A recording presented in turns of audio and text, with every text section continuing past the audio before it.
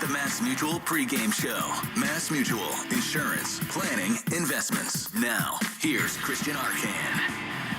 Good evening, Red Sox fans, and welcome into the Mass Mutual Pregame Show. Talk to Mass Mutual today. Feel comfortable about tomorrow. I'm Christian Arcand. We have not played a full week of baseball since the All-Star break ended, and once again, the Red Sox are looking to stave off a sweep. They were successful on Sunday behind another gem from Garrett Crochet, but after two disappointing losses in Philly, the Sox once again find themselves behind the 8-ball as they inch closer to the trade deadline, which is just 8 days away. Since the All-Star break, I should say, the Red Sox have faced some very tough pitching. Ray and Emanaga in Chicago, to NL Cy Young favorite Zach Wheeler on Monday, to last night's starter for Philly, Christopher Sanchez. For the Red Sox, it was Richard Fitz making his first start in over 2 weeks, and it showed. A rough first inning for Fitz that saw Nick Castellanos open the scoring with 2 on and 1 out in the first. Fitz is ready. Harper runs again. The pitch is looped into shallow center field. On comes Cedon, but it's down for a hit. Off the end of the bat, and the Phillies lead it 1-0. He has just not executed Fitz in 2 strike counts. That's a pretty good piece of hitting by Castellanos, but after some of those swings at breaking pitches, Fitz did not bury that one enough, and Philadelphia jumps ahead. Castellanos, giving the Phillies a 1-0 lead, would go on to steal second base, which he does not do very often. That was just his 4th stolen base of the year, as Fitz didn't seem to pay much attention to the base runners he was allowing. What happened next is almost hard to believe, but with Bryce Harper on third and catcher JT Realmuto at the plate, Harper made a break for home plate, and then this happened. Runner comes home, throw, tag, he is! They're going to call it a balk, I think. What in the world did Fitz balk coming home there? The home plate umpire, Edwin Jimenez, points to the mound and then to the plate, saying the runner's safe. Alex Cora comes out of the dugout, and he wants him to talk it over. And maybe it is on Narvaez for blocking the plate, which, by the way, by the end of it, I thought he did clear out, sort of to the first base side to give him a path. Now they're talking to Richard Fitz as well. We just saw the replay, Mike. He did not step on the plate. I think Harper's going to be out. The ruling on the field is correct. The runner from third will score. The runner from second is awarded third, and the batter is awarded first base. It's not correct. Another game, another preposterous catcher's interference call. This one even more obscure and obtuse than Monday's extra innings check swing thing. This time, Fitz was called for a phantom balk, or so it seemed. Actually, what happened, Narvaez once again slapped with a confusing catcher's interference call, a catcher's balk as it is called, leading to a run. And since this would end up being the winning run, and also because I'm pretty sure no team has ever had 2 consecutive losses where the winning run was scored on catcher's interference, for historical purposes only, that's your play of last night's game, and it's brought to you by Nissan. Stay tuned after the game for the Nissan postgame show. You deserve a car that thrills you, and Nissan's got an exciting full line that will put goosebumps on your goosebumps. Experience the thrill for yourself. Shop your local Nissan store and NissanUSA.com today. Fitz would eventually get out of the jam, but after a second consecutive 1-2-3 inning for Sanchez, the Phils struck again in the bottom of the second in the form of leadoff man Max Kepler. 1-0. Driven high and deep into right field. This thing's smoked. Way back, and it is gone. Max Kepler homers, and it's 3-0 Phillies. Kepler continues to torture the Red Sox. That's number 11 on the year for the German ballet dancer. Then 2 batters later, Kyle Schwarber got in on the fun. 3-1. High drive deep into right center field. Rafael races back onto the track. At the wall, it is gone. A Schwarber bomb, and it's 4-0 Phillies. Well, that was just a matter of time. That was long ball number 33 for Schwarber. That's 5th best in the majors, also his 8th homer this month, and that gave the Phils a 4-1 lead, which was plenty of insurance for Sanchez, who didn't allow a run, or a hit, I should say, until the 4th inning. Also the first run as Rob Refsnyder led off. The lefties 2-1. Refsnyder swings and hammers one. High and deep to left field. Kepler looks up. It is gone. Rob Refsnyder continues to mash against lefties, and he gets the Red Sox on the board here in the 4th inning with a solo shot to left. It's now 4-1. Home run number 6 on the year for Refsnyder, but that was it for offense from the Red Sox. Sanchez would scatter 3 more hits, 2 of them infield singles, and there's your final 4-1 Phillies win. A complete game for Sanchez, who went all 9 innings, allowed 1 run on 4 hits with no walks and 12 strikeouts. He picks up the win, improving to 9-2. Fitz took the loss. Not a great outing for him. 3 1/3 innings, 4 runs on 6 hits with no walks and 4 strikeouts. He falls to 1-4 on the year. With the loss, the Red Sox fall to 54-49 on the season, holding on to that final wild card spot by just a half game over the Rays, who beat the White Sox last night to pick up a full game. Tonight, the Sox will once again look to avoid a sweep and avoid falling out of the wild card, which brings us to tonight's pitching matchup, which is brought to you by Town Fair Tire. For the best prices on tires, nobody beats Town Fair Tire. Nobody. For the Red Sox, it's Lucas Giolito, who comes into this one with a record of 6-3 and a 3.59 ERA in 14 starts. He's coming off a 4-1 loss to the Cubs on Friday at Wrigley. He went 5 1/3 innings, letting in 4 runs with 2 walks and 6 strikeouts.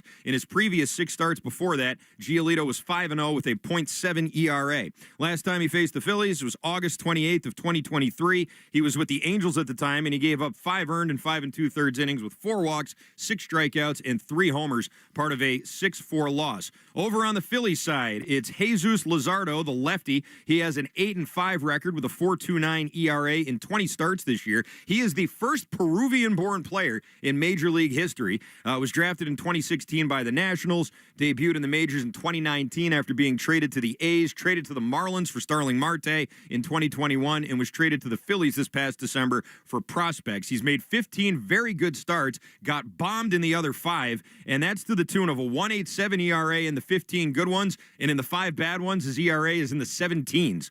He has a chance to make history tonight, as it would be the first time the Phillies have ever had 3 straight starts of 10 or more strikeouts and 0 walks. First pitch tonight is at 7:05, and it's brought to you by Jeffrey Glassman Injury Lawyers, Boston's go-to injury attorney for over 30 years. If you've been hurt in a car or work accident, you got to get Glassman. Call all 7s at 617-777-7777. It's time now for the Baseball Isn't Boring 2-Minute Grill with Rob Bradford, presented by McFarland Energy, the region's most dependable provider of home heating oil, including BioHeat, as well as expert HVAC services at McFarlandEnergy.com. Here with Rob Bradford is Red Sox rookie Roman Anthony. There's no human being I'd rather be talking to for the 2-minute grill than Roman Anthony. We just found out you get free Oreos in Major Leagues. Being a Major Leaguer is awesome. What are some of the other great things about being a Major Leaguer? There isn't a bad thing. I think just, when you're here and you have a team like we do, I love these guys. I'm having a blast, and everything that comes with it has been great so far. So when you were coming up and you looked at from a distance in July, and you look, I don't know if you were into like trade rumors and all that stuff as a kid, even in the minor leagues or whatever. It's a fun thing for people on the outside to look in, but now you see this dynamic. Can you feel it or no? Honestly, I have no idea. I don't really look at any of it. Never. Have you ever though, when you were on the outside looking in? No, not really. Once I got drafted, I haven't really had many platforms of social media, Twitter or anything like that. I don't really pay attention to it, and they're all rumors for a reason. So usually when something does happen, like it has in the past, or when I was in the minor leagues and guys get dealt at the deadline, it's always surprising, but I don't really pay too much. Have you ever had a teammate get dealt at the deadline? Yeah, I've had a few. When I was in high A, and then last year when I was in double A, I had a few guys I was close with. So, it sucks, but at the same time, it's a good opportunity for them a lot of the times. So it's one of those weird things where it's like you're happy for them and you don't want to see them go, but a lot of the times they have a better opportunity, so you're happy for them. I don't know if you know this, it's a business, right? Yeah. Yes, it is. So speaking of Major Leagues, so this is a cliche question, probably asked this before, but the evolution of you, now that you've been up here a little bit, I would imagine pitchers, like you said, this still isn't a pitcher that I faced that I didn't feel like it could get a hit off, but pitchers do pitch you differently. Yeah. What have you noticed differently? Yeah, I think it all just kind of depends on the situation, and I think, when you're hitting in the top of the lineup, they obviously game plan as well, and we try to game plan as much as we can as hitters to give ourselves, or to put ourselves in a position to succeed, but I think there's just some nights where you run into guys who have better stuff, and better stuff than you've seen from them, or whatever. They might look better that night, or they might just locate really well, like the guy did last night. And you're going to run into nights like that, but you just got to adjust and continue to move on and learn from nights like that, and just try to make adjustments and really find ways to put the ball in play and find ways on when you have guys doing the things that they did like over the last 2 nights, which I obviously sucked at. So, but listen to me, it's just the evolution of you, right? I mean, yeah, exactly. You just kind of learn from it, and you know, looking at the past 2 nights, obviously hasn't been great, but you know, more than anything, you got to just learn and adjust and know that, you know, those are the best for a reason, and you have to be at your best on nights like those to just find ways to get guys on and get guys over and try and, you know, manufacture runs. But it's all part of, you know, the learning curve. Last thing is, before this stretch, when you're going through the minors, or even, I don't know, even in high school, what was the time where you remember where you had to sort of like go through a mini stretch like this and adjust to it and then come out on the other side? Yeah, I think for me it was constant. Like when I was, you know, my junior year, and really up until then, I wasn't super physical. I was kind of tall, awkward, lengthy, skinny, and always kind of had to find ways to just adjust to my body growing up. And then in high school, you go through different growth spurts and things like that. So just learning about your body, learning about yourself. I think it's similar to up here. You learn a lot about yourself every day, and you know, even as a kid playing travel ball, you gotta adjust and playing up. I always played up, so I think that was helpful for me. But it's just the game's just a constant adjustment, I think. All right. Excellent job. Thank you. Thank you. That was Roman Anthony with Rob Bradford in the 2-minute grill. Roman Anthony not in the lineup tonight. We'll have the starting lineups for you in a little bit here on the Mass Mutual pregame show, which, by the way, you can watch on Twitch, which is brought to you by Subaru of New England. Make this summer a Subaru summer in a brand new Subaru with symmetrical all-wheel drive. Find your authorized dealers at SubaruofNewEngland.com. Coming up in about 15 minutes, the guys from WEEI Afternoon sat down with Alex Cora. It's brought to you by our New England Ford dealers and the Ford Summer Sales Event. Hurry in to get great deals now, including on F-Series, the official truck of the Red Sox. But coming up next, we'll go live to Philadelphia, and we'll talk with Mike Monaco, who's been on the call with Will Fleming these last 2 games. That's coming up next here on the Mass Mutual pregame show. Talk to Mass Mutual today. Feel comfortable about tomorrow. You ever try fixing your car and realize you're missing that one part? Yeah, been there. That's why eBay's my go-to. They've got millions of parts, guaranteed to fit. I'm talking brake pads for when yours have seen one too many miles of stop and go. Oil filters, because you don't mess around with your engine care. Even got this cold air intake on my watch list. I might just go for it. To keep the ride cool and your DIY streak hot. Find all the parts you need at prices you'll love. Guaranteed to fit every time. eBay. Things. People. Love. Eligible items only. Exclusions apply. We all belong outside. We're drawn to nature. Whether it's the recorded sounds of the ocean we doze off to, or the succulents that adorn our homes. Nature makes all of our lives, well, better. Despite all this, we often go about our busy lives removed from it. But the outdoors is closer than we realize. With All Trails, you can discover trails nearby and explore confidently. With offline maps and on-trail navigation. Download the free app today. You're listening to the Shaws and Star Market WEEI Red Sox Radio Network. Welcome back to the Mass Mutual pregame show. Talk to Mass Mutual today. Feel comfortable about tomorrow. It is the Red Sox and the Phillies. Sox looking to avoid a sweep here. Jesus Luzardo will be on the mound. He'll be going opposite Lucas Giolito for the Red Sox. And for more on that, let's head out to Citizens Bank Park right now and talk to our good friend Mike Monaco, who will be on the call tonight with Will Fleming. Mike, there's a lot of people that I am thinking about today. None higher, though, than the official scorer of these games, because he's had to do some real gymnastics here to get all these catchers' interference and score them right. I didn't even know that catchers could balk. I didn't know there was such a thing as a catcher's balk until last night. But here we are. Really historical type of stuff here we're seeing with this catcher's interference.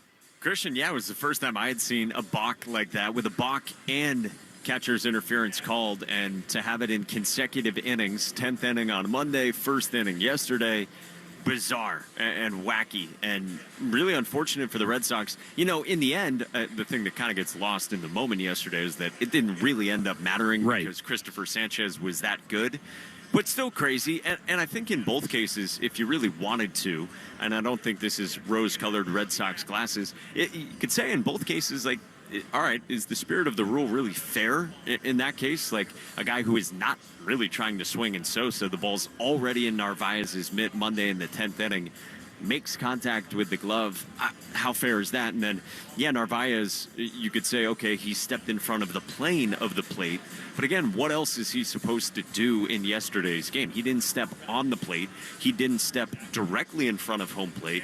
It was sort of, like the goal line in football. If you extend the goal line and stick out your leg there, then you're talking about that type of thing. Right. So, yeah, I think you could parse those, but totally right. They're bizarre occurrences. So my thinking on the one yesterday, Mike, was that he stepped into the batter's box and they don't let you do that because they want to protect the batter. But the batter dashed out of the box, so it's like, who do you interfere with? You know what I mean? Like, I still don't really understand that part of it. Totally, and I think that is the case, and I think that's maybe why you might want to consider changing something with right moving forward. And Quinn Walcott, the crew chief, he talked to the pool reporter afterward, and he said it is pretty cut and dry.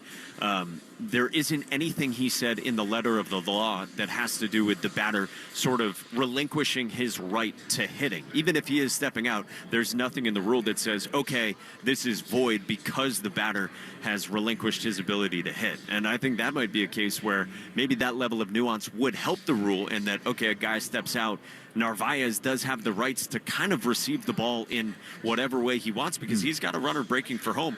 I think he should be entitled to make a play, certainly if the batter has vacated the box. Yeah, and by the way, I think you're right. I mean, there were 2 solo home runs hit the next inning, and Sanchez didn't need any more than those 2 runs there. And also, not for nothing, but Jordan Hicks had the bases loaded with nobody out. It's not like these catchers' interference really cost them the game, but I can see why it's been frustrating. What I'm more frustrated with, though, Mike, has been the approach at the plate. And I understand they're not facing the Rockies and the Nationals anymore, but it does seem as though they're giving away a lot of at-bats against these good pitchers. Yeah, I can see how you would say that based on the overall numbers. I think they had a really good approach against Zach Wheeler on Monday. And, we talked about it yesterday, but if it's different for Alex Bregman when he comes to the box, 2 games ago in the 3rd inning, he's got a 3-1 count, he gets a sinker away. All right, that's a matter of Zach Wheeler making a pitch. There's nothing Bregman can do with that 3-1 pitch. Then, yeah, he rolls into a double play. I'll take that approach, though, in that spot. You've got 2 on, you've got nobody out. I think you can say, yeah, can we do something different in the 6th inning of that game on Monday? Wilyer Abreu's at the plate with 1 out. We would love a fly ball to get a sac fly there, and it's a strikeout on a fastball up. Next guy, Ceddanne Rafaela. He strikes out on a breaking ball. Can we get a ball in play there? I can see how you'd say something for approach there. Yesterday, it didn't seem like they were super overly out of their shoes aggressive against Christopher Sanchez. I think they were just facing a guy who should be an all-star and who, quite frankly, yesterday, we said this during the game, pitched better than Zach Wheeler did on Monday. A guy who gets a ton of ground balls, who pairs that with a devastating changeup. So I think in those 2 games, I don't chalk it up so much to approach. I think if you want to go back and look at the whole road trip, would you have liked to do more Friday in Chicago against Cubs starter Colin Ray in that one? Yeah, that probably feels like a spot where, all right, things could have been different. I think they just ran into a great arm in Shota Imanaga on Saturday at Wrigley Field.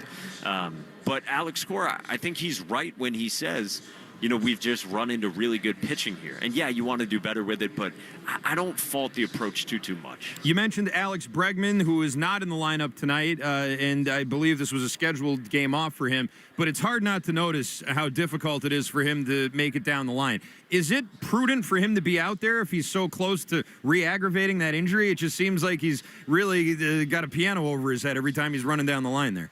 I think it's definitely prudent for him to be in the lineup, and we need to look no further than Sunday in the 8th inning with his pinch hit 3-run home run. It's just that simple. He still makes things happen, even if, yeah, he might have had a couple extra hits here, probably 2 extra infield singles in this series if he were full health and able to really cut it loose. And Alex Cora talked about it pregame today. He said, yeah, I mean, we're still going to play it safe. You got to be smart. But Alex Bregman has played through this before. He has managed it when he had the same injury and came back in Houston. So he understands what he's doing. And having Alex Bregman at 100% outside of the base running is still totally important to have in this lineup and totally valuable. We're talking with Mike Monaco here on the Mass Mutual pregame show. Mike, Jeff Passan today wrote that at this moment, the Red Sox are not inclined to engage in any large-scale deadline moves. That is something that I certainly didn't want to read today. It kind of ruined my whole day, to be perfectly honest with you. At this moment, is doing a lot of heavy lifting there. Is that an evolving opinion maybe that could take place? Or do you think that we're probably going to be looking at a dud of a deadline? I think Jeff is as good as anyone doing that job in the country, and he knows of what he speaks. But I also think if you just look at the language itself, right now, not inclined to do anything major, whatever it was exactly that you just said. At this moment. Yeah, I think that leaves plenty of wiggle room. I don't think that is declarative in any way that the Red Sox will be standing pat. Even the headline was framed kind of as a question. Will they stand pat? I think it is much ado about nothing. We all love looking for what the latest rumors or links are at this time of the year. With a week to go until the deadline, or a little over a week, no need to get bent out of shape about this. I don't think it's declarative or definitive in any way of what's going to happen.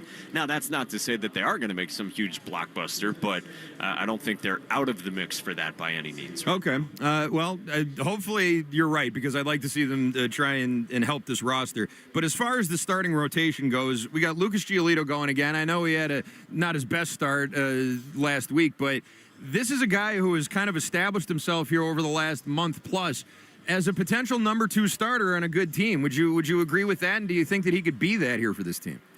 He and Bello have been that. I think you could kind of slot him in whatever order you wanted to. For me, I think Bello's operating at a really, really high level right now. I think Giolito has been as well. Obviously, like you said, those 6 starts before Wrigley in particular were very good for Lucas Giolito. Now, that being said, I think wouldn't you love to go at a number 2 who you can slot behind Crochet and slot in front of Giolito and Bello? Yeah, that'd be great. But look, these guys have given the Red Sox a chance pretty much every time out for the better part of these last 2 months. Absolutely. All right, that's the voice of Mike Monaco. Mike, looking forward to the call. Thanks so much. My pleasure, Christian. Thanks for having me, man. Okay, that's Mike Monaco. Him and Will Fleming will have the call of the game starting at 7:05. But coming up next, the guys from WEEI Afternoon sit down with Alex Cora. That's presented by your New England Ford dealers, and it's next. This is the Mass Mutual pregame show. I'm Christian Arcand. Talk to Mass Mutual today. Feel comfortable about tomorrow. I've never felt like this before.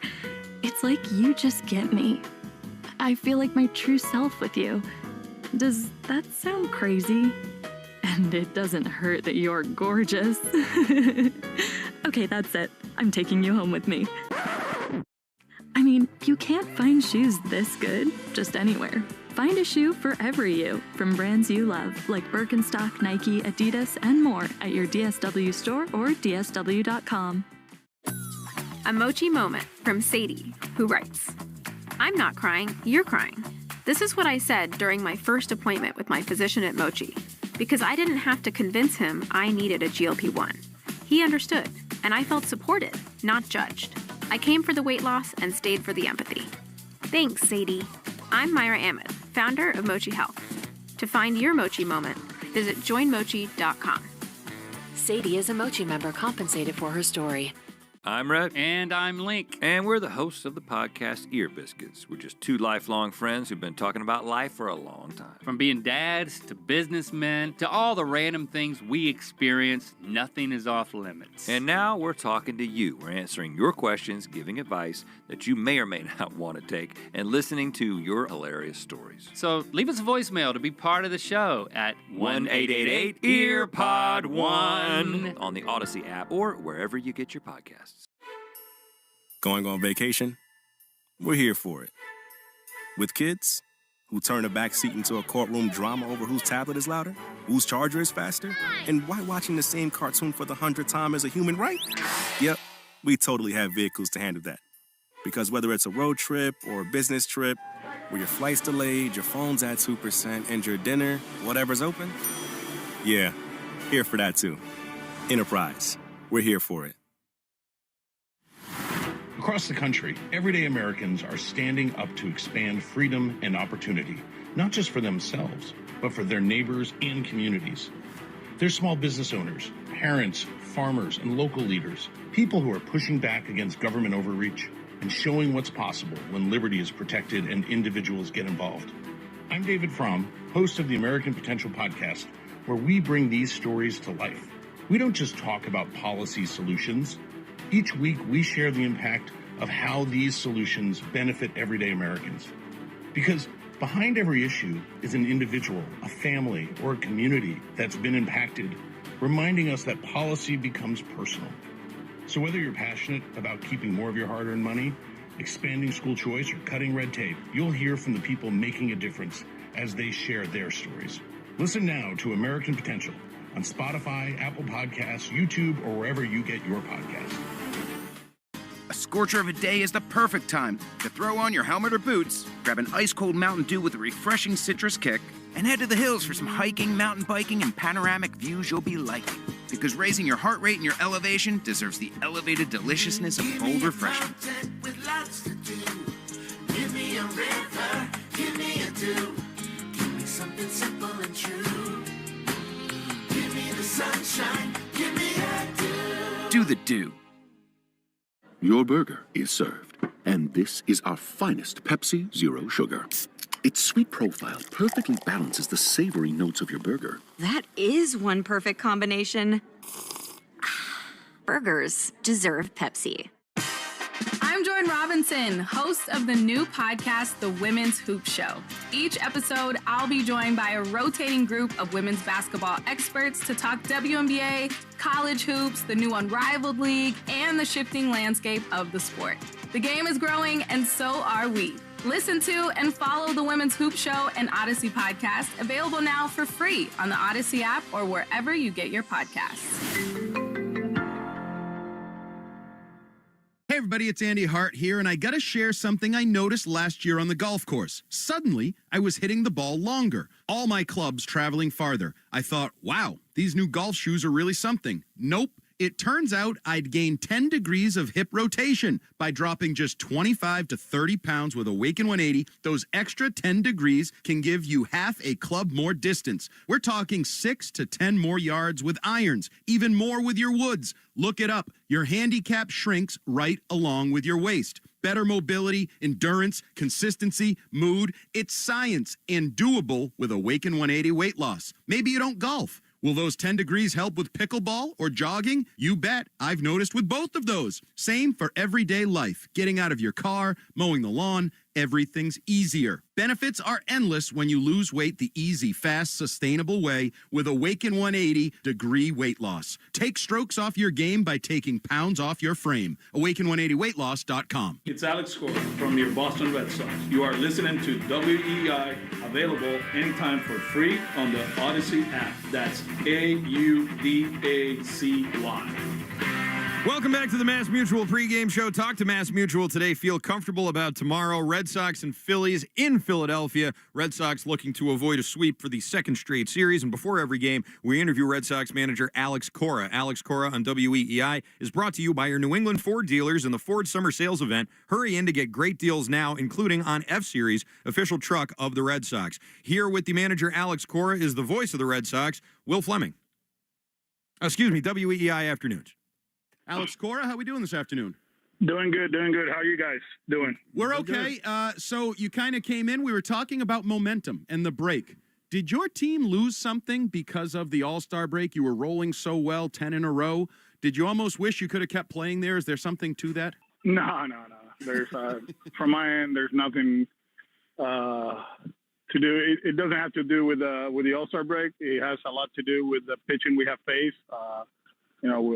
The pitching in Chicago is good. The last two guys we have faced here in Philadelphia, they're amazing. Wheeler and Sanchez. For Wheeler, for me, the best in the big leagues, and then Sanchez after yesterday. I was very impressed with the way he attacks hitters, the sinker, the changeup. It was a rough night yesterday offensively, but it doesn't have to do with the All-Star break. Hey, Alex, there's 7 games left before the trade deadline, and ESPN's Jeff Passan is reporting that at this moment the Red Sox are on decline to engage in any large-scale deadline moves. I just wondered, can you confirm that one way or the other, and just what are your thoughts if the Red Sox, don't make a move at the trade deadline?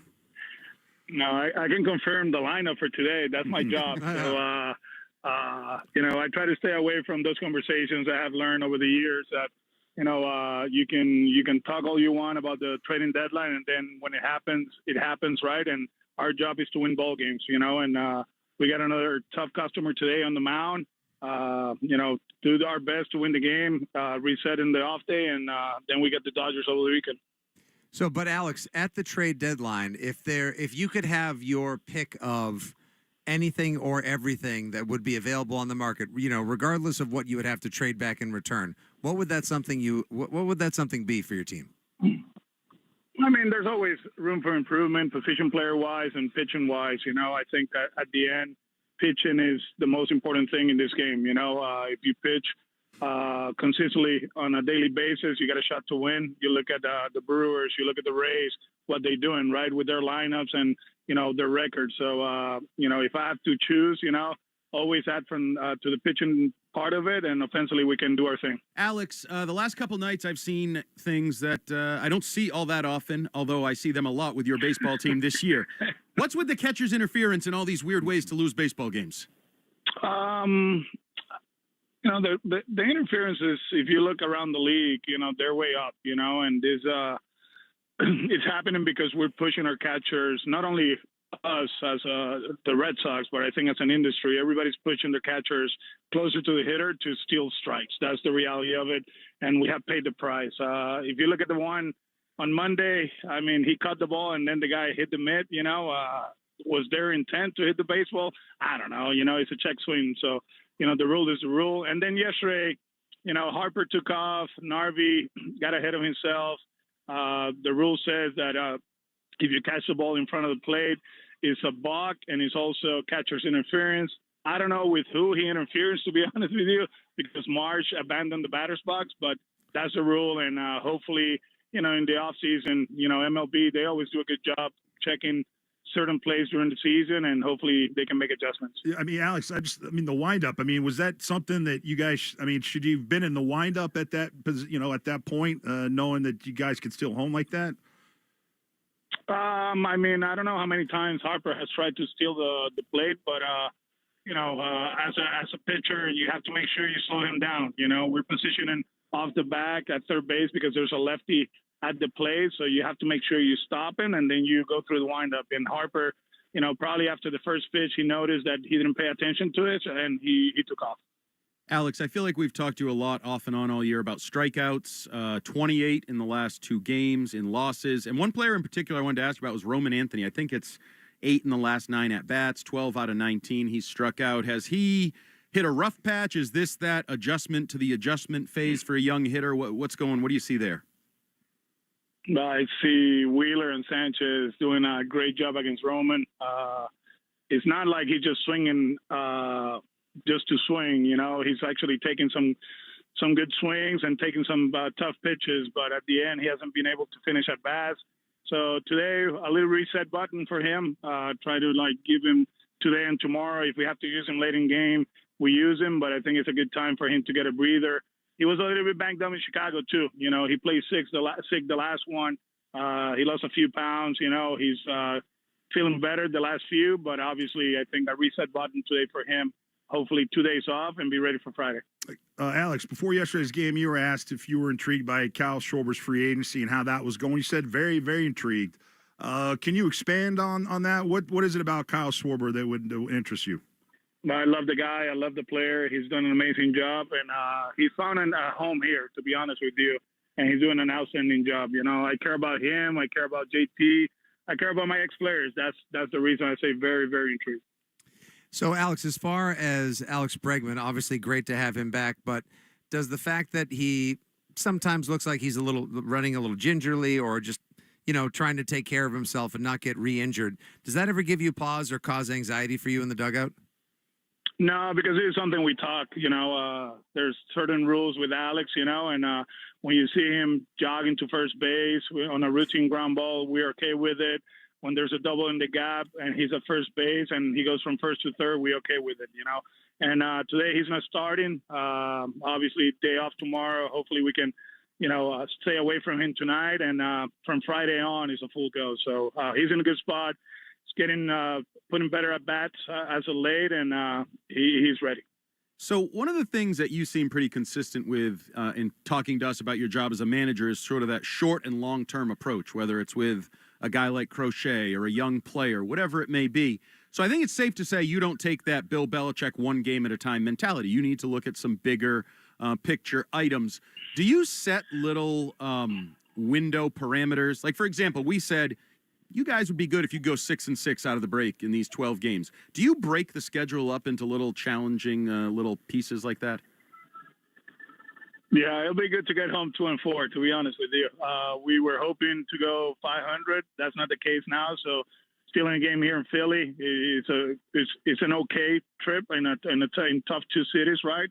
And then you start looking at the standings and all that stuff. I think it's too early for that, but it's not, right? And hopefully we can gain some ground tonight. Like I said, tomorrow is the off day, and then we play 3 at home against another tough opponent, win that series, go to Minnesota, win that series again. But, I have a pretty good idea where we at, what we're trying to accomplish. At one point it's a full go with everybody. I bet today with the lineup that we're going to throw out there, people are going to be going crazy in Boston, but that's part of 162, and we have to take care of players. So what's that lineup that's going to drive everybody crazy? We got Willie in right. We got Duran in center. We got Ref in left field. We got Marcelo at third base. Story at second. Sedan at second base. Romy at first. And Narvaez. We got a few lefties out there against a tough one. But, this is where we at. We have to take care of Alex. It's very important for us moving forward. So there's a few lefties out there. All right, and last before we let you go, I got to ask you, you told us before the break you were going to see Coldplay. Did you know you would be part of one of the most viral moments in the history of the world when you went to that concert?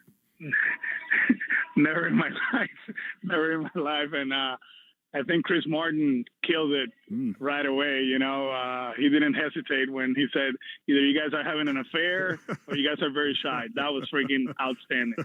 Who would have ever thought that moment would outshine seeing one of the greatest bands of all time? I know, right? But it was a great concert. Good venue. We had fun with our friends, and, we'll do it again. All right, thanks, Alex. Good luck today, and we'll talk to you next week. Thanks, Alex. See you guys. Be well. That was Alex Cora with Ted Johnson, Andy Hart, and Nick Fitzy-Stevens of the WEEI Afternoon Show. By the way, you can watch Red Sox pregame on Twitch. Just follow WEEI and make this summer a Subaru summer in a brand new Subaru with symmetrical all-wheel drive. Find your authorized dealers at SubaruofNewEngland.com. I'm Christian Arcan. This is the Mass Mutual pregame show. Still to come, we've got your starting lineups, we've got your look around the major leagues, and we've got your lock of the game. That's next on the Mass Mutual pregame show. Talk to Mass Mutual today. Feel comfortable about tomorrow. Hey guys, Fly on the Wall is back for another season. That's right, on audio and video every Monday and Thursday. Follow and listen to Fly on the Wall everywhere you get your podcasts. A scorcher of a day is the perfect time to throw on your helmet or boots, grab an ice-cold Mountain Dew with a refreshing citrus kick, and head to the hills for some hiking, mountain biking, and panoramic views you'll be liking. Because raising your heart rate and your elevation deserves the elevated deliciousness of bold refreshment. Give me a river, give me a dew. Give me something simple and true. Give me the sunshine, give me a dew. Do the dew. Your burger is served, and this is our finest Pepsi Zero Sugar. Its sweet profile perfectly balances the savory notes of your burger. That is one perfect combination. Burgers deserve Pepsi. We could tell you what it's like to drive the Nissan Rogue and tell you all about its performance capabilities, like its VC turbo engine. It's I can go virtually anywhere type of freedom. Nice. But you don't have to take our word for it. Go drive it for yourself. You're up. Experience the power of the Nissan Rogue. Drive the Nissan Rogue. Now get 0% APR financing for 60 months on the 2025 Nissan Rogue. Visit your local Nissan store and nissanusa.com today. For well-qualified buyers, example, 0 down payment, 60 months financing at $1,667 per month per thousand financed. Actual down payment may vary. Subject to Nissan Motor Acceptance Company credit approval. Not all buyers qualify. Dealer contribution may affect actual price set by dealer. Contact dealer for details. Ends 8/4/25. Are you living with dry AMD? If so, you could be on the road to geographic atrophy, or GA, a condition that leads to retinal cell death and permanent vision loss. But with Izervay, you can slow it down and get it going slower. Izervay slows GA progression by targeting a key source of retinal cell death, which may help preserve your vision longer. Izervay, or avacincaptad pegol, is a prescription eye injection used to treat GA. Don't take it if you have an infection or active swelling in or around your eye. Izervay can cause eye infection, retinal detachment, or increased risk of wet AMD. Izervay may temporarily increase eye pressure. Your vision may be impaired after an eye injection or exam. Don't delay. Ask your doctor about Izervay today. Izervay gets GA going slower. Visit Izervay.com. That's IZERVAY.com. Paid for by Astellas Pharma. I'm Jordan Robinson, host of the new podcast, The Women's Hoop Show. Each episode, I'll be joined by a rotating group of women's basketball experts to talk WNBA, college hoops, the new Unrivaled League, and the shifting landscape of the sport. The game is growing, and so are we. Listen to and follow the Women's Hoop Show and Odyssey podcast, available now for free on the Odyssey app or wherever you get your podcasts.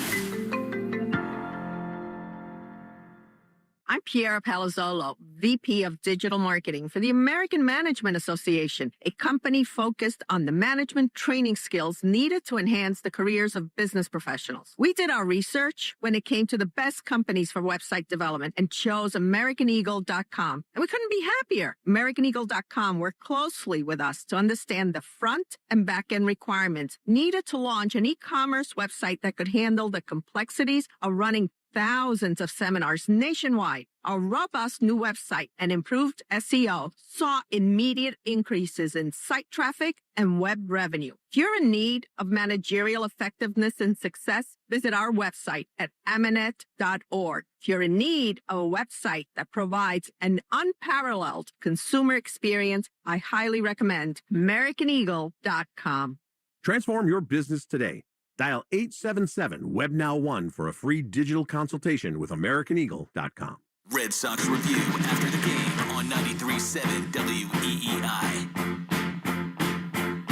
Welcome back to the Mass Mutual pregame show. Talk to Mass Mutual today. Feel comfortable about tomorrow. I'm Christian Arcan. The Red Sox and the Phillies doing battle here. Third game of this three-game set out at Citizens Bank Park. The Red Sox looking to avoid a sweep will have Lucas Giolito on the mound. Jesus Luzardo will be on the bump for the Phillies. It's time now for the starting lineups, which are brought to you by Herb Chambers. At Herb Chambers, we don't sell cars, we help people buy them. For the Red Sox, leading off in left field is Rob Refsnyder, who homered last night and who was also slugging .563 against lefties this year. Jarren Duran will bat second and play center. He didn't play last night and is 1 for 10 since the All-Star break. After that is Romy Gonzalez at first. He's in a slump, 0 for his last 21. Trevor Story will bat cleanup and play short, followed by Masataka Yoshida at DH. Ceddanne Rafaela is your number 6 hitter and second baseman. Wilyer Abreu, who did not play last night, will bat 7th in right field. He had a 2-home-run game on Sunday. Carlos Narvaez will do the catching, batting 8th. Marcelo Meyer will bat 9th and play third base behind the starter,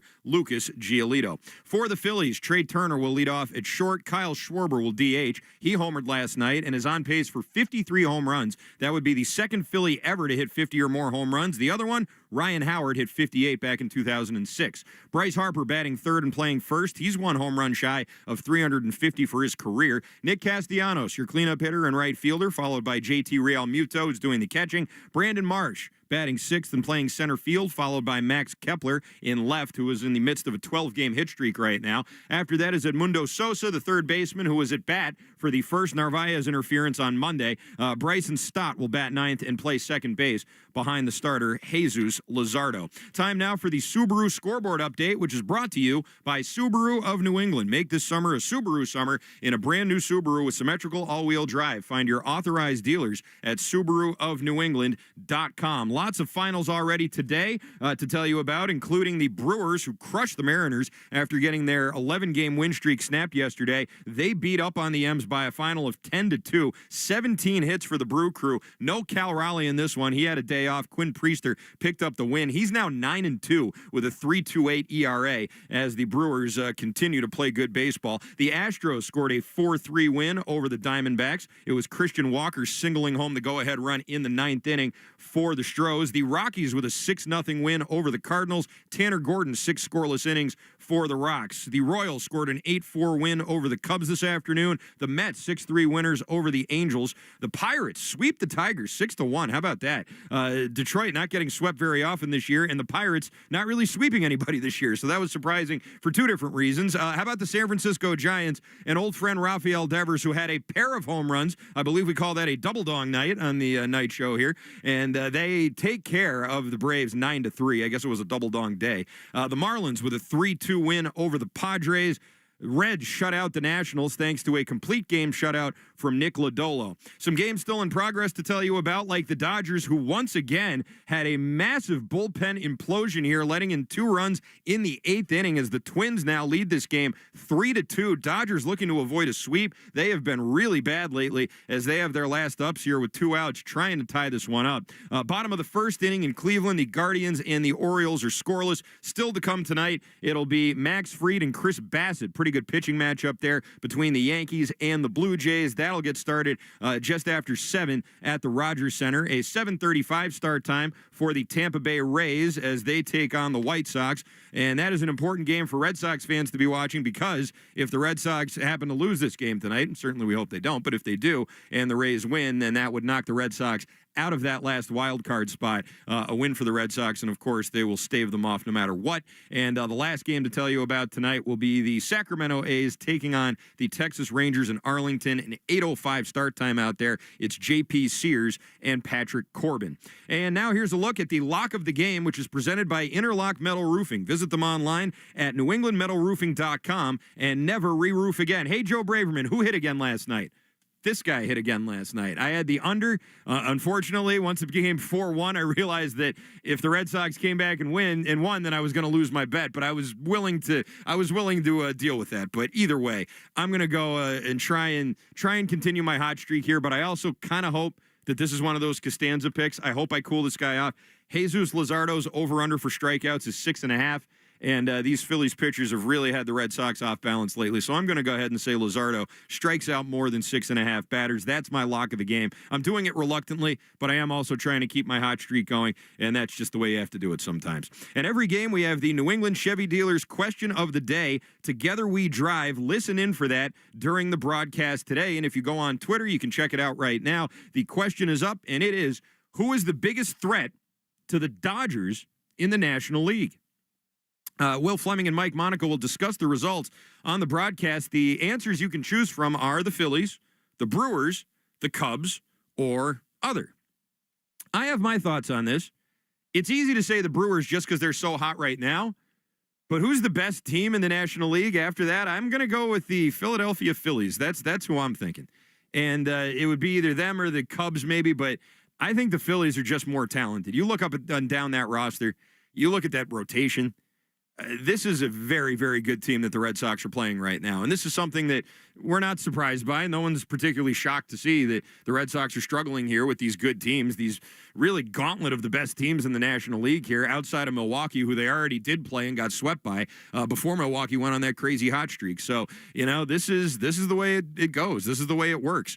And for the Red Sox to establish themselves as a legitimate team, they have to beat teams like this, or at the very least, they got to avoid getting swept by them. But yeah, you're seeing the best that the National League has to offer right now. And after beating up on some of the, I don't want to say dregs of the league, because I think that's unfair to the Tampa Bay Rays, but it's certainly accurate when you're talking about the Rockies and the Washington Nationals. It's been a bit of a culture shock here for these Red Sox coming out of the All-Star break, which is unfortunate. Hopefully they can do something about it tonight, get their offense back going against Luzardo. Even if they strike out a bunch, I don't care, so long as they win this game. And we'll see if they're able to do that here. Lucas Giolito on the mound, looking to continue his hot pitching after a hiccup last week against the Cubs. I'm Christian Arcand. This has been the Mass Mutual pregame show. Talk to Mass Mutual today. Feel comfortable about tomorrow. Don't go anywhere. First pitch is coming your way next, right here on the Shaws and Star Market WEEI Red Sox Radio Network. You've been listening to the Mass Mutual pregame show. Mass Mutual, insurance, planning, investments. The Red Sox are coming up next on the Shaws and Star Market WEEI Red Sox Radio Network. Hey guys, Fly on the Wall is back for another season. That's right, on audio and video every Monday and Thursday. Follow and listen to Fly on the Wall everywhere you get your podcasts. Your burger is served. And this is our finest Pepsi Zero Sugar. Its sweet profile perfectly balances the savory notes of your burger. That is one perfect combination. Burgers deserve Pepsi. A scorcher of a day is the perfect time to throw on your helmet or boots, grab an ice-cold Mountain Dew with a refreshing citrus kick, and head to the hills for some hiking, mountain biking, and panoramic views you'll be liking. Because raising your heart rate and your elevation deserves the elevated deliciousness of cold refreshment. With lots to do. Give me a river, give me a dew. Give me something simple and true. Give me the sunshine, give me a dew. Do the dew. At some health systems, cancer care can make you feel like a number. At South Coast Health Cancer Care, you're more than a diagnosis. We offer the most advanced treatments and the latest surgical advancements, led by a connected team of experts who not only see your cancer, but all of you. Because healing isn't just medicine, it's compassion, it's connection, it's care that knows your story and walks along with you. We are South Coast Health Cancer Care. Visit southcoast.org/cancercare. You hear that? That's the sound of Pepsi Zero Sugar. The better tasting, more refreshing Zero Sugar Cola. Pepsi Zero Sugar. Let your taste decide. Get in the zone, AutoZone. Welcome to AutoZone. What are you working on today? Hey, that's the spirit. Right now, we're celebrating free with a free STP oil filter when you buy 5 quarts of oil and free Duralast brake pads when you buy 2 rotors. Like always, free battery testing, charging, and recycling at every store. Celebrate free at AutoZone now through July 28th. Get in the zone, AutoZone. Restrictions apply. If something happens to you, what happens to your family? Will they struggle financially? Will they be able to afford the home you built together? With Ethos, you can get life insurance coverage in minutes. Get up to $2 million in coverage for as little as $2 a day. All online with no medical exam. Just answer a few health questions. Get your free quote at ethos.com/life. That's ethos.com/life. Rates may vary. Billed monthly. Sample rate 10-year term life policy for a 35-year-old healthy non-smoking male. Is that knee, hip, or shoulder pain just not getting any better? And now they're even talking surgery. Before you go down that road, hit pause for a second. Hey, it's Wiggy, and I'm here to tell you about QC Kinetics, leaders in regenerative medicine using treatments like advanced cellular therapy and platelet-rich plasma, all designed to actually help your body heal itself. Their cellular treatments contain growth factors and healing properties to maximize your own body's ability to heal itself. No surgery, no downtime, just real results that let you move easier and live better. And the best part, you can get a free second opinion. A licensed medical provider will go over your x-rays or MRI and see if you're a good fit for these breakthrough treatments. Call QC Kinetics today at 617-904-9557. That's 617-904-9557. 617-904-9557. You're listening to the Sox on the Shaws and Star Market WEEI Red Sox Radio Network. Now back to the play-by-play action. From the WEEI studios, 93.7 WEEI FM and HD1, Lawrence, Boston. Always live on the free Odyssey app. This is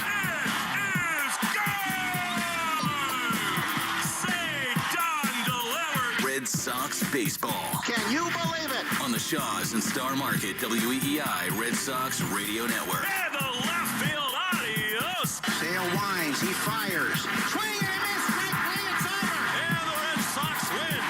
Jump on his back, fellas, the Red Sox win. The Red Sox on WEEI are brought to you by Shaws and Star Market, the official supermarket of the Red Sox Radio Network. Subaru of New England. Find your authorized Subaru retailer at SubaruofNewEngland.com. And Hideo Nomo has pitched a no-hitter. Mass Mutual, insurance, planning, investments. Nissan. At Nissan, we make cars that thrill. Experience the thrill for yourself today. Shop NissanUSA.com. And that ball is gone into the front row of the monster seats.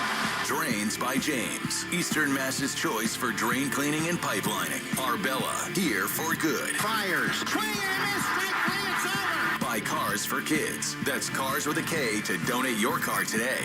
Ford Trucks, official truck of the Boston Red Sox. Strike three and no-hitter. 23-year-old Clay Buchholz has no-hit the Baltimore Orioles. Morgan & Morgan, America's largest injury law firm. Sponsored by Town Fair Tire. For the best prices on tires, nobody beats Town Fair Tire.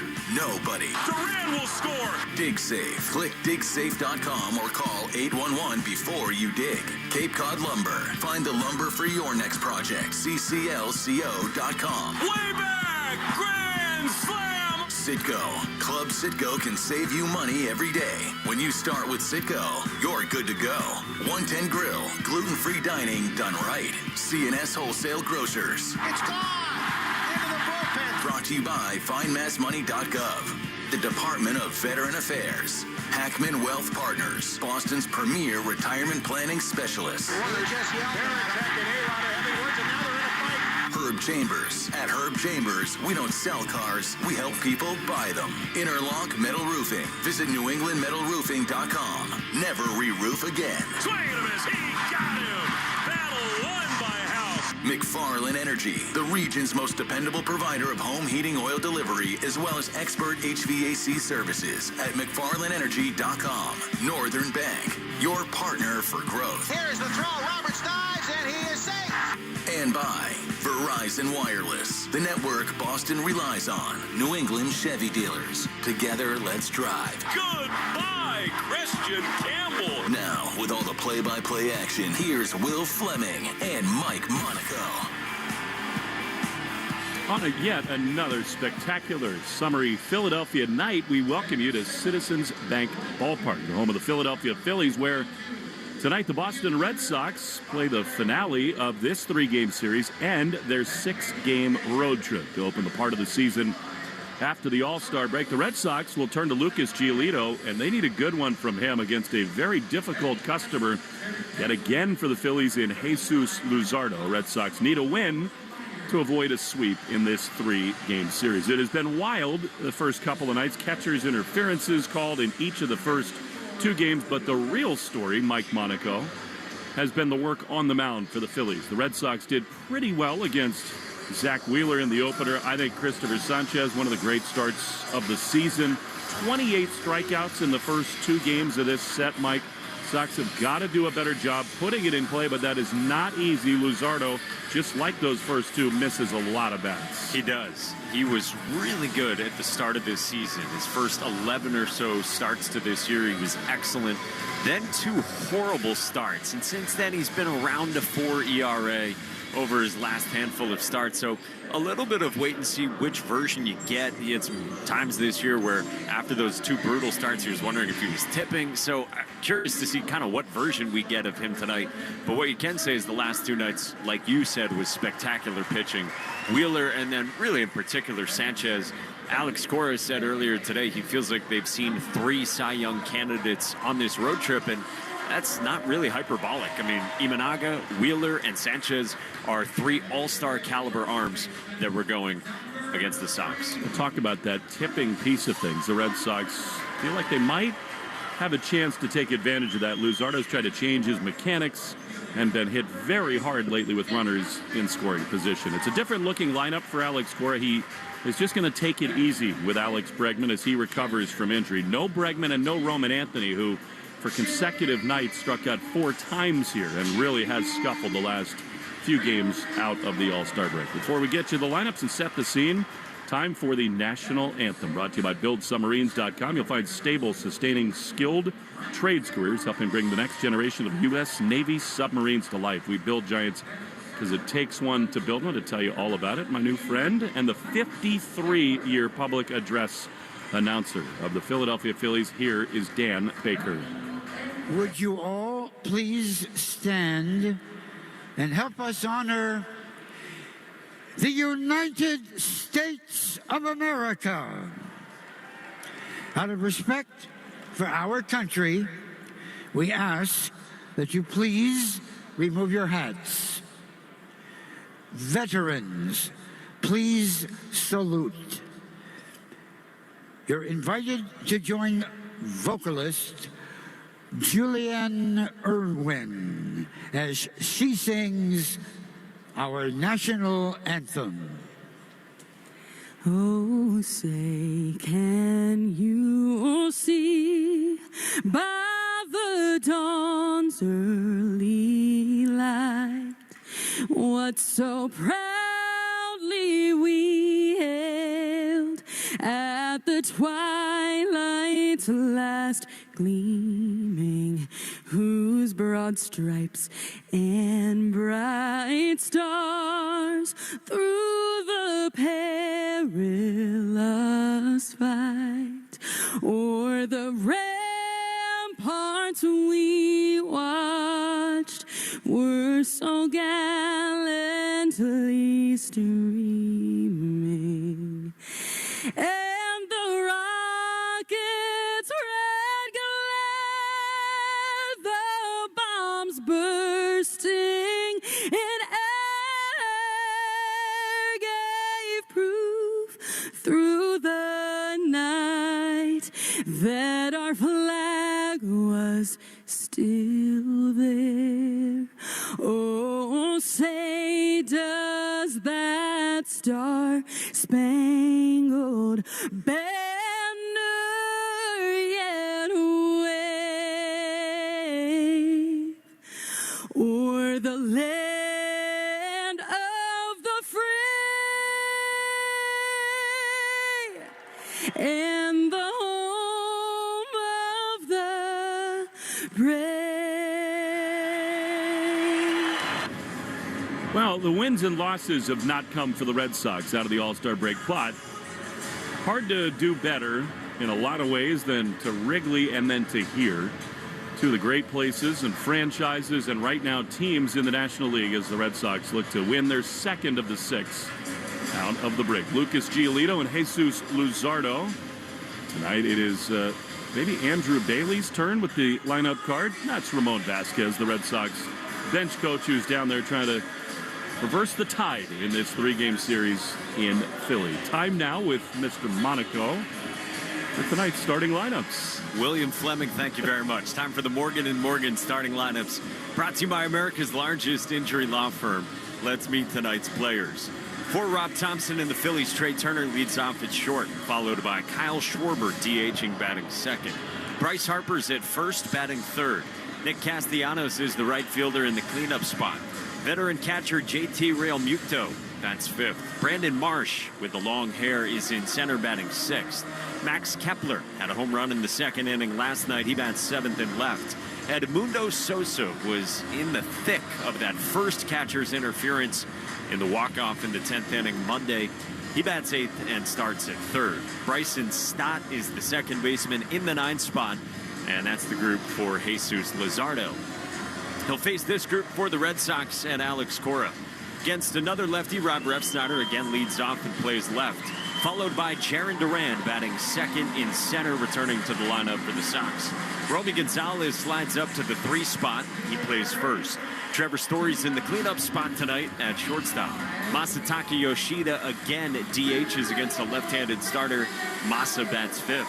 Seydana Rafaela gets a start at second. He's in the 6th spot. Wilyer Abreu was out of the lineup yesterday. He's back in right field batting 7th. And Carlos Narvaez does the catching in the 8th spot, with Marcelo Meyer getting the start against the lefty starter Luzardo, and Meyer is at third base. Lucas Giolito will be on the bump in the bottom of the 1st inning. And those are your Morgan & Morgan starting lineups, brought to you by America's largest injury law firm. Jesus Luzardo is going through his warm-up tosses. 27-year-old lefty who was born in Peru but grew up in Florida after he moved there about a year and a half into his life with his family. His first year with the Phillies after 4 years with the Marlins, and he's got a ton of talent. His fastball sits 96 to 97, and tonight's speed report is powered by Verizon. Get to your local Verizon store today to check out the latest deals.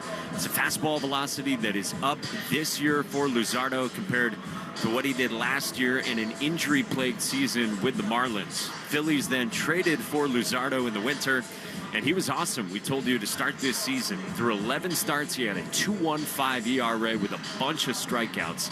and then got pounded over the course of 2 starts. The Brewers and the Blue Jays gave up 20 earned runs in 5 2/3.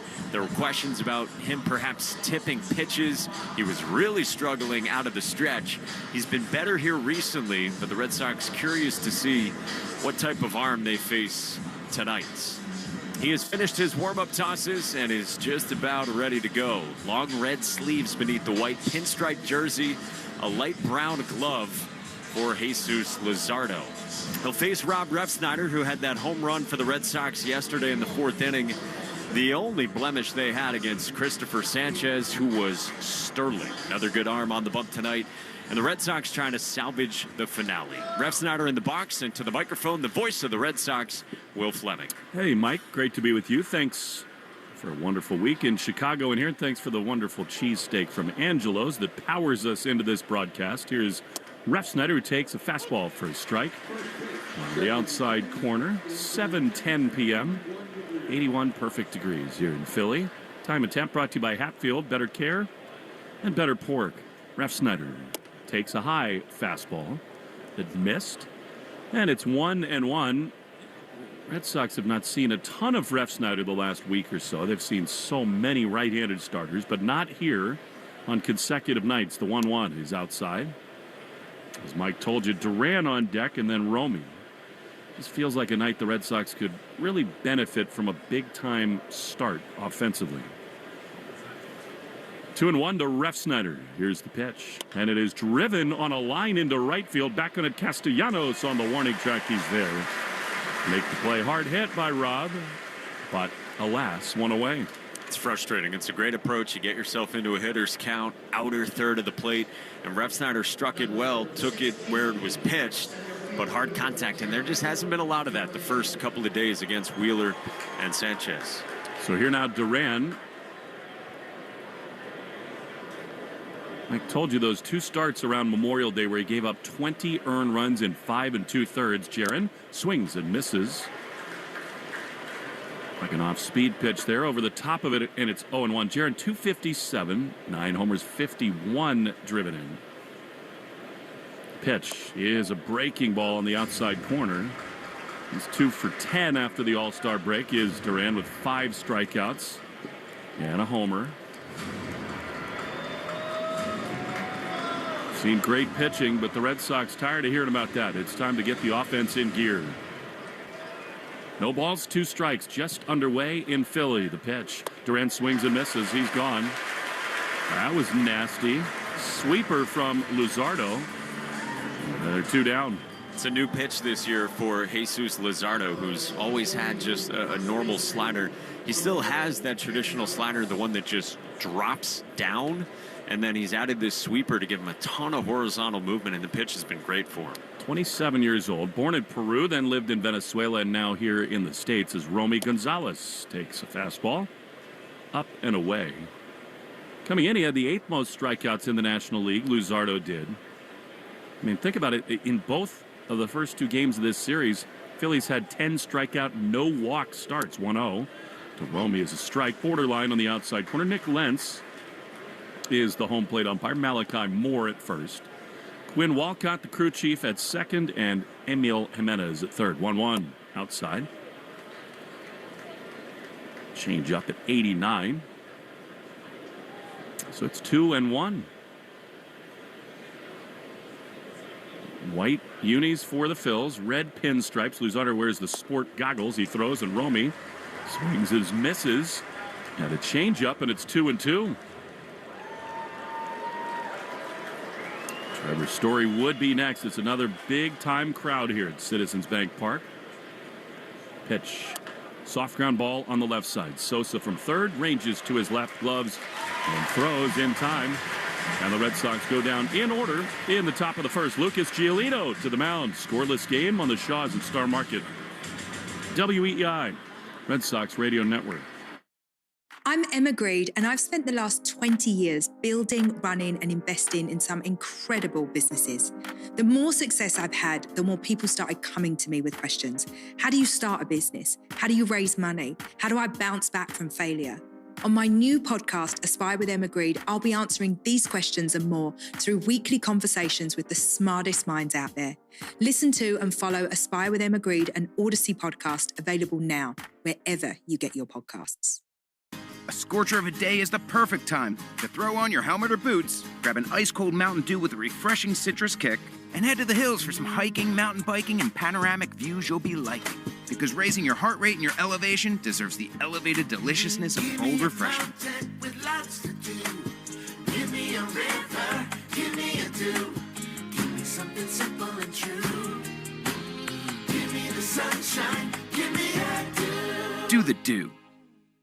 It's the latest from Chase McDaniel, Burn Down. It's hard not to add a side of hot, crispy hash browns to your favorite McDonald's breakfast. It's even harder not to eat said hash browns before you get home. Ba-da-ba-ba-ba. Your smart speaker to play, 93.7 WEEI. Now, back to Red Sox baseball on WEEI.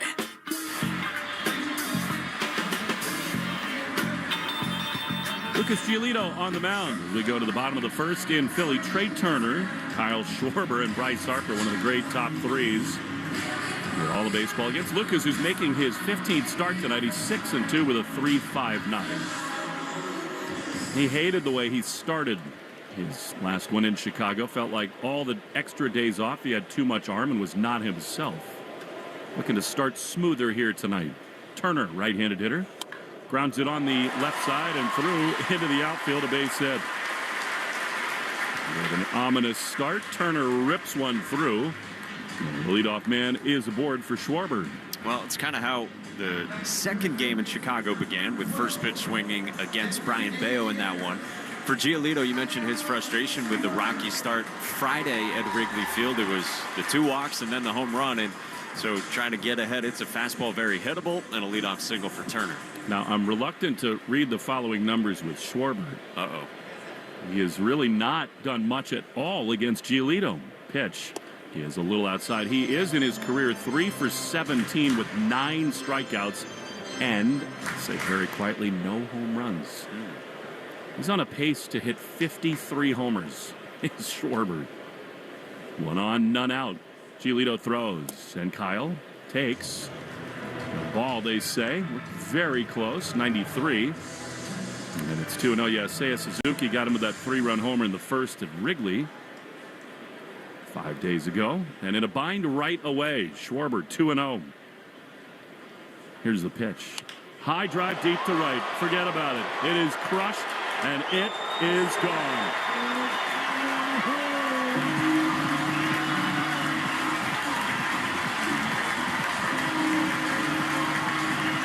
34 for Kyle Schwarber, 2-run shot. It was crushed. There was a changeup at the top of the zone, outside part of the plate, and Schwarber got around, pulled it 409 feet. He went 410 feet yesterday in the second inning to the right of center. This is right center, about the same distance, and another big fly.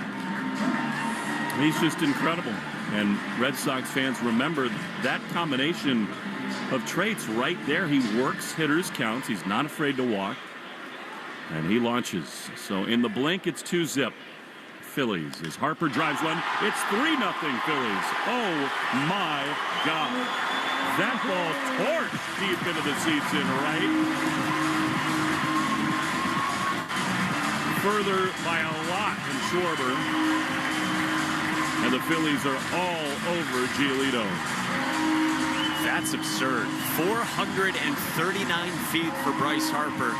That pitch was perfectly middle, right in the wheelhouse of Bryce Harper. And these Phillies are not waiting around at all. There have been 5 pitches thrown. It's been single at 105 miles an hour, home run, home run.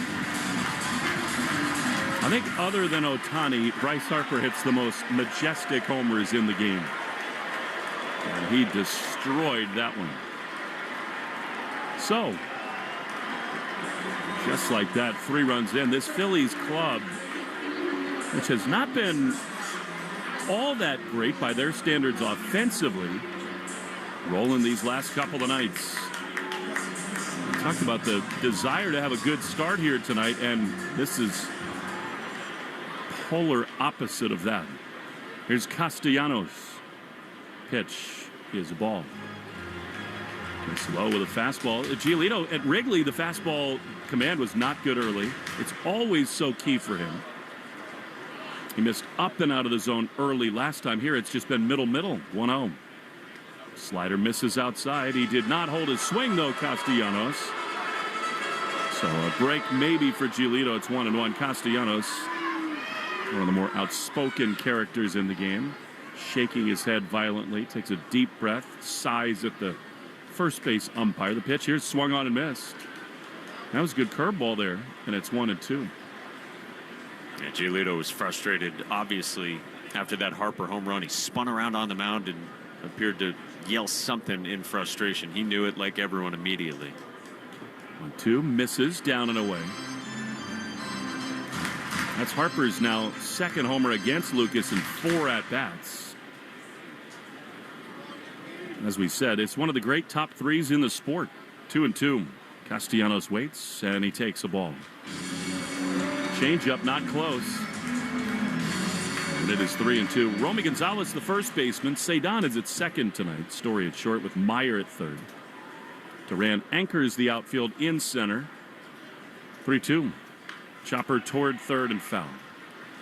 On the play, Rob Refsnyder in left. Willier back out there and right with Narvaez behind the dish. Herb Chambers batting order. Brought to you by Herb Chambers, Genesis of Auburn.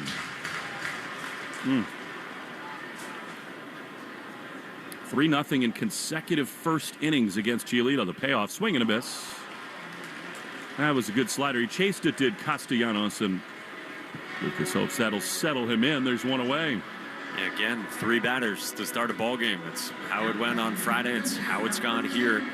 Those first 3 and out of the 5 spot in this bottom of the first. And boy, now the Red Sox have work to do. 1-4 so far on this road trip. You knew it was going to be tough against these opponents. You're going to have to dig out of a hole tonight. 3 in, 1 out. The pitch is a little bit outside to Real Muto. And they are going to have to dig deep against a good pitcher in Luzardo. Staring at a 1-5 start out of the All-Star break after that 10-game winning run. The 1-0 is fouled back to the screen. Now, he got away with that one. I mean, that's a slider that hung right in the middle of the plate. Muto couldn't catch up to it. It's 1-1. Cora was on the afternoon show and was kind of talking about, all right, 500 would be good on this trip against these guys. That was the thinking coming in. 1-1. Little looper in a shallow right center field. Duran and Abreu come together, and Jaron takes charge. Makes the play 2 down, and then he said, but right now, 2-4 sounds really good. It does. I mean, the way this has gone, you salvaged Sunday at a Wrigley Field, and you got salvaged tonight, but man, you said it, how a good start felt like it'd be important. Well, come out, you go down on 12 pitches, 1, 2, 3, top of the first, and then Schwarber and Harper back to back. You just look at the difference in these lineups. It's pretty stark. Here's Brandon Marsh, swing and a miss. That was a good slider beneath the zone. 3-0 Phillies in the first. It's just veteran star power up and down for these Phillies. They're just in a different part of their franchise growth, development, evolution. The Red Sox far younger, led by a lot of new rookie-type players. Their dream is that in 2-3 years they will all be regarded in the way that Harper and Schwarber are. 1-1 is a little low. I mean, even Trey Turner, JT Real Muto, Castellanos, Dave Dombrowski just does not wait around. Requires proven star players. 2-1, Giolito throws. That's high. A lot of stuff going on with Alvarado. People think that the Phillies will actively seek bullpen help. I believe that. He's ineligible for the postseason roster, and that's a big hole. A guy who'd been really valuable at the back end of the pen. 3-1. Giolito pitches, and he flips one in there. Slider in the middle of the zone, and it's 3-2. Well, the spray chart right now, the heat maps for what Giolito has done in the first inning, there's a lot right in the center of the plate. 3-2. Here it is. High fly foul. Down the third base line and out of play into the seats. Bell Insurance Foundation, dedicated to striking out cancer. Every strikeout from a Sox pitcher, $50 donated to the Jimmy Fund. They're here for the Jimmy Fund. They're here for good. They just come in bunches for Schwarber. He is unreal. 3-2. Low. And everybody remembers the months that he's had. I think maybe August tends to be his most prolific month, where he hits, 13, 14, 15 homers in 1 month. And with 3 in, 1 on, and 2 out, here's Max Kepler. And in the postseason in particular, he's gone on these home run tears. We saw it in 22 in the run to the World Series, 23 in the NLCS. Here's a liner into center coming on. Duran, he slides. Did he trap it? I thought he did. No call from the umpires. And now Malachi Moore is going to say that Duran made the catch. What in the world is Quinn Walcott doing? Now the runner, Marsh, made his way over to third base. Now the crew chief immediately puts his hand up to give the Phillies a chance to look. They're not going to. Duran did make the play. And he's running all the way into the dugout. He is down the steps already in the dugout. Rest of his teammates still on the field. I'm really surprised. Quinn Walcott just had his hands in his pockets there. And, Malachi Moore from first was the one to make the call. Turns out to be a really good grab. But not a great start for the Red Sox. 3-0 Phillies. Bombs from Schwarber and Harper on the Shaws and Star Market WEI Red Sox Radio Network. College football summer is no time to slouch because we are taking you to school on the Cover 3 podcast, part of the CBS Sports Podcast Network. It's time for our annual summer school series as we take time to break down some of your favorite teams with experts and insiders who know these depth charts from top to bottom. But summer school is just extra credit as we go through positional drafts, player rankings, and more. Follow and listen to the Cover 3 podcast on the free Odyssey app or wherever you get your podcasts. Your burger is served, and this is our finest Pepsi Zero Sugar. Its sweet profile perfectly balances the savory notes of your burger. That is one perfect combination. Burgers deserve Pepsi. You hear that? That's the sound of Pepsi Zero Sugar. The better tasting, more refreshing Zero Sugar Cola. Pepsi Zero Sugar. Let your taste decide. A scorcher of a day is the perfect time to throw on your helmet or boots, grab an ice-cold Mountain Dew with a refreshing citrus kick, and head to the hills for some hiking, mountain biking, and panoramic views you'll be liking. Because raising your heart rate and your elevation deserves the elevated deliciousness of cold refreshment.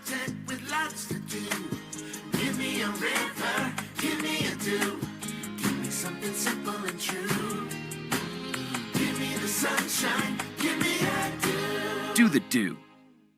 Town Fair Tire sells all the name brand tires, and we sell them all at the guaranteed lowest price. Plus, because Town Fair Tire also gives you more free services than all the other tire dealers, nobody beats Town Fair Tire. We're right back to the Sox on the Shaws and Star Market WEI Red Sox Radio Network.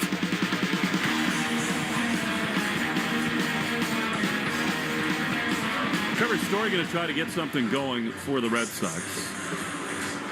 Story, Yoshida, and Sedan in the Herb Chambers batting order, brought to you by Herb Chambers Toyota of Auburn and Toyota of Boston. Trevor scuffling a little bit, takes a pitch on the outside corner. And it's 0-1. Red Sox as an offense, because of the great pitching they've seen, they're all kind of in a rut. And behind the 8 ball here this evening. 0-1 is a strike on the outside corner. Trevor is 3 for his last 7. And actually, since the start of June, he's well above 300 with real power. Allowing him to try to scratch his way on base to begin this second inning. 3-0 Phillies. You'll be stunned to know that the world is blaming me for the Kyle Schwarber home run. I'm just here to report the news. 0-2 is swung on and missed. Breaking ball down at him. And that's the reason I said it in real time, is that he's so hot, is Schwarber. He launched last night. But Giolito had success against him before that changeup at the top of the zone was just launched. Yeah, we don't want to ascribe to the broadcaster jinx. It was a good read by you that it's super dangerous bat right now. And yeah, the 2-0 pitch, you leave it there. Look out. Massa is in. He takes a strike on the outside corner. Luzardo pitching well.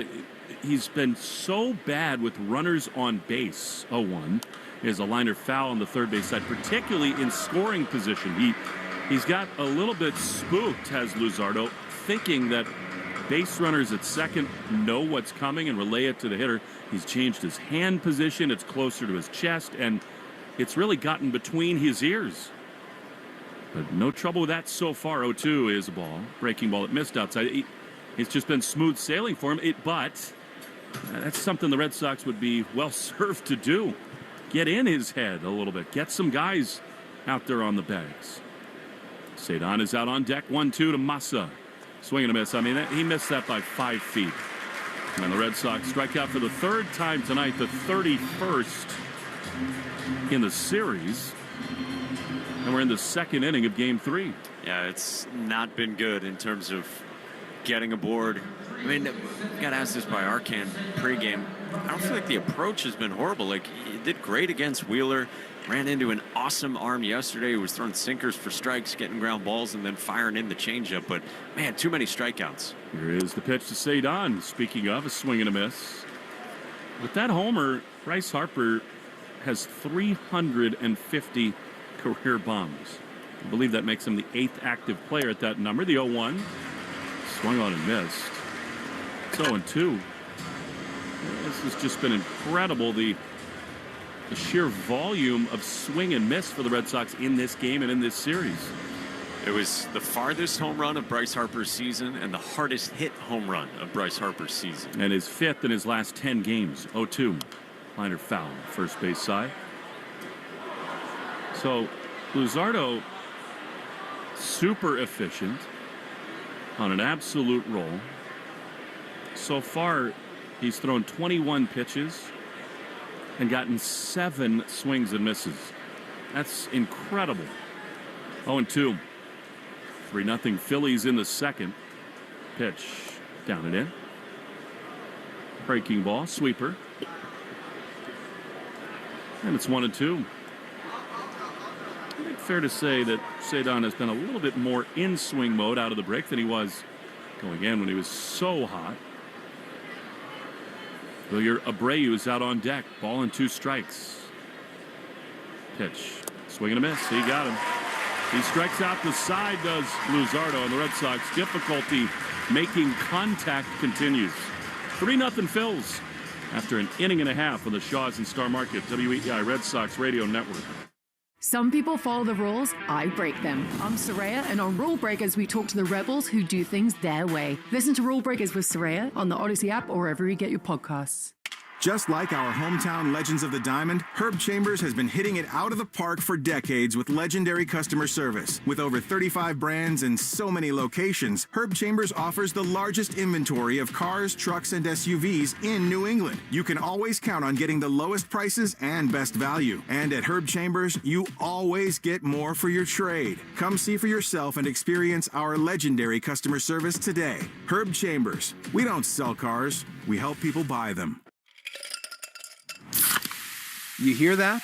That's the sound of Pepsi Zero Sugar. The better tasting, more refreshing Zero Sugar Cola.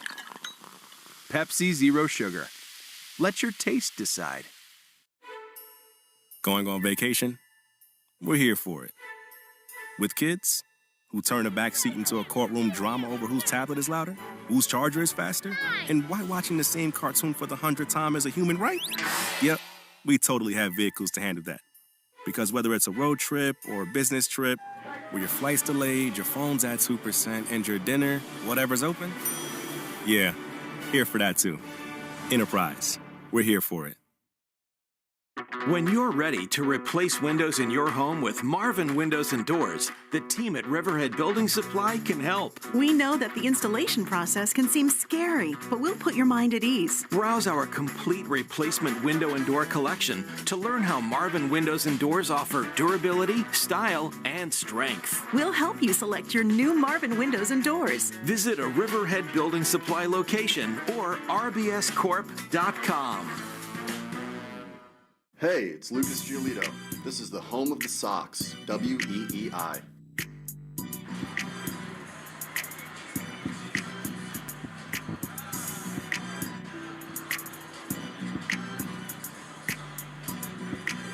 Edmundo Sosa to lead it off against Giolito as we go into the bottom of the second inning. It's 3-0 Phillies. Grab your glam squad. Bravo Night is coming to Fenway Park on Friday, August 1st. Bravo Celebrity appearances and an exclusive Red Sox and Bravo hat for special ticket holders is Sosa. You may or may not have a guilty pleasure watching the Bravo Network. If you want more, snag a VIP package for the ultimate Bravo experience. 0-1. A little bit outside. Slider. Info at redsox.com/Bravo.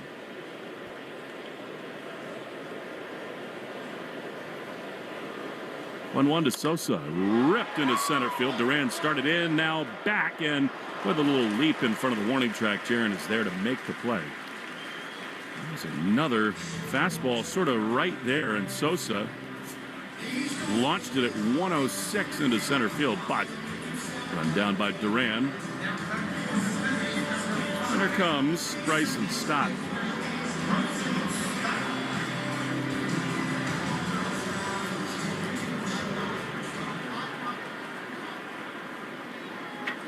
One out, bases empty. The pitch ripped to first, past the glove of Romy. It's going to go to the corner. Hit parade continues for the Phils. That ball was smoked into the corner. And it's a one-out double for Bryson Stott.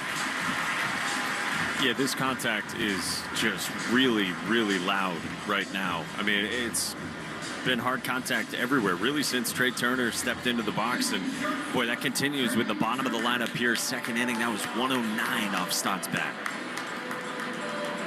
I mean, everything's either launched or a line drive into the defense. Crazy.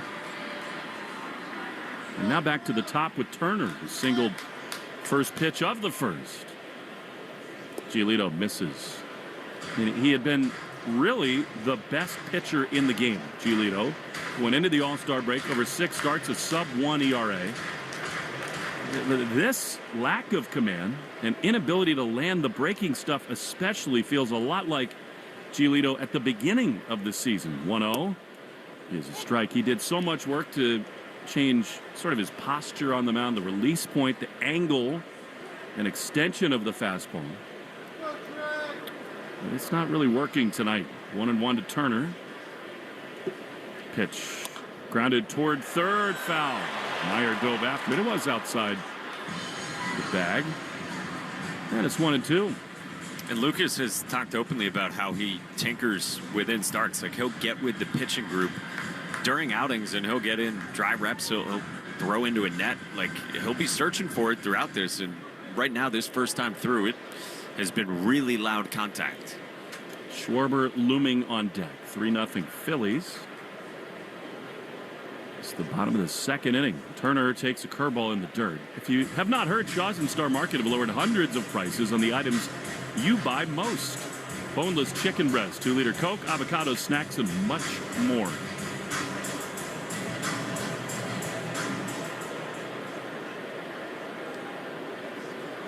Two and two. From the belt, Giolito with Stott dancing around, throws, and a breaking ball swung on and missed. Well, I mean, he did not want to throw that pitch there. Kind of like a backup slider that never broke into the plate. Up and into Turner, he's gone. He's really upset with himself. Another 2 down for Schwarber. Turner knows he chased it. He hangs his head looking skyward after that. You said it. Backup slider way above the top of the zone. Lucas Giolito fortunate there for out number 2. There were a lot of years, I bet, that Lucas Giolito and Trey Turner thought they'd be in D.C. forever together. As Stott runs, throw to third. Not in time. I think the Red Sox will want to look. Marcelo thinks he got Stott on the helmet. Giolito is very slow to react and throw over there. And they're not going to look. There's just been way too much of that with Fitz and Giolito in this series, especially second to third. Runners just taking advantage. Yeah, it's something to monitor. Even Pete Crow Armstrong was dancing in Chicago, tried to take third on Crochet. Schwarber takes a ball, curve. I mean, this is where this Phillies lineup is so lethal, because ordinarily you'd say there's no reason to give in to Schwarber here. 2 down, you got first base open, but Harper is on deck. 1-0 is popped up into shallow left center field. Trevor Story looks up, in comes Refsnyder, and Rob is there to make the play, and he forgot that the inning is over. He throws it to home plate. Just not a great look so far for the Red Sox here in Philly. That's a little discouraging for the Sox. 3-0 Philly on the Shaws and Star Market WEI Red Sox Radio Network. Some people play by the rules, but the real game changers break them. I'm Soraya, and on Rule Breakers, we're talking to the risk takers, the rebels, and the ones rewriting the playbook. Follow and listen to Rule Breakers with Soraya on the free Odyssey app or wherever you get your podcasts. A scorcher of a day is the perfect time to throw on your helmet or boots, grab an ice-cold Mountain Dew with a refreshing citrus kick, and head to the hills for some hiking, mountain biking, and panoramic views you'll be liking. Because raising your heart rate and your elevation deserves the elevated deliciousness of cold refreshment. With lots to do. Give me a river, give me a dew. Give me something simple and true. Give me the sunshine, give me a dew. Do the dew. Your burger is served, and this is our finest Pepsi Zero Sugar. Its sweet profile perfectly balances the savory notes of your burger. That is one perfect combination.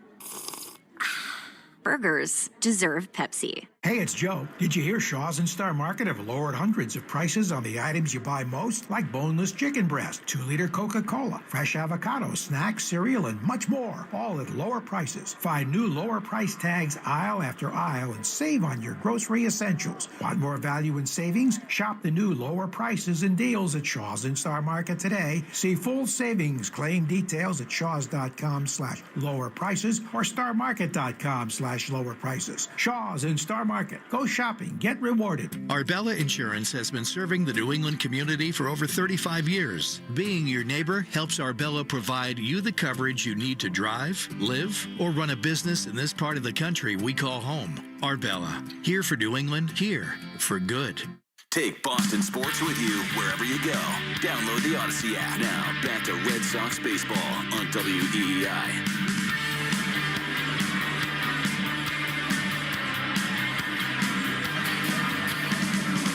We go to the third inning, and we need the reverse curse of Mario, which is about to happen here. As Wilyer Abreu is going to lead it off against Luzardo. 3-0 Phils. Here's Mike Monaco. We need some sound effects or something. Luzardo's first pitch to Wilyer is down, ball 1. 7, 8, 9 for the Sox in the Herb Chambers batting order, sponsored by Herb Chambers Ford of Braintree and Westboro. 3-run bottom of the first for the Phillies, and a talented arm in Luzardo. His 1-0 swung on and bounced over the mound toward short. A Trey Turner, who gloves behind the bag, throws to first in time and retires Abreu for the first out. Wilyer was the 7th batter, and that's sponsored by Jeffrey Glassman Injury Lawyers, Boston's go-to injury attorney for over 30 years. If you've been hurt in a car or work accident, you got to get Glassman. Call all 7s at 617 and then 7 7s. So 7 up, 7 down for Jesus Luzardo. Red Sox down 3-0 in the third. And here's the catcher in the 8th spot, Carlos Narvaez. 263 average, 8 home runs, 31 driven in for Narvaez. First pitch, he swings and he skies it into shallow right. Nick Castellanos comes in a little bit toward the line. He looks up and makes the catch.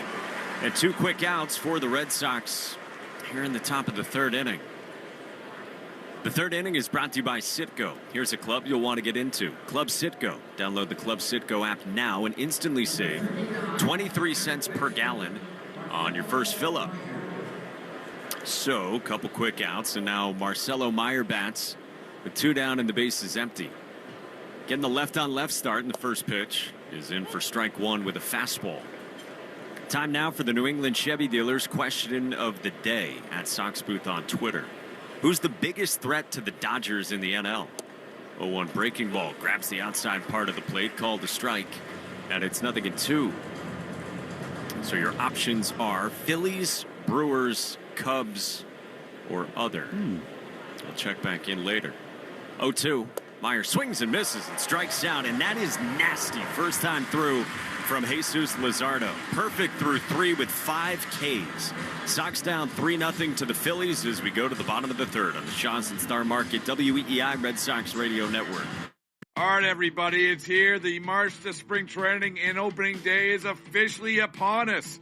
Hey, I'm Rob Bradford from Baseball Isn't Boring, and we'll have you covered every single day with instant reactions to late-breaking signings, determining which players are, yes, truly in the best shape of their lives, and behind-the-scenes stories from all the excitement and intrigue that spring training brings. Follow Baseball Isn't Boring in the free Odyssey app or wherever you get your podcasts. You're a fixer, a sprucer-upper, a home service pro. So why waste time buried in admin and paperwork? Get back to what you love with Jobber, the all-in-one tool that fits your entire office in your back pocket. Start your free trial today at jobber.com.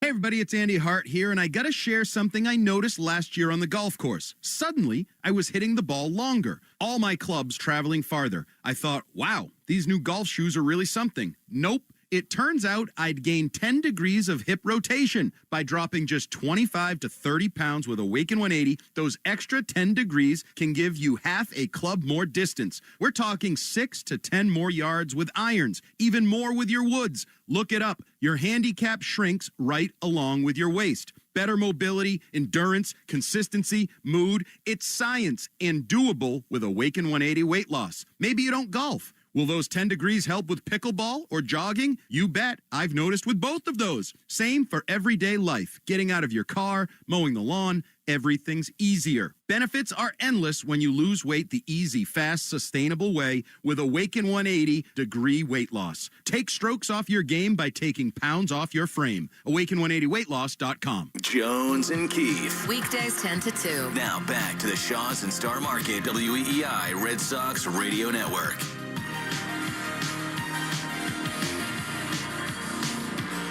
Beth Israel Deaconess Medical Center is the official hospital of the Boston Red Sox, providing first aid at Fenway and supporting Red Sox scholars. Learn more at bidmc.org.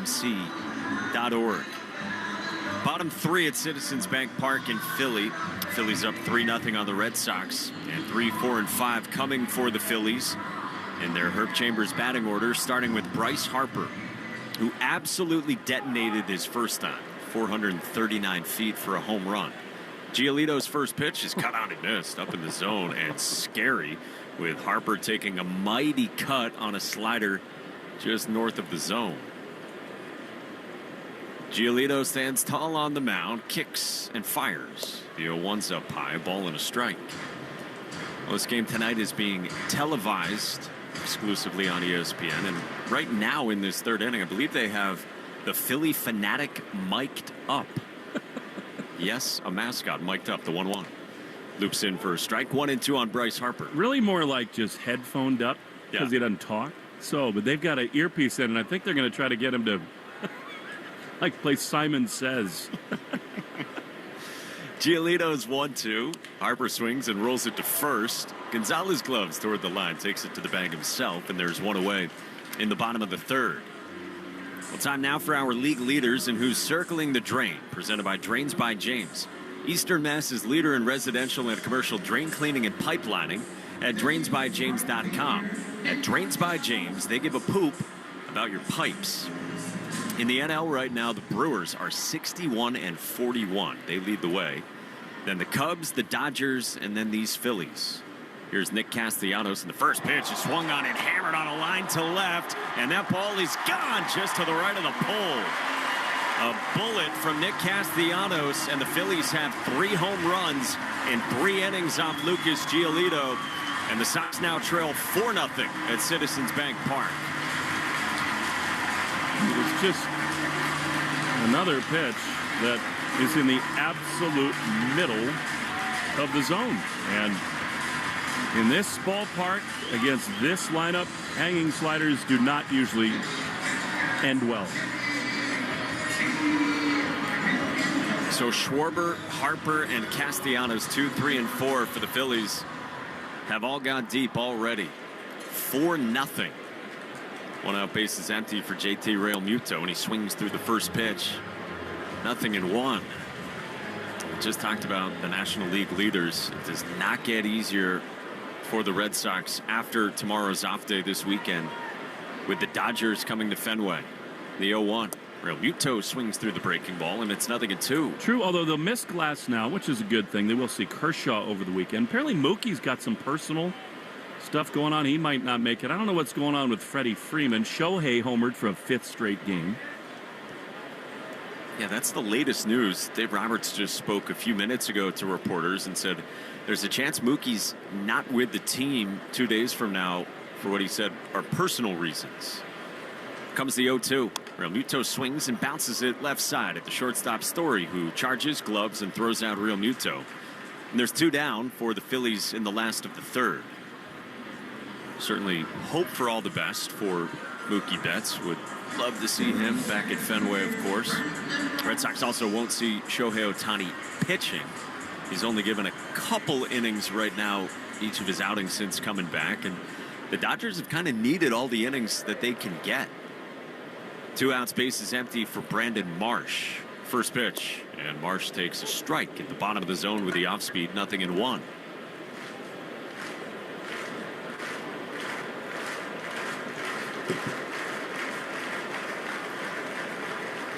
Giolito winds the 0-1, swinging a ground ball right side. Gonzalez from first, backhands to his right, throws to Giolito, covering, who got there in time for a ground out from Marsh to end the inning.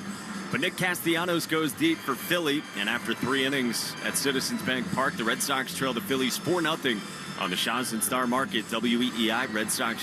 The Recap Show is an unfiltered, inside look into the world of global soccer and women's sports and all things culture. From 2 U.S. Women's National Team World Cup champions and Olympians, follow and listen to The Recap Show wherever you get your podcasts. You're a home service pro. Even 5 stars aren't enough for you. So why's a pro like you still buried in admin and paperwork? Try Jobber, the all-in-one tool that fits your entire office in your back pocket. Start your free trial today at jobber.com. Your burger is served, and this is our finest Pepsi Zero Sugar. Its sweet profile perfectly balances the savory notes of your burger. That is one perfect combination. Burgers deserve Pepsi. A scorcher of a day is the perfect time to throw on your helmet or boots, grab an ice-cold Mountain Dew with a refreshing citrus kick, and head to the hills for some hiking, mountain biking, and panoramic views you'll be liking. Because raising your heart rate and your elevation deserves the elevated deliciousness of cold refreshment. With lots to do. Give me a river, give me a dew. Give me something simple and true. Give me the sunshine, give me a dew. Do the dew. Hey, Boston, think you know a perfect game day? Maybe it involves another championship win? Well, City Cruises takes your ship to the next level. From delicious dining on the harbor to whale watching, from the wild ride of Codzilla to celebrations and family outings. We have adventures for everyone. So what kind of ship is this? A shipload of fun. City Cruises in Boston, proud partner of the Red Sox. Upgrade your perfect day at citycruises.com. Hey, it's Rob Refsnyder. This is the Home of the Sox, WEEI. Rob Refsnyder will lead it off for the Red Sox in the 4th inning in the Herb Chambers batting order, sponsored by Herb Chambers Chevrolet of Danvers. All Phillies in this series, they lead the Sox 4-0. The 4th inning is brought to you by Cars for Kids, the easiest way to get rid of your old car. Donate today and your car can be picked up tomorrow. Donate now at carsforkids.com. Jesus Luzardo is perfect through 3, and his first pitch of the 4th is up and away, ball 1 to Refsnyder. Rob had the best contact the first time through against Luzardo. Sharp line out to right to begin this ball game. The lefty's 1-0. Refsnyder swings and rolls it foul down the third base line. Luzardo was a 3rd-round pick of the Nationals out of high school in 2016. The next year, he got traded to Oakland in a deal for Sean Doolittle and Ryan Madsen. Pitch, Refsnyder swings and misses, 1-2. And then Luzardo coming up was a top 10 prospect in the sport. Broke in with Oakland. 2021, though, he gets traded at the deadline to Miami. That's when he started to really figure things out. His 1-2 is down, 2-2. 2022, Luzardo had a fine year for Miami. Then 2023 was excellent. Made 32 starts, ERA in the mid-3s, and was great. Looked like he was really establishing himself as one of the best young lefties in the sport. But a back injury last year. 2-2. That's down. A full count on Refsnyder. So last year for the Marlins, just a dozen starts, an ERA of 5 for Luzardo. And then he got traded in the offseason to the Phillies for a couple prospects. And by and large, he's been very good this year. Told you he got off to an awesome start. His 3-2 to Refsnyder is outside, and the Red Sox have their first base runner. A leadoff walk for Rob Refsnyder, with the Red Sox down 4-0 in the fourth. Time for the Subaru of New England scoreboard. Make this summer a Subaru summer and a brand new Subaru with symmetrical all-wheel drive. Find your authorized Subaru retailer at SubaruofNewEngland.com. Man aboard for Jarren Duran in the first pitch is in for strike one. Jarren struck out swinging on a sweeper his first time. Well, down in Atlanta earlier today, the Giants won 9-3 over the Braves. Winning pitcher Justin Verlander, but the story was Rafael Devers. 0-1 to Duran is swung on and fouled back. It's 0-2. Raffy popped a couple of home runs out of the 2 spot in the Giants lineup, part of a 3-for-5 day, 4 driven in. And one of the home runs for Raffy, he went down and he practically scraped it off the dirt. Luzardo's 0-2. Duran tries to resist on a pitch down and away, and he did not offer on appeal down to third. 1-2. Of course, Raffy got his first career start at first base yesterday, and 2 home runs today for the Giants. We're talking about star power. Phillies have a lot of it, and Raffy, of course, was so stapled into the Sox 2 or 3 spot in the lineup. 1-2. Duran swings and misses and strikes out on an off-speed pitch down and away. First out in the top of the 4th inning, and already the 6th strikeout for Jesus Luzardo. Meantime, the Yankees are up in Toronto still. They're up 1-0 on the Blue Jays in the top of the 4th inning. Our rivalry report brought to you by River Spring Living. Here's Romy Gonzalez, 1 out, 1 on. The first pitch is down, ball 1. With River Spring Living, it truly feels like home. We've seen firsthand the care and connection that makes it so special. Schedule a tour today at riverspringliving.com. Romy grounded to third his first time. Here's the 1-0. Takes down 2-0 from Jesus Luzardo. Yeah, well, Jarren will be upset with himself there. He said it so many times in the big leagues. People don't understand. Oftentimes you just get one pitch to hit. He had one, and it was just a hanging slider. He fouled it straight back, and then after that, a little bit of chase mode. So he's punched out twice in this difficult left-on-left against Luzardo. Red Sox down 4-0. 2-0 to Romy. This is down as well. A sinker there at 98, and it's 3-0 on Romy Gonzalez. Luzardo's been pretty good with his command this year. It is 38 walks in about 110 innings coming in. The pitch. Gonzalez swings and fouls it off first base side on a 3-0 green light. I love that he's going. I mean, he's one of your right-handed hitters who has slayed lefties. You've had nothing going. They're trying to get Romy going as well. He's tapered off here recently. Crouches down in the right-hand box, waiting on a 3-1 from Luzardo. The kick, the pitch. Gonzalez takes a strike. Fastball bottom of the zone at 98. Romy taking on the 3-1, and it's a full count. Red Sox without a hit so far in this game. Top 4 in Philly. 3-2. Romy swings and bounces it towards short at Trey Turner, who had to back up, handled the hop, goes to second for 1. The turn not in time for 2 on a slow developing, high hopping ground ball to short. Gonzalez gets aboard. The Phillies get the force on Refsnyder at second, and there's 2 outs with Romy at first for the cleanup man, Trevor Story. There's just nothing doing against Jesus Luzardo. It's a guy who gets a lot of chase out of the zone, a lot of swing and miss, and a lot of strikeouts. He's had some really good outings this year. Off to a good start today. First pitch to Story is down and in, ball 1. And again, it was just 2 really bad ones. We mentioned all the pitching implications, tipping implication should say, 20 earned in about 6 innings for Luzardo. But otherwise, pretty nails this year. Here's the 1-0. Story swings and fouls it back off the end of his bat, 1-1. Luzardo is super superstitious. He, through those bad ones, kept changing up his hairstyle. Went to cornrows at one point. He's back to a little less flair. Curly hair spilling out the back of his red cap.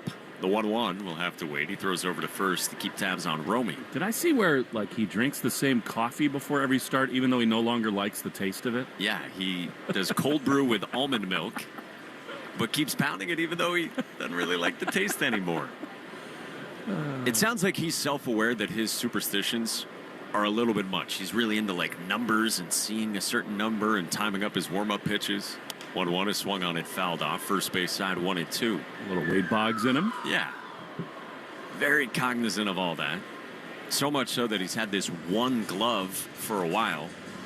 This year, in an effort to already kind of defeat his own superstitions, he said, I'm definitely going with 2 gloves and going to use both so that I'm not beholden to just the one. Anyway, you slice it, he's looked very good so far. He's wobbled a little bit with his command here in the 4th inning. Second time through the Red Sox lineup. They got the leadoff man on. Now they have Romy at first with 2 outs, down 4-0. 1-2. Story swings and bounces it gently at third, and that's foul toward Edmundo Sosa. Let's pause 10 seconds for station ID on the Shaw's and Star Market, WEEI Red Sox Radio Network. From the WEEI studios, 93.7 WEEI FM and HD1, Lawrence, Boston. Always live on the free Odyssey app. 1-2 on Trevor Story. Red Sox down 4-0, top of the 4th. We were talking about Rafael Devers. Speaking of scoops of ice cream, we've had plenty of ice cream here in the press box in Philly from Frankie Two Scoops, a legend around here. Best. And you came back and you said you went for, what's that, chocolate and vanilla? And butter pecan. Oh. Frank is offering banana splits tonight. The ice cream's just so good. I don't need to go more than that. I'm with you. Kindly declined. We'll carry on. Red Sox have been quiet. Luzardo's ready with a belt tie set in the 1-2. Story swings and rolls it to third. It's Sosa who backhands a hip-high hop, throws to first across the diamond to get Story and end the inning. The leadoff walk doesn't amount to anything for the Red Sox, and that's their only base runner in the game. Bottom of the 4th is next in Philly. The Phillies 4, Red Sox nothing on the Shaw's and Star Market, WEEI Red Sox Radio Network. Sometimes historic events suck. But what shouldn't suck is learning about history. I do that through storytelling. History That Doesn't Suck is a chart-topping history podcast created by me, Professor Greg Jackson. Listen to History That Doesn't Suck on the free Odyssey app or wherever you get your podcasts. A scorcher of a day is the perfect time to throw on your helmet or boots, grab an ice-cold Mountain Dew with a refreshing citrus kick, and head to the hills for some hiking, mountain biking, and panoramic views you'll be liking. Because raising your heart rate and your elevation deserves the elevated deliciousness of cold refreshment. With lots to do. Give me a river, give me a dew. Give me something simple and true. Give me the sunshine, give me a dew. Do the dew. Your burger is served, and this is our finest Pepsi Zero Sugar. Its sweet profile perfectly balances the savory notes of your burger. That is one perfect combination. Burgers deserve Pepsi.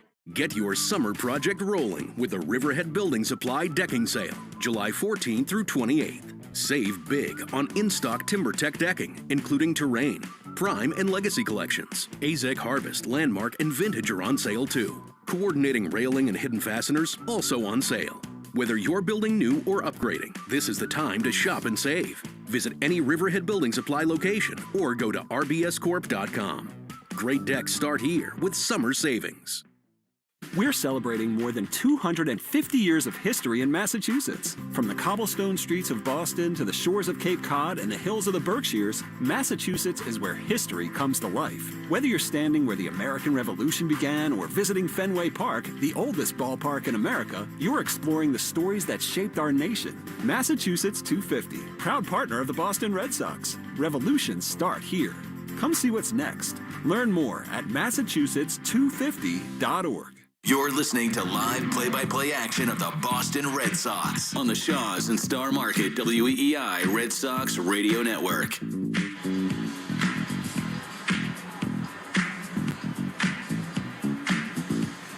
Red Sox in Philadelphia trying to avoid the sweep tonight after dropping the first two games of this series in walk-off fashion on Monday in 10 innings. And then yesterday, after Phillies starter Christopher Sanchez threw a complete game. Down 4-0 as we go to the bottom of the fourth.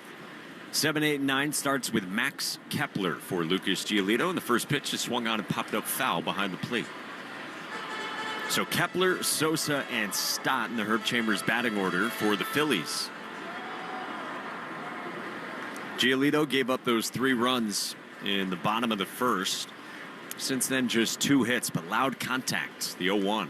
Sails up high, a ball and a strike on Kepler, who flew to center his first time.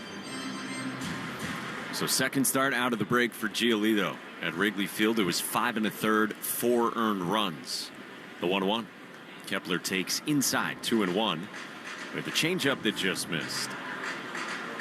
Lucas said after that start at Wrigley, not locked in enough. Said he was out of sync mechanically, and Will told you Lucas does not like the extra days of rest. 2-1 is swung on and pulled down the line and right, hooking foul, and that'll reach the seats. 2-2 on Max Kepler. Giolito wasn't trying to make excuses for it, but had the long layoff, of course, out of the All-Star break, and came out, and it was rocky in that first inning. And again here, the same today. Sox down 4-0. Here's the 2-2. Kepler takes down in the dirt, didn't chase, and it's a full count.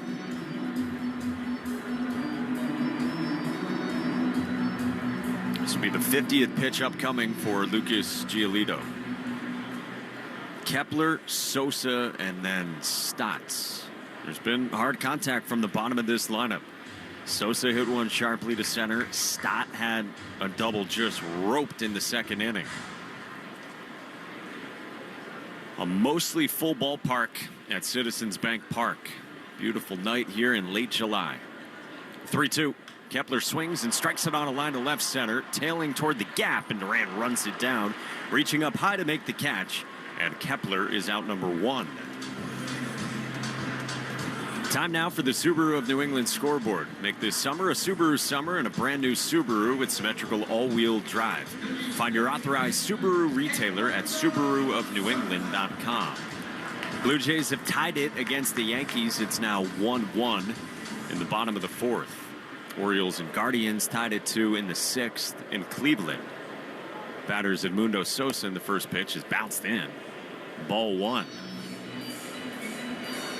Red Sox are 6 games back of the Blue Jays, 3 behind the Yankees for second. Alex Cora pointed out pregame that for the 1-4 start to this road trip, they haven't lost too much ground, at least in the division. 1-0's cut on and missed by Sosa on a fastball up. Ball and a strike. But the Red Sox knew this would be challenging. Craig Breslow called this a gauntlet out of the All-Star break with these National League teams. Sox have run into good arms, but they have not had much going offensively. 1-1. Sosa swings and misses, chases a breaking ball down, and it's 1-2. So you felt good about the offense in that 10-game winning streak. But of course, against a different caliber of team than what the Red Sox are facing to begin this second half. 1 out, base is empty in the fourth. Giolito's 1-2. Swinging a ground ball hit sharply to short. Story maneuvers left, gloves, and he throws out Sosa. And there's 2 away for Giolito here in the bottom of the fourth inning. So 4 in a row set down by Lucas. And now to the 9th spot for Bryson Stott.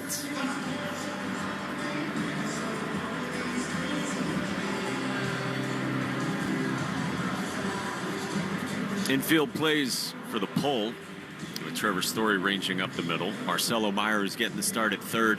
He's over toward the hole, but in on the grass. Stott pulled that double his first time. Giolito winds and fires, and the first pitch soars high. Ball 1. No runs, no hits, no errors for the Red Sox. 4 runs, 5 hits, no errors for the Phillies. Giolito fiddles with the ball in his mitt. Winds in the 1-0. Swinging a high fly ball roped into right. Abreu goes back on the track, looks up, and it's gone.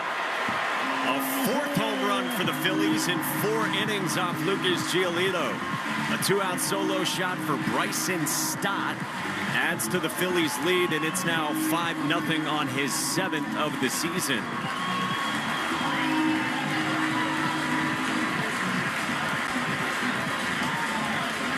We told you it's been hard contact galore off Lucas Giolito. Included in that the bottom of this lineup, and the 9-man Stott goes deep, and it is 5-0. Just another slider that hung right there into that happy place for left-handed hitters. Back to the top, Trey Turner. First pitch swinging, bounce to first. Gonzalez goes down with a diving stab, fires to Giolito, covering in time to get the speedy Turner and end the inning. But Stott's solo shot makes the deficit 5-0 for the Red Sox in Philly at the end of 4 on the Shaw's and Star Market WEEI Red Sox Radio Network. So you have a podcast and you really want to make money with it? Then you need the Odyssey Creator Lab. Check this out. We'll host your podcast for free. You just do your show. We'll use the power of Odyssey's massive expert sales team to place ads in your show and make you money. Does it get any easier than that? Nope. You stay in control of your show, and we help you bring in the money. Sounds like a dream partnership. Apply now at creators.odyssey.com and start earning more from your content today. A scorcher of a day is the perfect time to throw on your helmet or boots, grab an ice-cold Mountain Dew with a refreshing citrus kick, and head to the hills for some hiking, mountain biking, and panoramic views you'll be liking. Because raising your heart rate and your elevation deserves the elevated deliciousness of cold refreshment. With lots to do. Give me a river, give me a dew. Give me something simple and true. Give me the sunshine, give me a dew. Do the dew. Your burger is served, and this is our finest Pepsi Zero Sugar. Its sweet profile perfectly balances the savory notes of your burger. That is one perfect combination. Burgers deserve Pepsi. Dry eyes still feel gritty, rough, or tired? With Mybo, eyes can feel.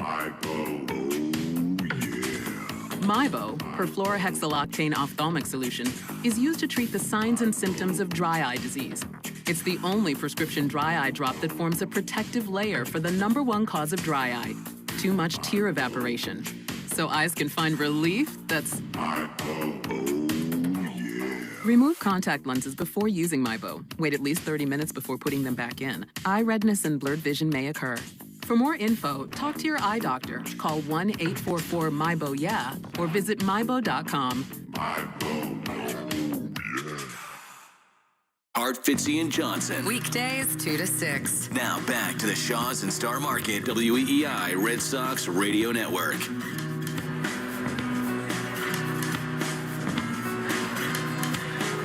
Masataka Yoshida to lead it off for the Red Sox in the top of the 5th. It is all Phillies, 5-0.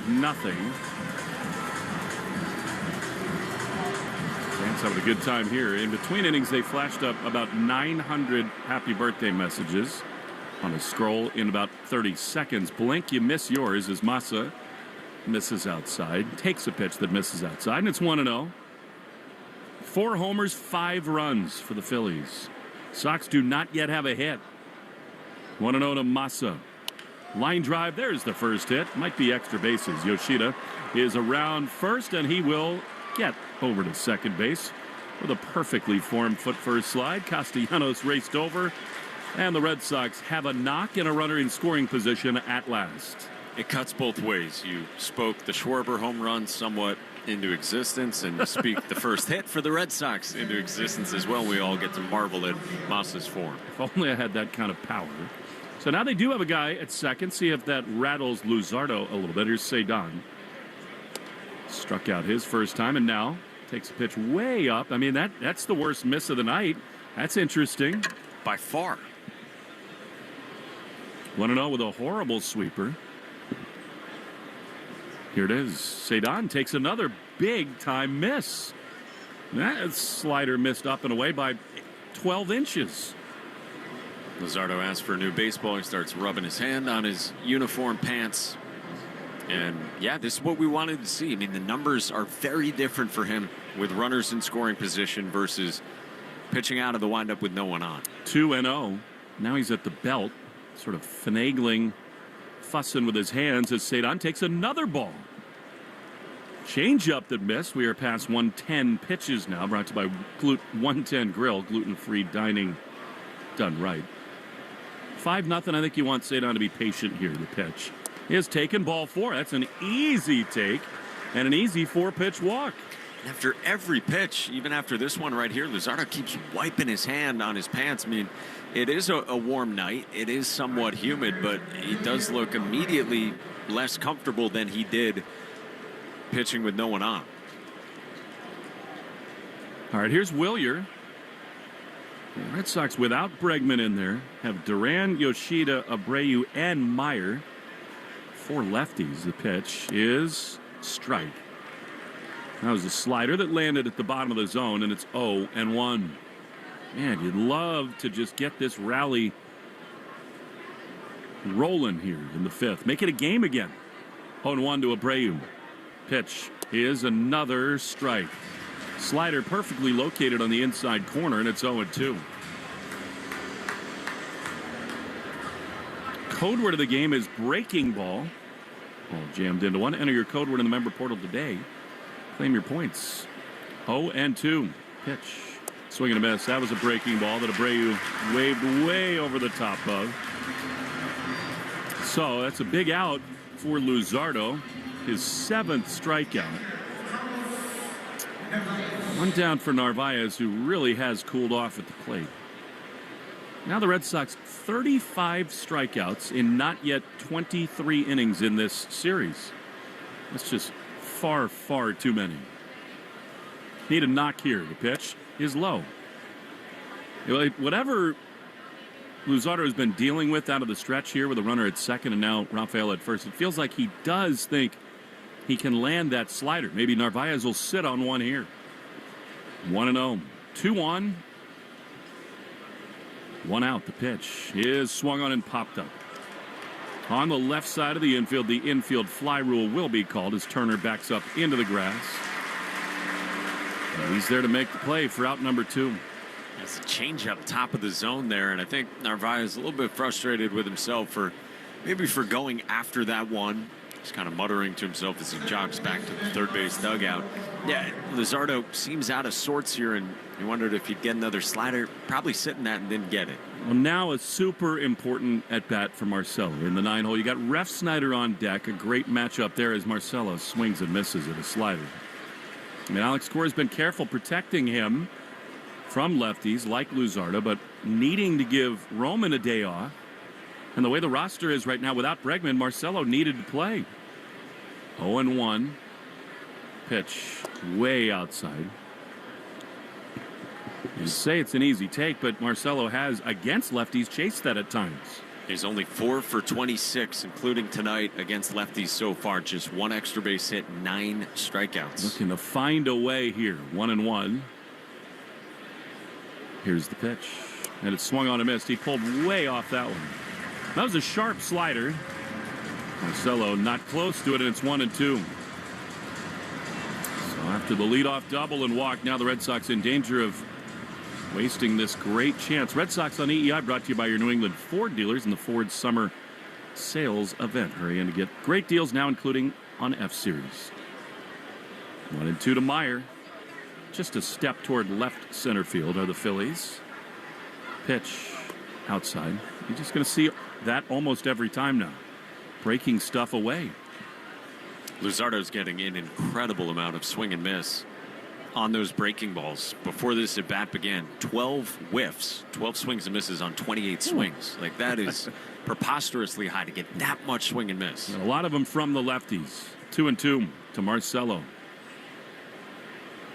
At the belt, Luzardo looks to second. He throws, and Meyer takes a ball. Well, now this becomes a really interesting pitch. And can Meyer just trust himself, look fastball, and if it's spin, lay off? Ref Snyder on deck. Runners will be off with the pitch. 3-2. Luzardo sets. He throws. Meyer takes inside ball for a fastball that was off the plate. And now the Red Sox have the bases loaded for Ref Snyder. It's really impressive from Marcelo Meyer. You get down 1-2. Your second look at a guy against whom you struck out earlier.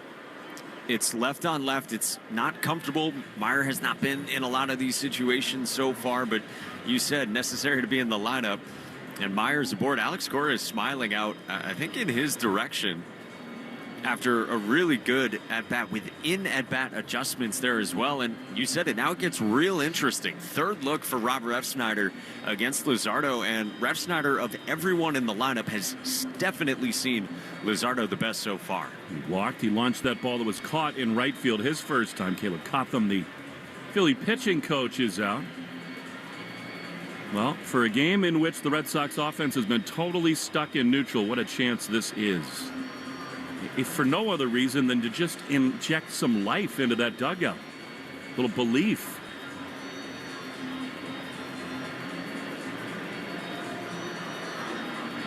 Meeting on the mound is over. Refsnyder normally, although he's a great two-strike hitter in these spots, I think most of the time he likes to do it right away in these huge at-bats. Bases loaded. 2 down in the top of the 5th. Here's the pitch. Rob takes a ball. I mean, that was a changeup. That's just a wonderful take by Rob, and it's 1-0.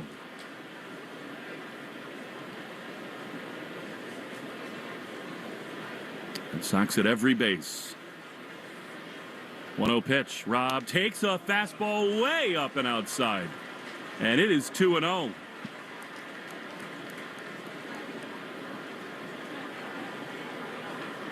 Now you're looking dead red. One spot, one pitch. 2-0. It is swung on and popped up. Behind home plate, Real Muto didn't see it at first. He still can't find the baseball, and it drops. Whoa, what a break for the Red Sox. Luzardo is patting himself on the chest as if to say, I saw it and should have come in to make the play. The twilight sky. What a gift that is for the Red Sox. Because Rob Refsnyder was walking back to the dugout. He knew it was going to be in the field of play, and he was certain, like everyone, it was going to be caught. He spotted it right away. He looked up. Real Muto never had it. The first baseman, Harper, was going totally based off where Real Muto was going, which was way past the baseball. So it seems like Luzardo was the only guy who saw it, if he even did. See if we can cash it in. 2-1. Luzardo stretches. He throws. Refsnyder takes a ball down and in. Well, I think Refsnyder, of all the Red Sox hitters, is the best at reading tendencies of pitchers. Now a hitter's count deluxe. 3-1. From the belt, the pitch is inside, ball 4. It's a bases loaded walk. The Red Sox are on the board. It is 5-1. Now it's to Jarren Duran. Twice has struck out swinging. These last 2 at-bats were so impressive. Meyer works his way back from 1-2. That included resisting some of the pitches he had swung and missed on, and then Rob Refsnyder gives you another pro at-bat. Third walk of the inning. All right, here's Duran. The pitch is outside. Breaking ball not close. And it is 1-0. If this were October, I think you'd be tempted to go to the bench. Pull a right-handed weapon. I know it's only the 5th inning, but you're going to trust Duran here, see if he can pull through. 1-0, bases loaded. 5-1. Luzardo At the belt. Throws. Jaron takes inside, ball 2. I mean, a lot of these are bad misses. It's exactly what we talked about from the very first moment we came on the air. He is a different pitcher, Jesus Luzardo, with runners aboard, particularly in scoring position. You got to be choosy here. The 2-0 is low. He missed with a fastball, and it's 3-0. With Romy Gonzalez on deck, if Duran swings here, this better be his favorite pitch he's ever seen. Bases loaded, 3-0. Luzardo throws, and he misses outside, ball 4. Consecutive bases loaded walks. Alex Cora screaming down the dugout, thinking about making some changes. Gonzalez, rather amazingly, comes up with now the tying runs aboard. That's the 4th walk of the inning, the 5th overall. It is 5-2, and an extra base hit, especially with Duran at first, could tie the game. And the misses have been pretty consistent, and they've been big. And we saw it right away when Masataka Yoshida doubled off a fastball early in this inning. First guy up in the frame. Misses got big, especially with soft stuff to Ceddanne Rafaela, and now Luzardo can't find the fastball command either. They got to get somebody up, and they do, the Phillies. So too the Red Sox. I think Wilson is now throwing. What a spot for Romy. Bases loaded. The pitch is swung on and grounded foul. Well, after this guy can't throw strikes, that feels a little overly aggressive from Romy. Chasing a changeup beneath the zone there. I mean, yeah, probably geared up for a first pitch fastball, but 0-1. Pitch is inside. Fastball. He cannot locate right now at all. This will be his last hitter if Gonzalez reaches base. Story on deck, a righty warming for the Phillies. 1-1. Romy drives one high into left field. And is back at the track, at the wall. Gone! A grand slam for Romy. Out of nowhere, the Red Sox pull ahead. It is 6-5 in Philly.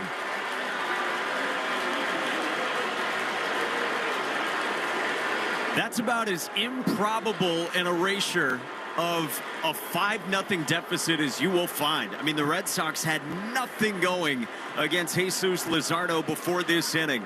It's Romy's first career grand slam, and it is absolutely enormous. And the Red Sox are totally off the mat here. Change up launched. Romy, you are my homie. Here's Trevor, who fouls it off on the first base side. Wow. I mean, the Red Sox did not have a hit before this inning, and you get the first guy on. It starts with Massa. He went up there hunting fastball. He doubled, and then Luzardo couldn't find it, and everyone from there stayed pretty patient, in particular Marcelo Meyer. It really turned with that, with 2 outs when he was down 1-2. Yeah, I think that is the key at bat of the whole deal. The 0-1 is a strike to Story. Well, now that they're behind, they're going to leave him in, at least for this batter. I think had, Romy walked or singled, they might have made the change, Rob Thompson, but not now. 0-2 to Story. Pitch in the dirt. Insane how different this pitcher is with runners in scoring position than not. He couldn't throw a strike in this inning. And the one he did went forever into the Philadelphia night. Wow. 1-2.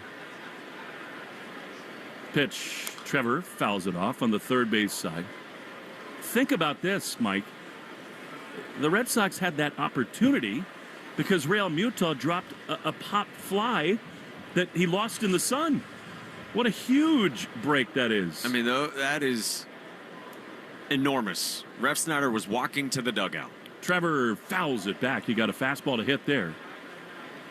The whole thing. I mean, a game and a series that has seen all these weird catcher's interference and just bizarre twists and turns. Of course a ball gets lost in the sky. I don't know whether they're going to let Giolito continue in this game. I think they might be taking him out as Trevor takes a changeup outside, and that would be a warranted choice. Yeah, they've had Brendan Bernardino up. It's the spot of the order for the Phillies with Schwarber and Harper, those lefties back-to-back. So I think that's exactly right.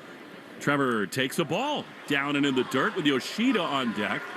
And you know this about Philly. They are not a fan base that loves this kind of stuff from their home teams. I mean, it's been a complete and total implosion by Jesus Luzardo. He can't throw strikes. 3-2. The pitch to Trevor. Swinging a hard ground ball on the left side, but it's at the third baseman, Sosa. Inning over. However, Romy, my homie, launches a slam in an inning that featured 4 Red Sox walks. They put up 6 and take the lead 6-5 on the Shaws and Star Market, WEEI Red Sox Radio Network. Our daughter Jessie loves playing detective. A clue. But since we discovered she has sensitive skin, we've been playing detective too. We thought the problem was our puppy. But it was actually our old detergent. Aha. So we switched to Tide Free and Gentle. Tide Free and Gentle provides an excellent Tide clean, and it doesn't leave behind irritating residues like dyes or perfumes, so it's gentle on your skin. Case closed. If it's got to be clean, it's got to be Tide Free and Gentle. We know there's a lot that can go on during one night of baseball. Long home runs, epic pitching performances, catches that defy space, time, and gravity. Climbing the wall. Did he catch it? He did! But what if you could get all of that summarized in a quick, concise, and at least we think, funny podcast that's under 10 minutes? Check out MLB.com's Morning Lineup. It runs Monday through Friday mornings on Spotify, Apple, or wherever you love listening most. Dry eyes still feel gritty, rough, or tired? With MyBo, eyes can feel. MyBo, perfluorohexyloctane ophthalmic solution, is used to treat the signs and symptoms of dry eye disease. It's the only prescription dry eye drop that forms a protective layer for the #1 cause of dry eye, too much tear evaporation. So eyes can find relief that's...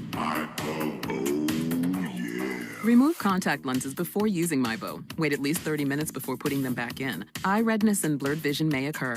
For more info, talk to your eye doctor. Call 1-844-MyBo-YEAH or visit mybo.com. More Boston sports opinion, more often. Just download the Odyssey app. Now, back to Red Sox baseball on WEEI. I think the unlikeliest half inning of the season for the Red Sox just put 6 up on a night where going into the inning they had no hits and 1 base runner, and now they lead 6-5 and they're going to the bullpen with Justin Wilson. And they only do it with 2 hits in the inning. Just crazy. The first hit of the inning, first man to come up in the inning against Luzardo, and then the slam from Romy. What a test this is for Wilson. He hadn't pitched since before the break as Schwarber takes a fastball up and in. 4-1. Long-time veteran Justin Wilson clearly had something going on health-wise going into the break. They stayed away from him. 1-0 to Schwarber, who's launched a homer and popped out. Takes a fastball high. That was a really big spot there for Giolito in the second inning at the time to get Schwarber. Runner in scoring position. Schwarber, then Harper, the 2-0. Line foul, third base side against this hitter. Rather amazingly, Wilson's only seen him 2 times, and Schwarber does not have a hit. ESPN just flashed a graphic that tells a lot about streakiness of this Red Sox offense. That's the 4th time this inning, this season, rather this month, I'll get it right eventually, they've scored 6 or more runs in an inning. Amazing. Schwarber swings over the top of a breaking ball. It's 2-2. And as you said, this one, the most improbable that you could have. 6 runs when it looked like Luzardo was dominating that. 2-2 to Schwarber. Pitch in the dirt. He bounced his slider in there. This is the thing about Kyle Schwarber. I mean, year after year, he just, even if he doesn't hit for a ton average, the on base is outrageous, and so is the power. 3 balls, 2 strikes. You do want a shutdown inning after the amazing top of this fifth. 3-2 is chop foul on the first base side. And the other thing about JT Realmuto, I mean, it is a setting sun here, so twilight, like that's the time when you lose him. Pop-ups, but he just never saw it. Bryce Harper never saw it from first, and pitchers definitely do not venture there where that ball was behind home plate. That was crazy. 3-2 to Schwarber, fouls off of his front foot. For a lot of this season, Wilson really one of the most dependable relievers in Alex Cora's bullpen. This is his 38th appearance, 2-1 with a 2.48 ERA. He's good against lefties and righties. Another hit by Craig Breslow in the offseason, 3-2. Pitch.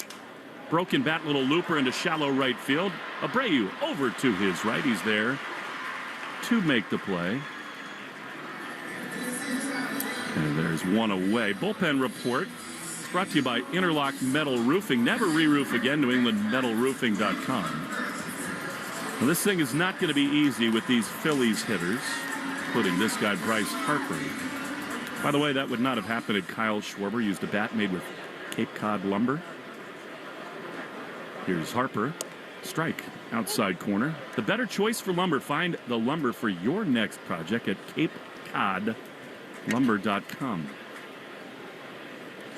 Kyle from Waltham would have used some Cape Cod lumber, I bet. 0-1 to Harper. Pitch. Little comebacker. Wilson snares it. He spins and throws to first in time, and nicely done. 2 down.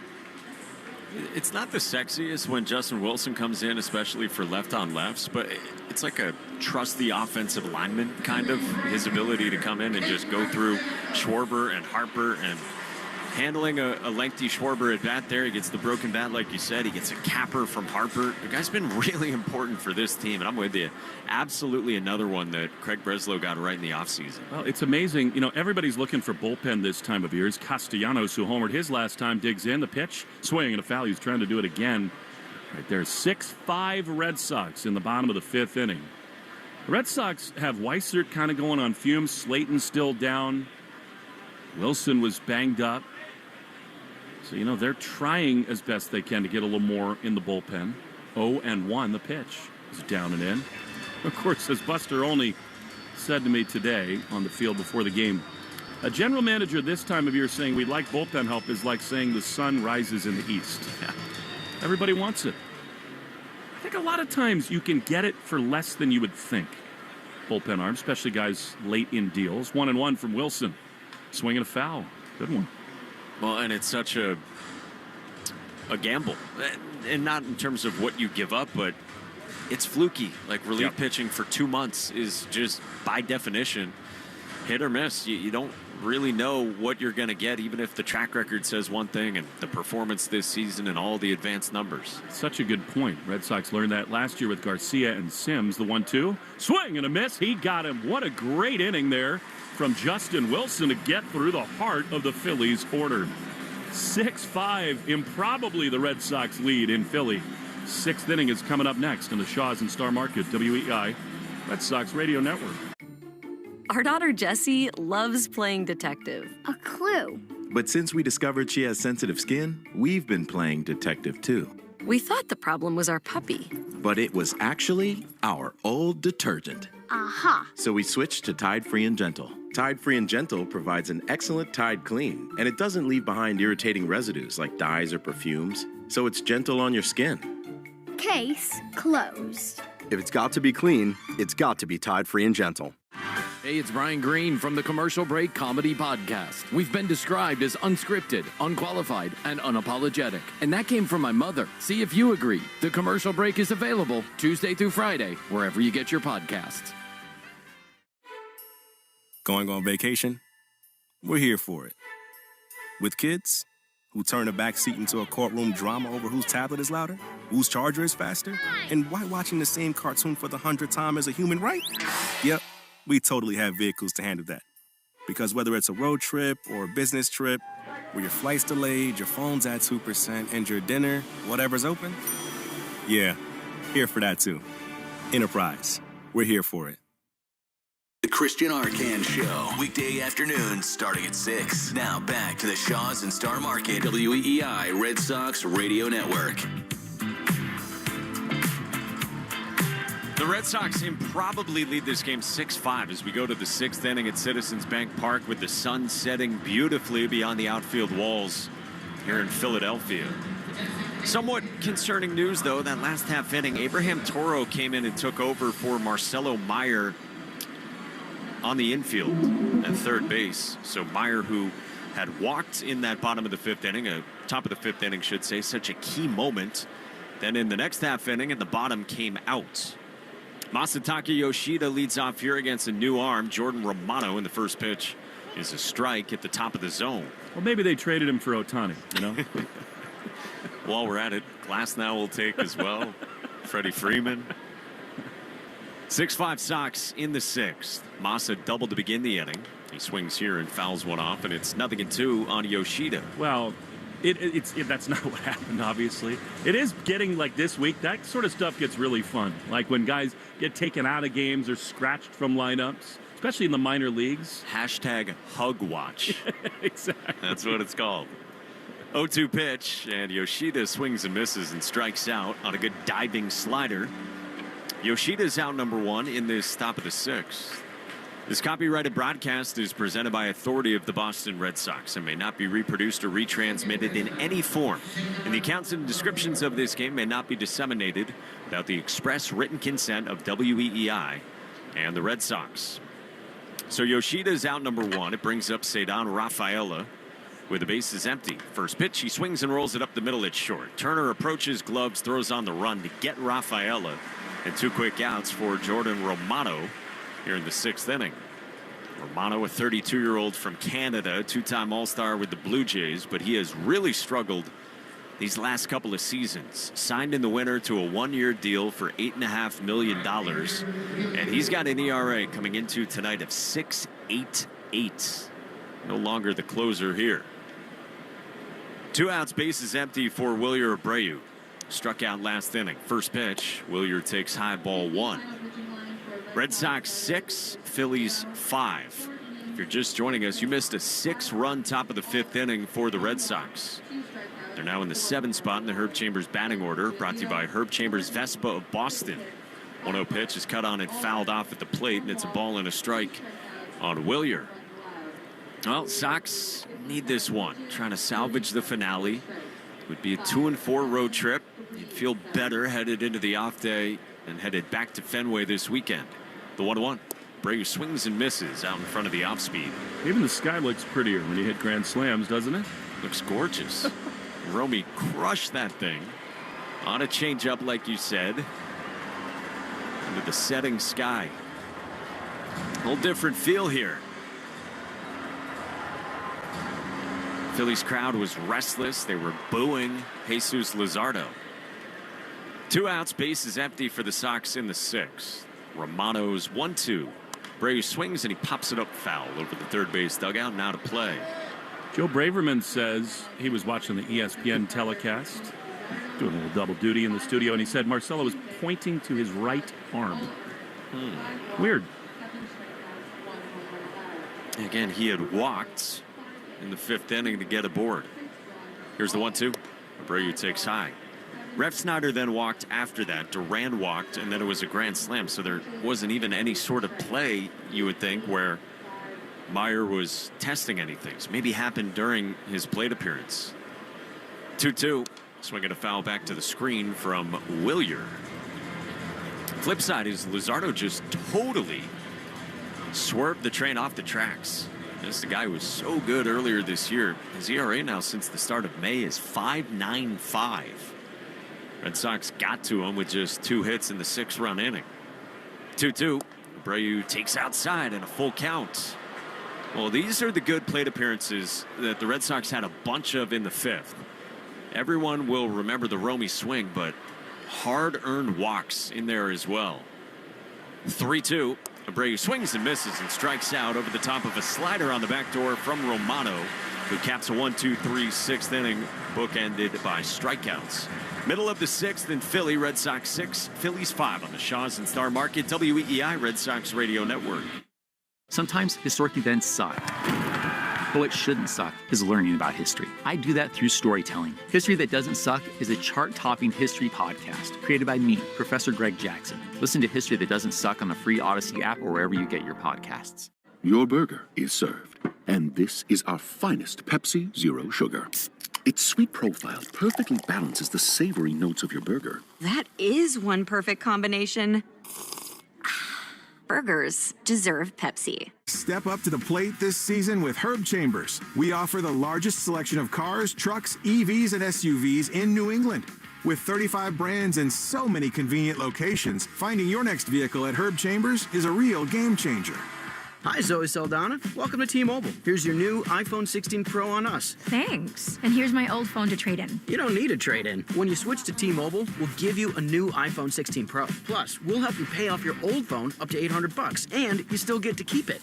There's always a trade-in. Not right now at T-Mobile. I feel like I have to give you something in return for karma. That's okay. I don't really have much in my purse. Oh, let's see. Hand sanitizer. It's lavender. I'm good. Seriously. Let me check this pocket. Oh, mints? Really, I'm fine. Oh, I have raisins. I'm a mom. Wait one sec. I've got cupcakes in the car.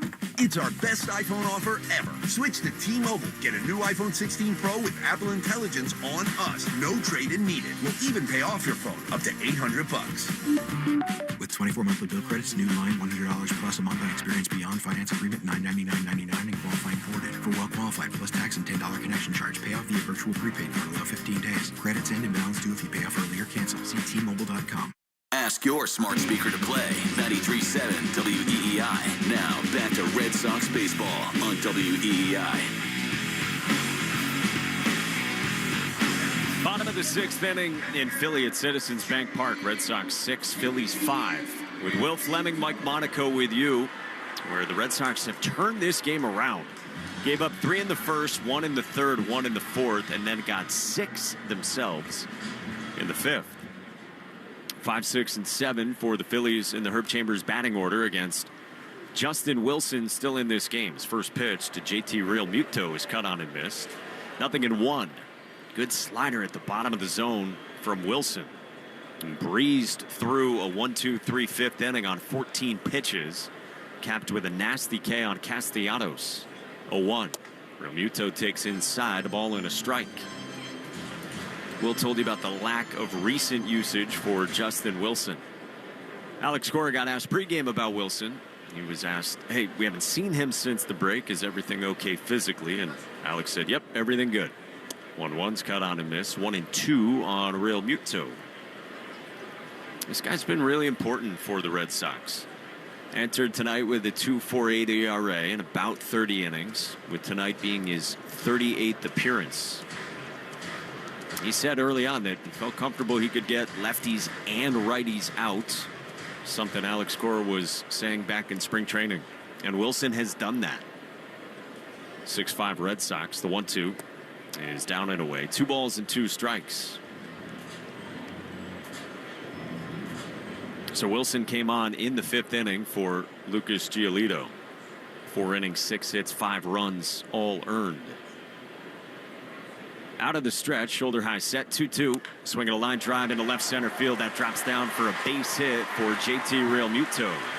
Duran cuts it off, keeps Realmuto to a leadoff single to begin this bottom of the 6th inning. Time now for the Subaru of New England scoreboard. Make this summer a Subaru summer in a brand new Subaru with symmetrical all-wheel drive. Find your authorized Subaru retailer at SubaruofNewEngland.com. The Yankees and Blue Jays are tied at 4 in the 6th inning in Toronto. Orioles trail the Guardians 3-2 in the bottom of the 8th inning in Cleveland. Rays and White Sox tied at 4 in the 4th inning in Florida. Here's Brandon Marsh. First pitch, he swings and misses, and it's 0-1. Red Sox trying to salvage the finale. They're up 6-5, bottom of the 6th inning at a packed Citizens Bank Park. Wilson peers at first, the 0-1. Marsh takes a little bit up and outside. So we're wondering what happened with Marcelo Meyer. No word yet from the Red Sox. Cameras spotted him in the dugout, kind of milling about after the grand slam. The 1-1. Swinging a roller foul, first base side. Meyer appeared to give his card with all the defensive instructions to Abraham Toro, who replaced Meyer at third base in the last inning. And then Meyer went down the steps of the dugout into the tunnel. We'll keep you posted on any updates. Man at first, 1-2. Swinging a roller right side at second. Rafaela to his left, gloves. He goes the long way to short. At Story covering the second base bag to get the force on Real Muto for the first out in this bottom of the sixth inning. Well, nicely done by Cedar Rafaela, going the long way to second as Marsh is on the fielder's choice. And there's one away. Another left-hand hitter here in Max Kepler, so Wilson's got him as well. Kepler 0 for 2, fly out to center, and then a line out to center his last time. Both times against Giolito. First pitch, Kepler swings, bounces it at second. Rafaela gloves, fires to second. Story's turn, the pick from Gonzalez. He got it for 2.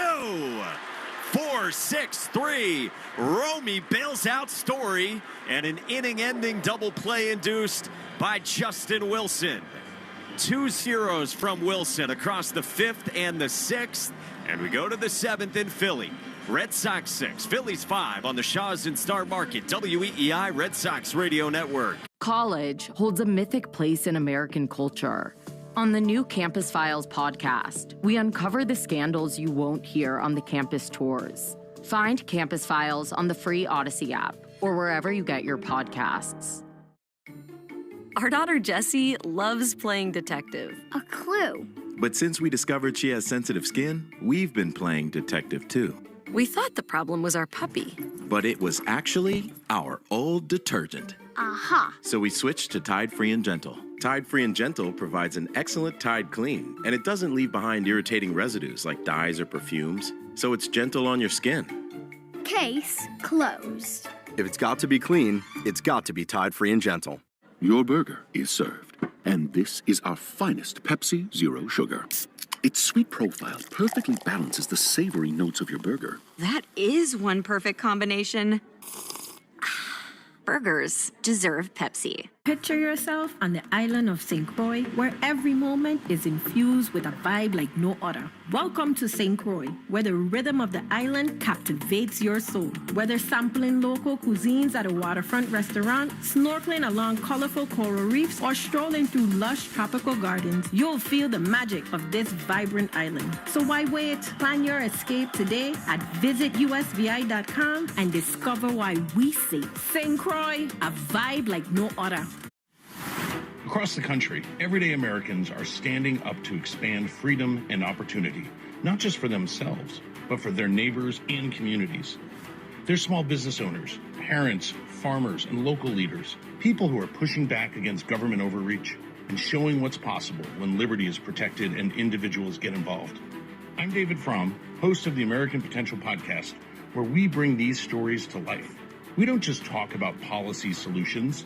Each week, we share the impact of how these solutions benefit everyday Americans. Because behind every issue is an individual, a family, or a community that's been impacted, reminding us that policy becomes personal. So whether you're passionate about keeping more of your hard-earned money, expanding school choice, or cutting red tape, you'll hear from the people making a difference as they share their stories. Listen now to American Potential on Spotify, Apple Podcasts, YouTube, or wherever you get your podcasts. You're listening to the Sox on the Shaws and Star Market WEEI Red Sox Radio Network. Now, back to the play-by-play action.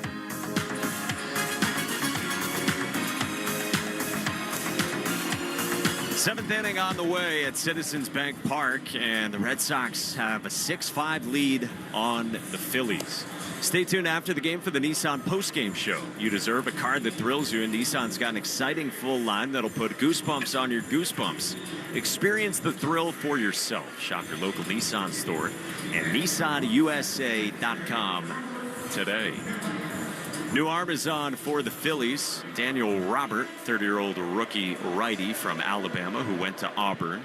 Made his big league debut last year with the Rangers briefly. Only 11 2/3 innings for his career. 8-9-1 starts with Carlos Narvaez for the Red Sox. First pitch. It's up high, ball 1. Herb Chambers' batting order is sponsored by Herb Chambers Pre-Owned Cars and Trucks. Narvaez 0 for 2 with a fly out to right and a pop to short. Out of the stretch, the 1-0. This is down and away, 2-0. This pitching change and this slowdown in action is brought to you by Izervay. Abraham Toro's on deck in the spot of Marcelo Meyer, and we just got word he was removed from the game with right wrist discomfort. 2-0 to Narvaez. He swings and sprays it foul down the first base line. I went back during innings and was watching Meyer's last at bat, that walk in the top of the 5th. And a couple times after a few of the pitches, he adjusts what appears to be a wrist guard on his right wrist. And especially after he took a 1-2 pitch, he reached down at it. He hadn't swung and was kind of grabbing at his right wrist during that at bat. First pitch of the at bat, he had swung and missed kind of badly on a breaking ball down and away. 2-1 to Narvaez is in for a strike, 2-2. But Meyer continued that at bat. He got it to 3-2 against Luzardo, who missed in with a fastball. Meyer didn't have to swing, but maybe earlier in that at bat, grabbing at that right wrist. And again, that is the word here. 2-2. Narvaez swings and fouls it back to the screen. So you hope for the best for Marcelo Meyer, who, when the cameras caught him in the dugout, he was still walking up and down the dugout. He was handing off the defensive alignment card to Abraham Toro before he went down the tunnel. 6-5 Red Sox in the 7th. Daniel Roberts 2-2. Narvaez swings and lines one to right. Castellanos backs up on the run out of his reach, and it'll roll to the wall. Narvaez motors around first. Cosen to second. He's got a leadoff stand-up double to begin the 7th inning, and a hard-earned at bat and two-bagger for Carlos Narvaez in a one-run ball game. Really nice at bat there by Narvaez, and that's what he can always do. He has the ability to go the opposite way like that. As Alex Cora says, kind of whenever he wants. Really nice swing. Came off his bat sharply at 103 miles an hour. So Narvaez is on it. Here for the first time tonight is Abraham Toro. 275 average, 5 home runs, 20 driven in. Switch hitter from the left side. Daniel Roberts' first pitch is swung on and popped up. Behind the second base bag onto the outfield grass. The shortstop Trey Turner backs up and makes the catch for the first out in the 7th. I know it's not easy. Sneak attack right. He's on the bench. He comes on because Marcelo has a little wrist deal. But I mean, when you're batting from the left side in that spot after the leadoff double, that's the last thing you want. Just see if you can pull something to the right side, get him over to third. And perhaps a little antsy there. Look at this. Even with Meyer out, they're going for it here. Anthony is going to pinch hit for Refsnyder. In this leadoff spot in the lineup, here comes indeed Roman Anthony, who has struck out 4 times in each of these previous 2 games. And now Caleb Cotham, the pitching coach for the Phillies, hops up the steps in the first base dugout, and he will visit for a scouting report on Roman Anthony. Let's pause 10 seconds for station ID on the Shaw's and Star Market WEEI Red Sox Radio Network.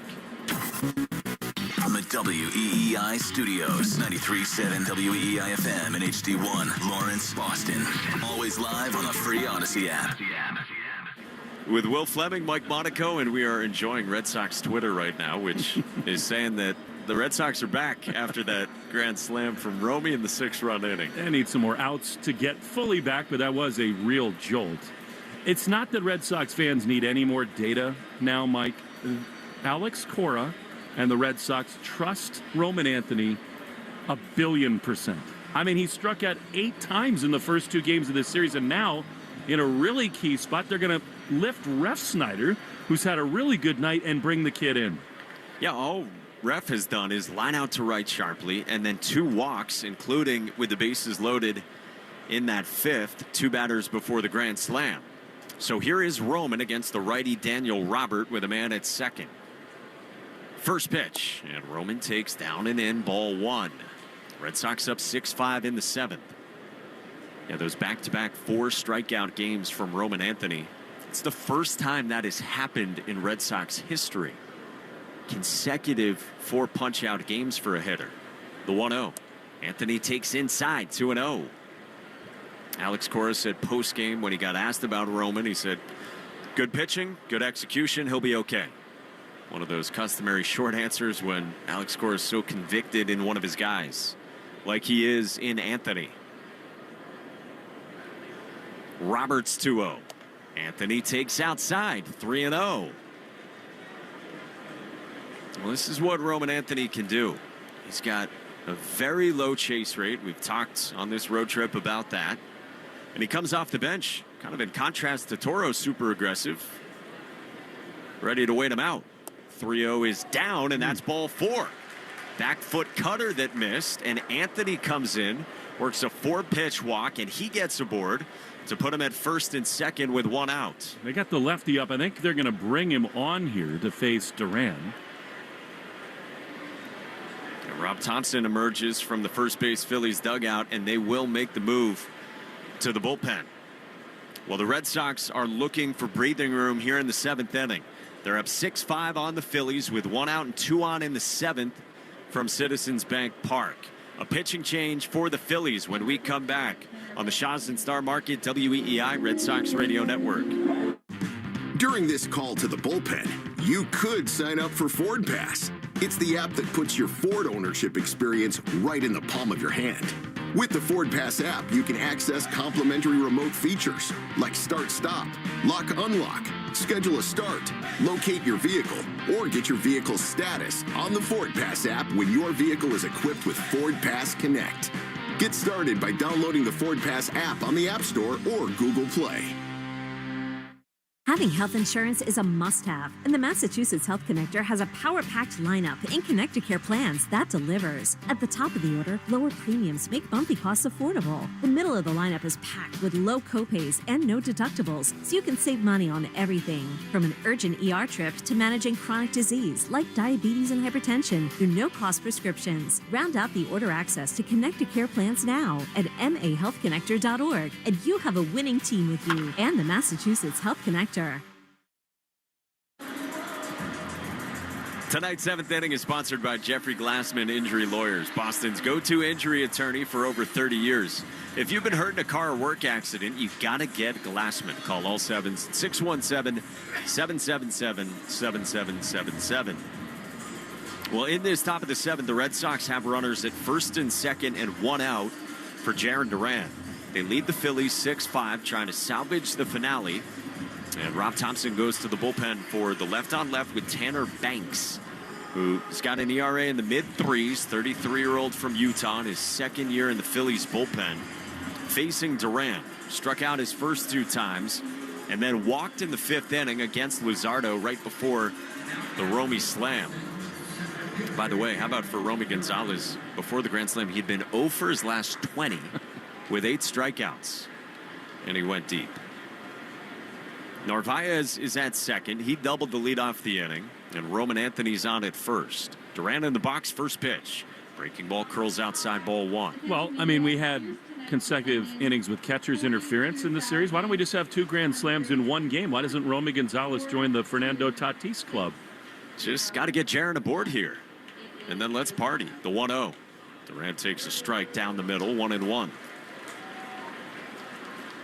Red Sox improbably got off the mats, down 5-0 entering that top of the 5th. And Luzardo totally lost what he had going. Banks kicks and deals. Duran swings and fouls it off third base side, 1-2. Now, Tatis did it in 1 inning. 2 grand slams in 1 inning. Speaking of improbable, yeah. Romy just launched to left here at Citizens Bank Park. And now the Red Sox need insurance. It's a really good Phillies lineup, of course. They'll have 8, 9, and 1 in the 7th, and then Schwarber and Harper right after that. First and second, 1 out in this 7th for the Red Sox, up 6-5. Banks sets shoulder high. The veteran lefty deals a 1-2. Duran swings, rolls it on the ground left side at Sosa, who slings onto second for 1. The turn not in time as Duran stays out at 2. Narvaez to third. Phillies get the force on Anthony at second for out number 2. And Duran aboard to put him at the corners for Romy Gonzalez. Yeah, it's just not going to happen trying to double up Duran, though the Phillies made that very close. but Duran beat it by about a half a step.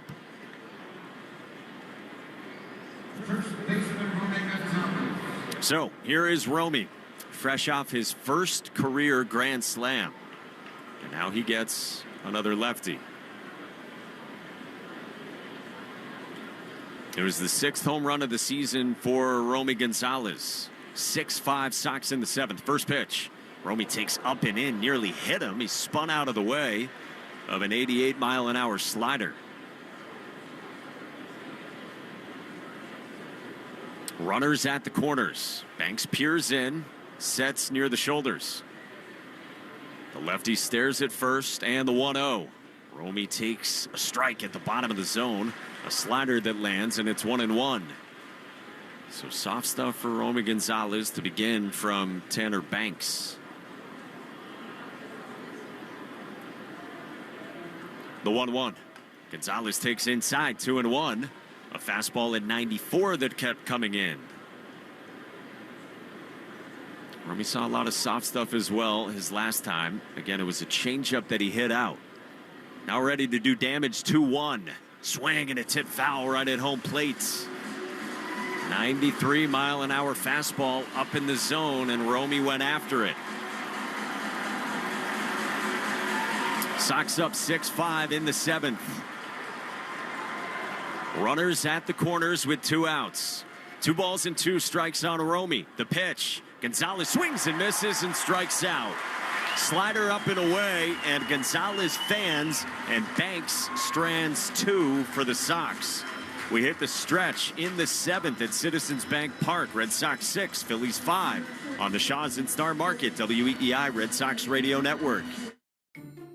Our daughter Jessie loves playing detective. A clue. But since we discovered she has sensitive skin, we've been playing detective too. We thought the problem was our puppy. Our old detergent. Aha. So we switched to Tide Free and Gentle. Tide Free and Gentle provides an excellent Tide clean, and it doesn't leave behind irritating residues like dyes or perfumes, so it's gentle on your skin. Case closed. If it's got to be clean, it's got to be Tide Free and Gentle.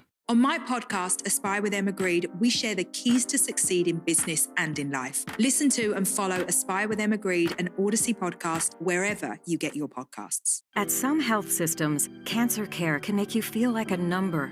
At South Coast Health Cancer Care, you're more than a diagnosis. We offer the most advanced treatments and the latest surgical advancements, led by a connected team of experts who not only see your cancer, but all of you. Because healing isn't just medicine. It's compassion, it's connection, it's care that knows your story and walks along with you. We are South Coast Health Cancer Care. Visit southcoast.org/cancercare. The Greg Hill Show, weekdays, 5:30 to 10. Now back to the Shaws and Star Market, WEEI Red Sox Radio Network. 6-5 Red Sox on top of the Phillies as we go to the bottom of the 7th, and Jordan Hicks takes over. Hey, did you hear Shaws and Star Market have lowered hundreds of prices on the items you buy most? Boneless chicken breast, 2-liter Coca-Cola, avocados, snacks, and more. Find new lower price tags aisle after aisle. Full details at shaws.com/lower prices and starmarket.com/lower prices. With Will Fleming, Mike Monaco, and Jordan Hicks on for the 20th time this year with a 6.24 ERA. First pitch is swung on and rolled to short by Edmundo Sosa. Trevor Story gloves. He throws out Sosa easily. There's one away for Hicks in an important inning coming on here against the bottom of the lineup in the bottom of the 7th. Yeah, I mean, you got Chapman throwing. The perfect scenario by far is a 1-2-3 inning here, and then you would see Chapman in the 8th for Schwarber, Harper, and Castellanos.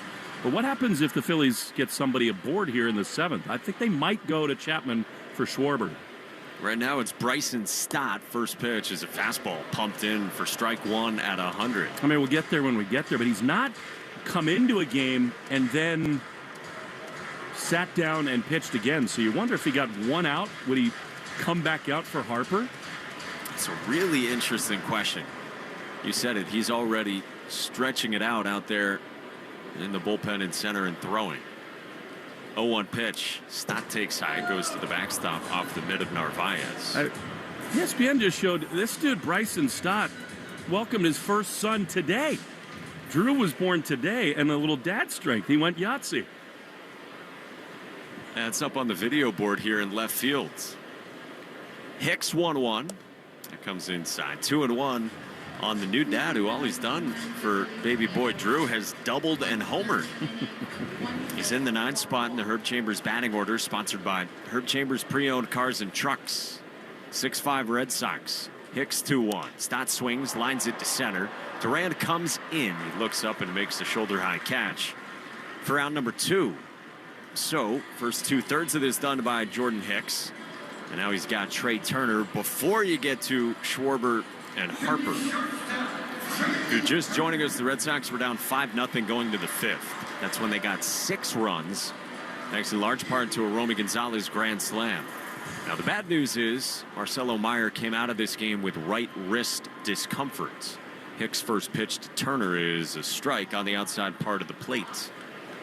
Hicks trying to bounce back from a real rocky one the other night here in the opener on Monday. He was out there for the 10th inning when it unraveled. The 0-1. Turner swings, sprays it foul behind the plate. 0-2 on 101 from Jordan Hicks. Well, it's been major drama in Toronto tonight. Blue Jays lead the Yanks 6-4. Aaron Boone and Matt Blake have been ejected. 0-2. Turner takes away. The Yankees led in that game, but more bad defense. They made 3 more errors tonight. Yankees have. So they trailed despite a 2-run shot from Aaron Judge, who's got 37 now this season. By the way, 2 innings from Justin Wilson for the first time all season. He was very good. Hicks 1-2 to Turner is just outside at 101, 2-2. 6-5 Sox, bottom 7, 2 outs, no one on. Jordan Hicks has made quick work so far. Big bats looming. 2-2. Swinging a liner foul, softly first base side over the netting. Boy, you really would love, for the reason you said, for Hicks to just get Turner right here. Let Chapman start clean against Schwarber and Harper. Alex Cora did get asked the other day if Chapman's usage is going to turn as we get later in the season. He said not yet. 2-2 is just outside at 101, and it's a full count. His fastballs have not been huge misses. Some pretty good takes from Trey Turner. He was 1 for 3 with a single his first time that he smashed. 3-2. Turner swings and he pops it up behind the plate, but that'll get out of play. We'll get to the results of our poll from the New England Chevy Dealers question of the day at Sox Booth on Twitter. Get a closer look at Chevy's award-winning lineup at your New England Chevy dealers. Find exciting offers too on the powerful Silverado and feature-packed all-new Equinox. With 2 outs, Hicks 3-2. It's grounded down the line. Fair ball by Trey Turner past the first base bag.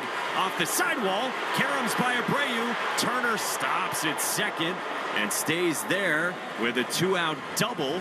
And he's into scoring position in a 1-run ball game with the left-handed thumper and Kyle Schwarber looming. All eyes turn to Alex Cora in the Red Sox third base dugout. He's on the second to top step, and now here he comes to make the move for Aroldis Chapman. Well, in a 2-strike count, good piece of 2-strike hitting with 2 outs as well for Trey Turner.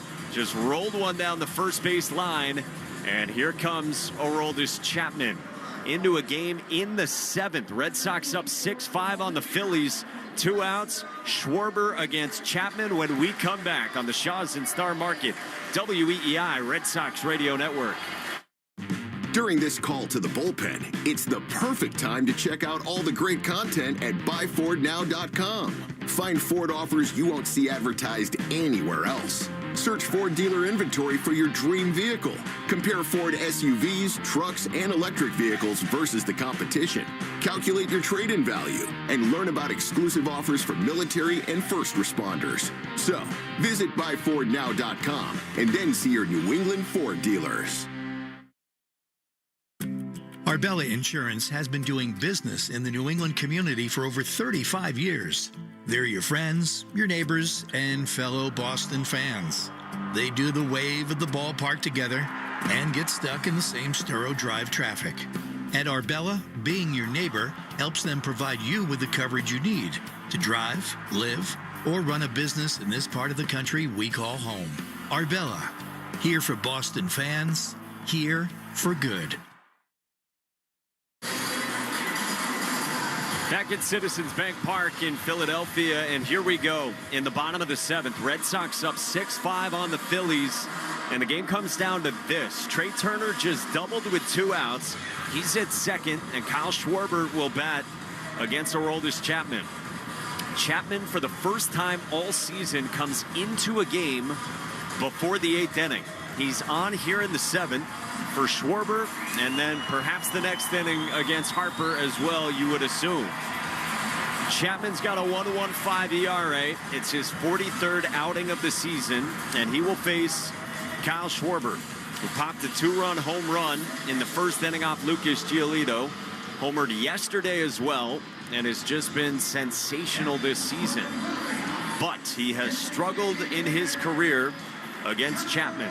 0 for 8 with 5 strikeouts. Chapman got Schwarber to fly out to left field 2 nights ago in the 8th inning. Tonight in the 7th with Trey Turner and great speed at second. First pitch, Schwarber swings and fouls it back, geared up for a first pitch fastball that tied him up at 99. Schwarber's got 34 home runs this season.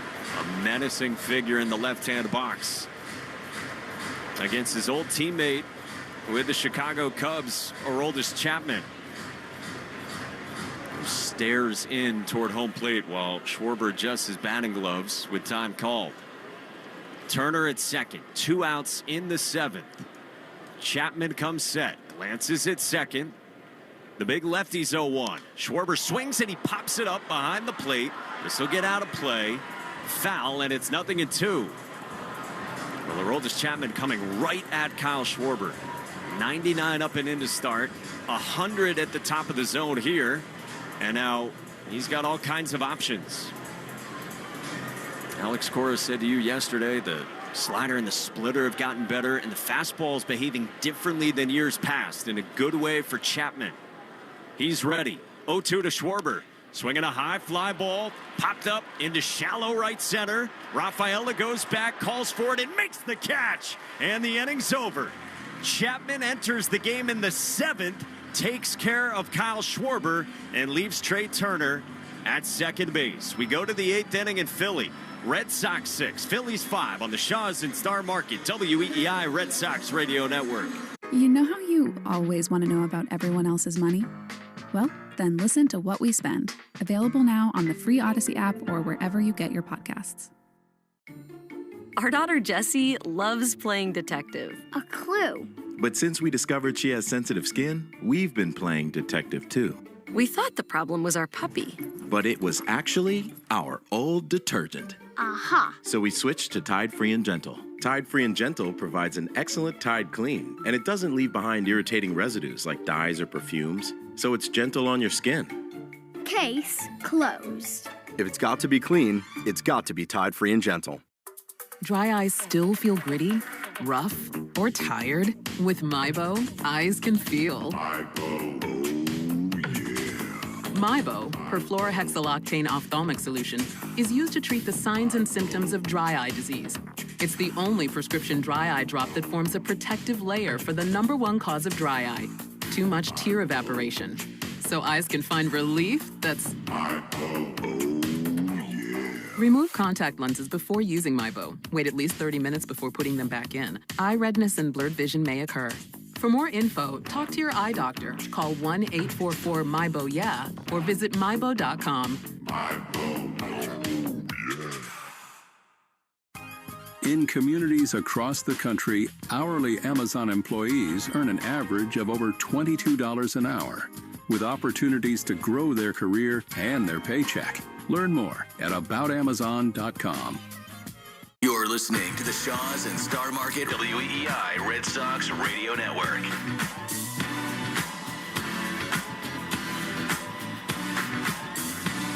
What a big pitch from Aroldis Chapman on a crazy night in Philadelphia. We go to the 8th inning. Orion Kirkring is going to pitch for the Phillies. And Chapman's going to have the bottom of this 8th inning. He should. It's Harper to lead off. So that's a first. Alex Cora sensing the significance of this moment.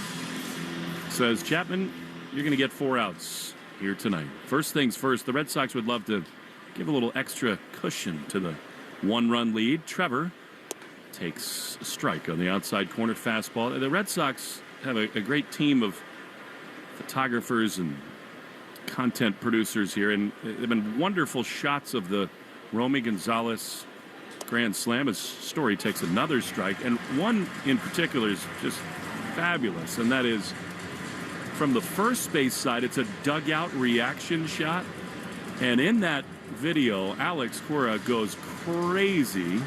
Gives a high five to Pete Fatsi. Cedon leaps up off his feet. The Red Sox brought to life by Romy. 0-2. Here's the pitch. Trevor fouls it off. Now, before that pitch, before that celebration, Alex Cora had 4 fingers up on his hand. You wonder whether he was talking to Pete Fatsi as if to say, change up coming right here. Let's see if Romy can find it.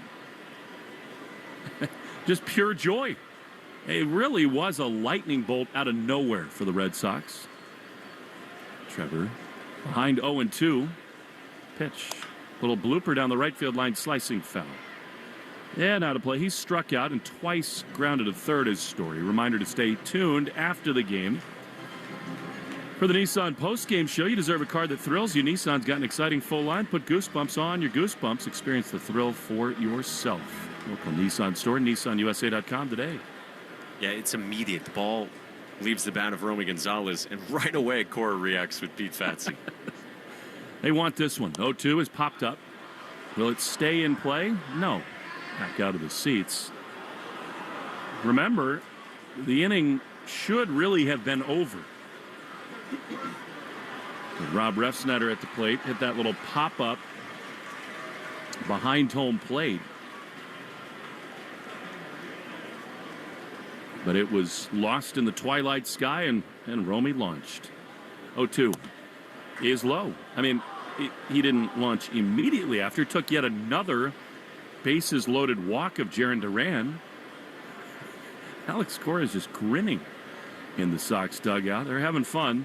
Amazing what winning, or at least leading, could do. 1-2, rip foul on the first base line.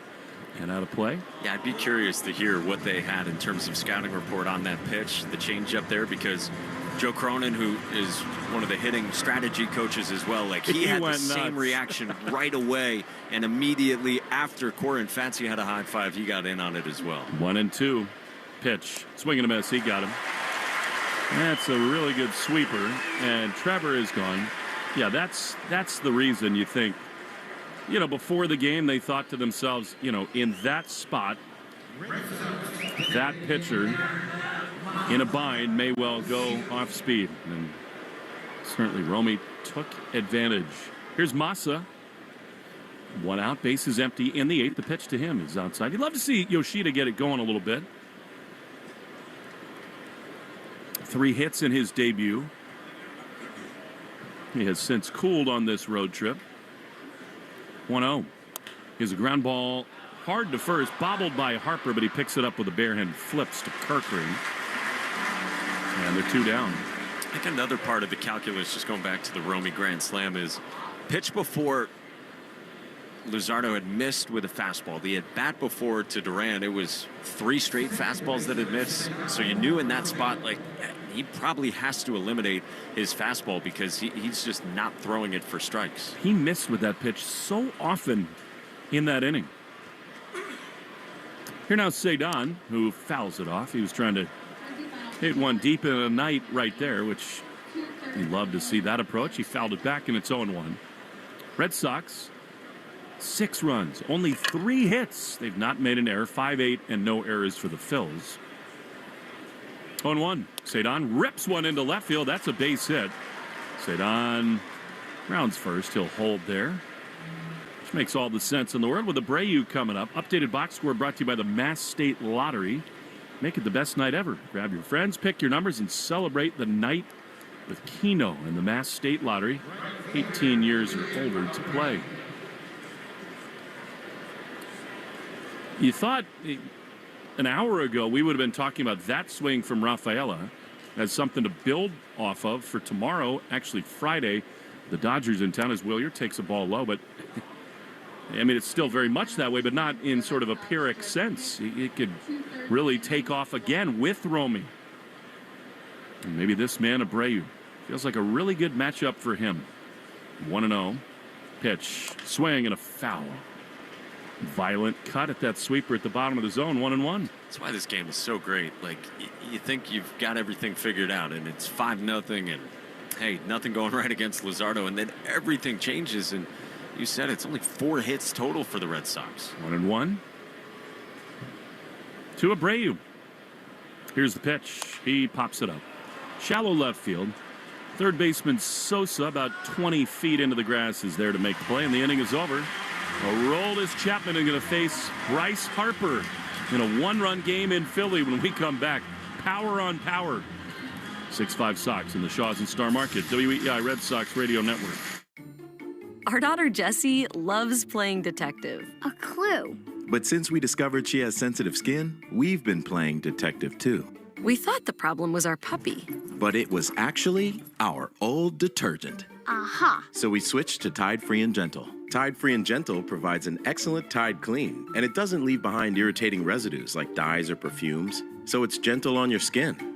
Case closed. If it's got to be clean, it's got to be Tide Free and Gentle. Some people follow the rules, but where's the fun in that? I'm Soraya, and this is Rule Breakers, the podcast where we celebrate the rebels, the risk takers, and the ones who make their own way. Every week, I sit down with the boldest voices in sports, entertainment, and beyond to talk about breaking barriers, defying expectations, and rewriting the rules. No limits, no apologies, just real talk. Follow and listen to Rule Breakers with Soraya, an Odyssey podcast available now for free on the Odyssey app and wherever you get your podcasts. Your burger is served, and this is our finest Pepsi Zero Sugar. Its sweet profile perfectly balances the savory notes of your burger. That is one perfect combination. Burgers deserve Pepsi. Going on vacation? We're here for it. With kids who turn a backseat into a courtroom drama over whose tablet is louder, whose charger is faster, and why watching the same cartoon for the 100th time is a human right? Yep, we totally have vehicles to handle that. Because whether it's a road trip or a business trip, where your flight's delayed, your phone's at 2%, and your dinner, whatever's open, yeah, here for that too. Enterprise, we're here for it. Jones and Keith. Weekdays 10 to 2. Now back to the Shaws and Star Market WEEI Red Sox Radio Network. How about this matchup right here? 1-run Red Sox lead, trying to salvage the finale of the series in the road trip. And now, maybe the best reliever in the game at the moment against the hottest hitter, one of the supernovas in Major League Baseball, Aroldis Chapman and Bryce Harper. Cora was in at third. Everybody else way back on the right side of the infield. The pitch. Harper pops it up. Shallow left field. Shortstop Story going back. He's calling off. But in the end, Roman Anthony takes control. Trevor goes into a backward somersault on the grass. He yields. That's good. Pop-up priority, and there's one away. There's bailing out, and then there's what Trevor Story just did. You described it beautifully, a backward somersault. And I like the assertiveness from Roman Anthony in off the bench. Yeah, it's just a routine fly ball, but take charge there on the veteran shortstop, make the play. And how about the quick work from Chapman there? Not out of the woods. Here's Castellanos. Pitch to him. He is inside. Chapman has seen him 4 times, only 1 hit for this right-handed slugger. Homered in this game. 6-5, though, Red Sox. Chapman on the third base side of the rubber. He throws. Castellanos breaks his bat, bloops it into shallow right field. Long run in for Willier. He's going to get there on the gallop and make the play. Impossible to overstate how great Chapman has been, and they're 2 away. And they're asking him to do something he's never done this year. First time we told you he came in earlier than the 8th inning.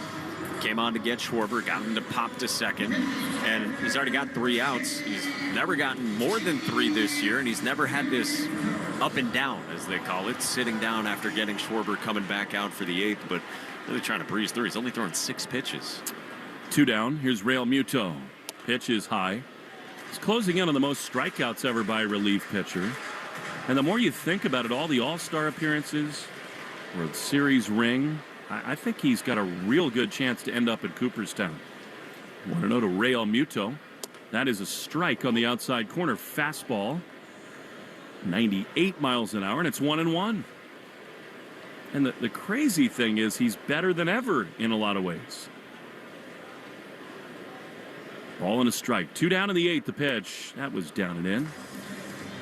Tried the splitter. It missed. It's 2-1. Real Muto's singled. He's 1 for 3. He also lost that pop-up in the twilight sky. 2-1. High drive into center field. Duran back at the warning track at the wall. He can't get it. It is gone. A game-tying home run by JT Real Muto.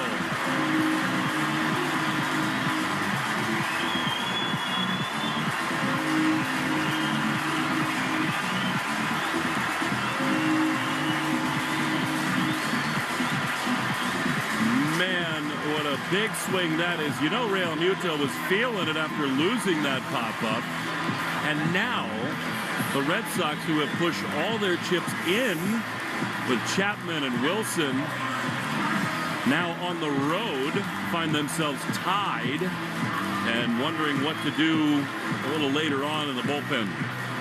First things first, Chapman's got to keep this thing tied. They're going to pinch hit for Marsh with Otto Kemp. Just a bomb to straightaway center. Duran gave it a really good bid. The pitch is fouled off on the first base side. It's atoning for the mistake for JT Real Muto. Duran did have a pretty good look at that in center. A little more to his right would have lined it up better. Probably doesn't make a huge difference, but man. Swing and a miss at a splitter, and it's 0-2. It's just backbreaking. I mean, you emptied the chips, and we said it. They're using Chapman in a way they never have this year. After Alex Cora had said yesterday, when the time has come, we'll do it. And all the chips pushed to the middle tonight. And yeah, you use Wilson as well. You've already gone to Hicks, and now you're back in a tie game in the 8th inning. 0-2. Chapman is ready. He throws. Fastball misses outside.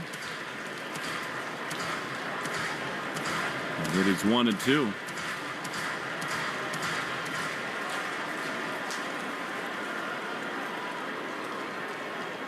Red glove just beneath his chin. Pitch. Got him. Another good splitter there from Aroldis, but he will be disappointed. Gives up the game-tying home run.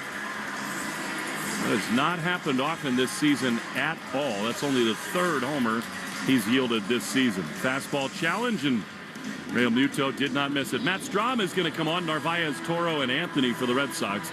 Tied at 6 in the Shaws and Star Market WEI Red Sox Radio Network. Our daughter Jessie loves playing detective. A clue. But since we discovered she has sensitive skin, we've been playing detective too.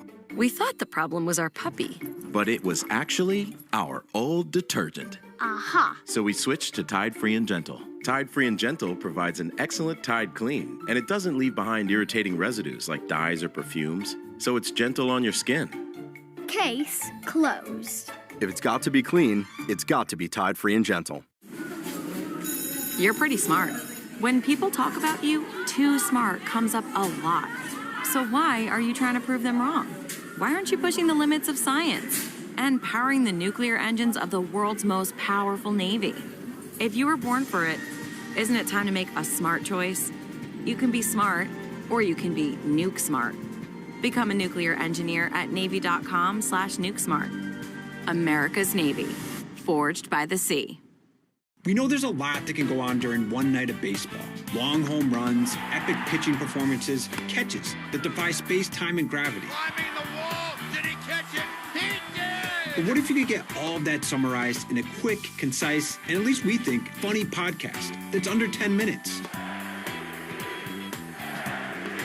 Check out MLB.com's Morning Lineup. It runs Monday through Friday mornings on Spotify, Apple, or wherever you love listening most. Across the country, everyday Americans are standing up to expand freedom and opportunity, not just for themselves, but for their neighbors and communities.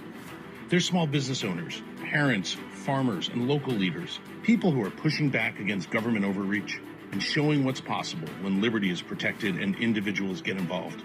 I'm David Fromm, host of the American Potential podcast, where we bring these stories to life. We don't just talk about policy solutions. Each week, we share the impact of how these solutions benefit everyday Americans. Because behind every issue is an individual, a family, or a community that's been impacted, reminding us that policy becomes personal.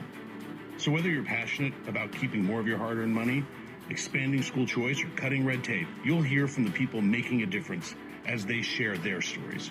Listen now to American Potential on Spotify, Apple Podcasts, YouTube, or wherever you get your podcasts. Take Boston sports with you wherever you go. Download the Odyssey app. Now, back to Red Sox baseball on WEEI.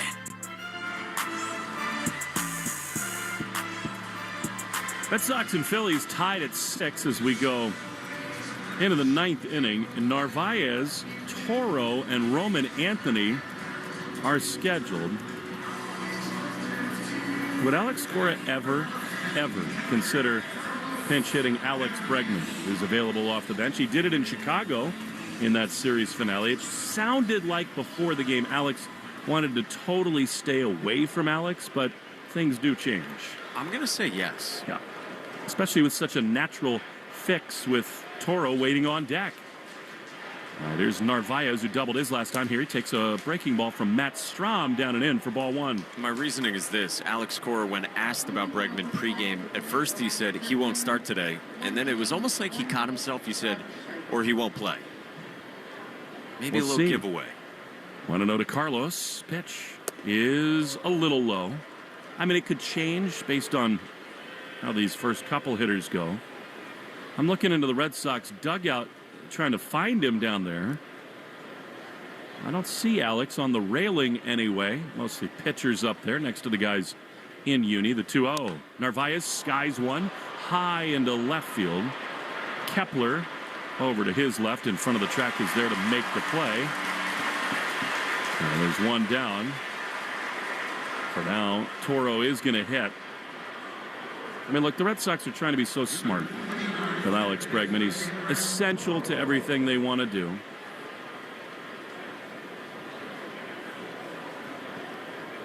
Alex Cora asked the training staff yesterday about Bregman's availability for today, and training staff told Alex Cora, let's just stick with the plan, which is today off, and then starting the weekend he can play every game in a series. Well, he is now standing right behind Roman Anthony. He's got a bat in his hand. He's got a helmet on. And he's telling Roman some stuff about Matt Strahm, which he may be just needing for himself. We will see. 0-1 to Toro. Pitch is a little low. It might be impacted, of course, whether or not the Red Sox get anyone on base. I was going to say, for you, is it different if it's nobody on, 2 outs? Certainly feels like it is in that case.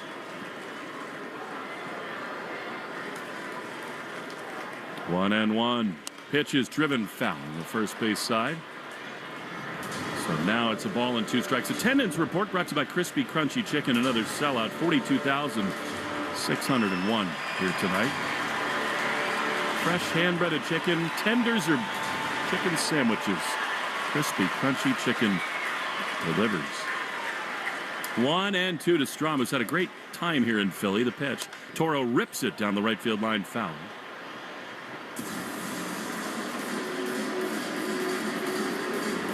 Toro came on for Marcelo after that bases loaded walk in the 5th. He's batted once and popped out. Behind here, 1-2. Anthony on deck. The pitch.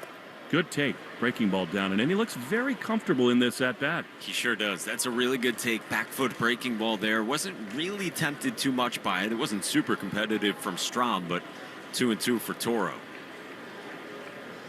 He's had some clutch moments, says Abraham. 1 out, top 9, tie game pitch. Good take. Did it hit him? I think it did. I mean, that took a weird bounce. And was it a swing? No. Toro is aboard, having been hit by a pitch. They will let Anthony hit now. And I do think that barring a double play, Bregman is ready to take over for Duran. But first things first, huge spot for Roman. And an awesome job by Abraham Toro laying off that pitch. Yeah, it took a short hop off his back right foot. And so Toro is able to get aboard with 1 out here, and Roman gets the left on left. Anthony came on and walked in the 7th. Go-ahead run aboard. Anthony facing the lefty Strom. Here's the pitch, and that is outside of fastball. And the reason you don't do it here, if you pinch hit for Roman Anthony, they'd probably just walk Bregman to get to Duran. It'd be bold. I mean, you put the go-ahead run in scoring position in this spot. Certainly a possibility. 1-0. Their bullpen quiet. The pitch is low and outside. Remember, they're without Alvarado. It's kind of been closer by committee, these Phillies. Nervous times in these stands. 2-0 to Anthony. He's looking to drive something right here. Only guys left are 3 righties, and they're not high leverage arms. 2-0. Pitch. Roman takes a strike. Borderline. Right at the top of the zone. 92-mile-an-hour fastball. And it is 2-1.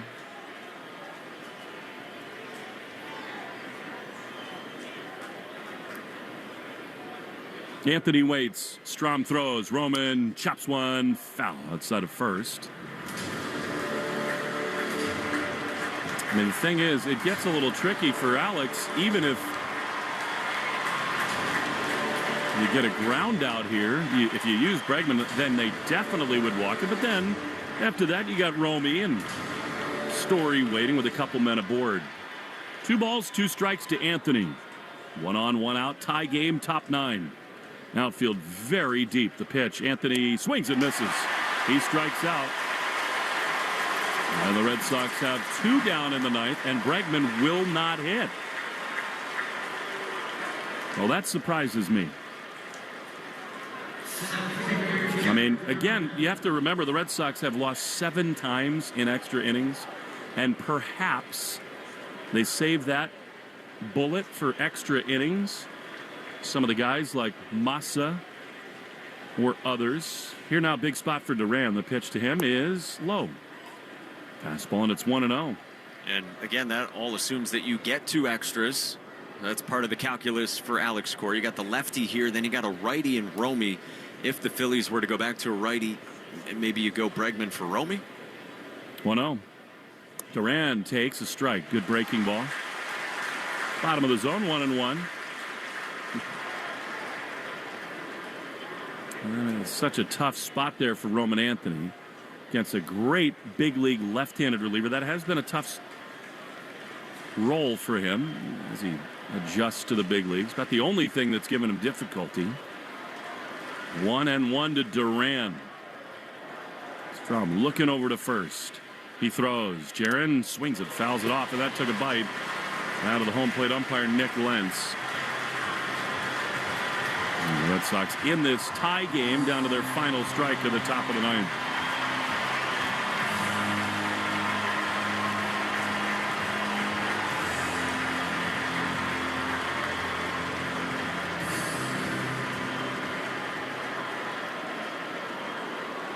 Now they're going to come check on Nick Lentz, the home plate umpire. All the umpires come together. The Phillies training staff comes out to look at him.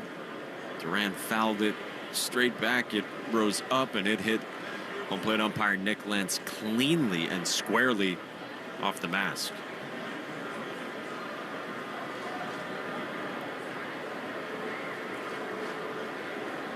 Rander's out talking it over with him. He's okay. Romy Gonzalez would be next.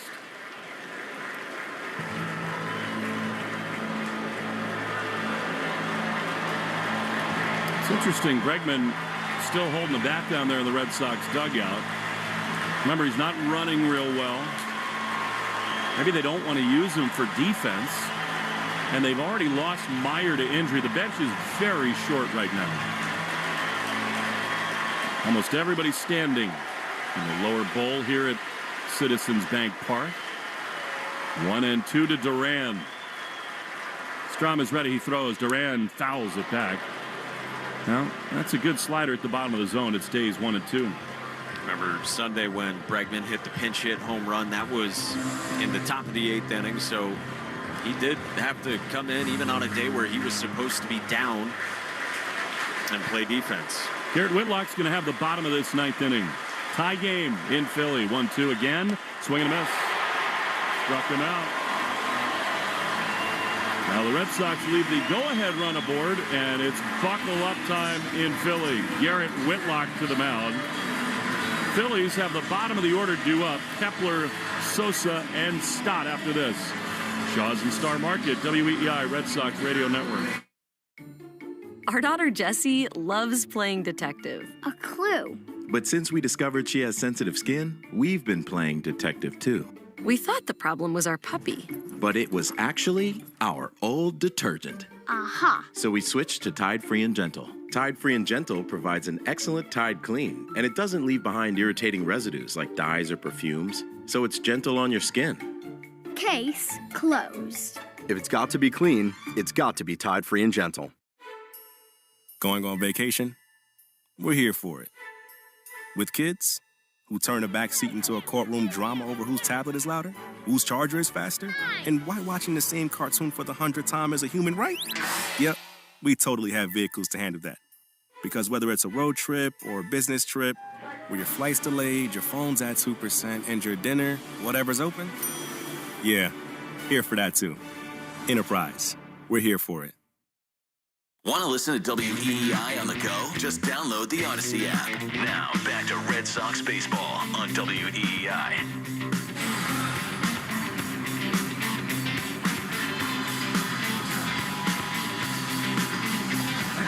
Well, Garrett Whitlock, who's been pitching very well, is on for the second time in this series, and he needs to put up a 0 to keep the Red Sox alive in this game. Bottom third, Kepler, Sosa, and Stott. Left, right, and left. And here is Garrett. Solo homer in the bottom of the 8th for the Phillies has us here. The pitch is a little high. Fastball 96. Kepler's looked good in this series, and he's twice lined out to center tonight. Bends back in the left-handed box. 1-0. Little pop-up just in front of us. So Kepler at the plate, Sosa on deck. Who's on deck? Brought to you by TimberTech Decking and Railing. Everything wood should be. Saw Kepler a lot when he was with the Twins, and actually 3 for 5 with a homer. 1-1. Blooper foul on the third base side. It goes without saying. This is an essential spot for Whitlock, especially since every inning hereafter there will be an automatic runner at second base. 6-6. Just fittingly wild finale to this series. 1-2 pitch is swung on and driven high into right center field, but it hangs up. Duran in front of the warning track is there to make the play. Slider, he might have gotten away with one there. Deep fly out, and there's one down. And that is scary. It was a slider that caught the zone, but the very bottom of the zone was struck well by Kepler. Of course, Red Sox 2 outs away trying to force extras. They have played so many extra inning games, 17 of them that have ended in walk-offs. They've been on the wrong side of that. They've been on the right side of that, trying to force extras here. They've been really foiled in extra innings on the road, especially as a pitch to Edmundo Sosa misses outside. 1-0. 0 for 7. And the visitors, 1-0 pitch. That's right there. There's a hanging slider at the top of the zone, but Sosa not looking for that. It's 1-1. Whitlock, by the way, has been really good in this 1-inning role since the end of June, his last 8 outings. 1-1. That's a strike. Good one. Slider again. Sort of that short arm release point, but it worked, and it's 1-2.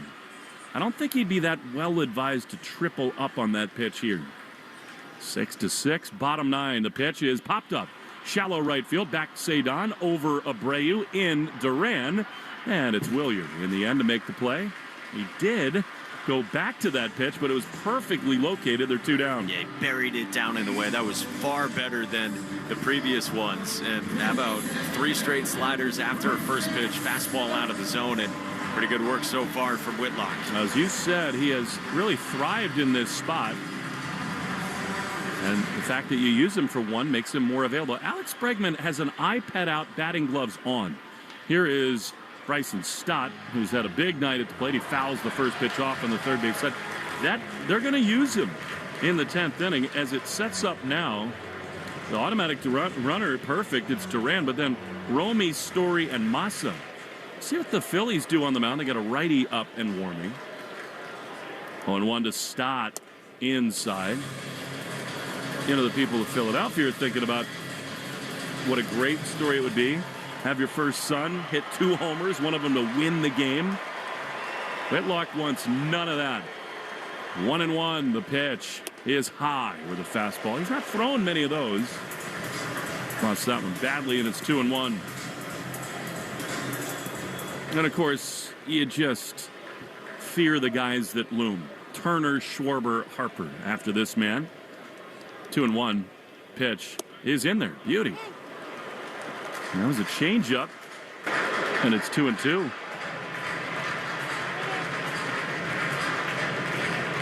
So both teams are really well set up if we get into the 10th inning. Big hitters due up on both sides.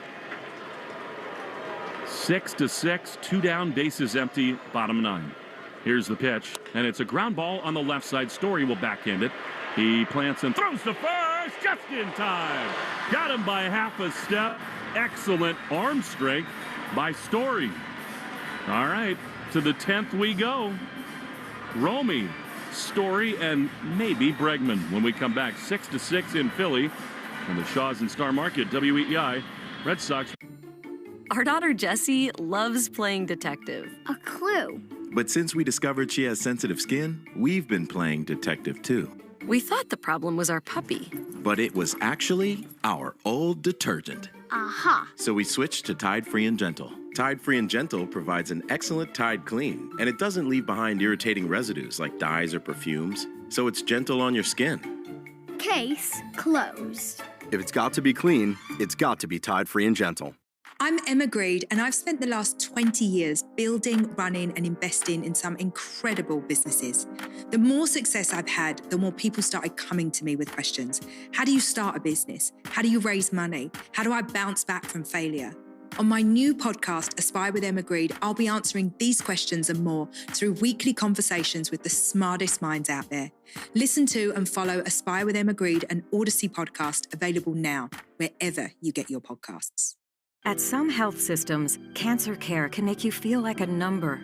At South Coast Health Cancer Care, you're more than a diagnosis. We offer the most advanced treatments and the latest surgical advancements, led by a connected team of experts who not only see your cancer, but all of you. Because healing isn't just medicine, it's compassion, it's connection, it's care that knows your story and walks along with you. We are South Coast Health Cancer Care. Visit southcoast.org/cancercare. Your burger is served, and this is our finest Pepsi Zero Sugar. Its sweet profile perfectly balances the savory notes of your burger. That is one perfect combination. Burgers deserve Pepsi. Hi, this is Alex Bregman. You're listening to the home of the Red Sox, WEEI.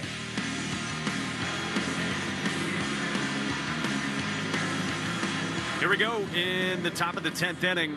It's a tie game and another game in extras for the Red Sox.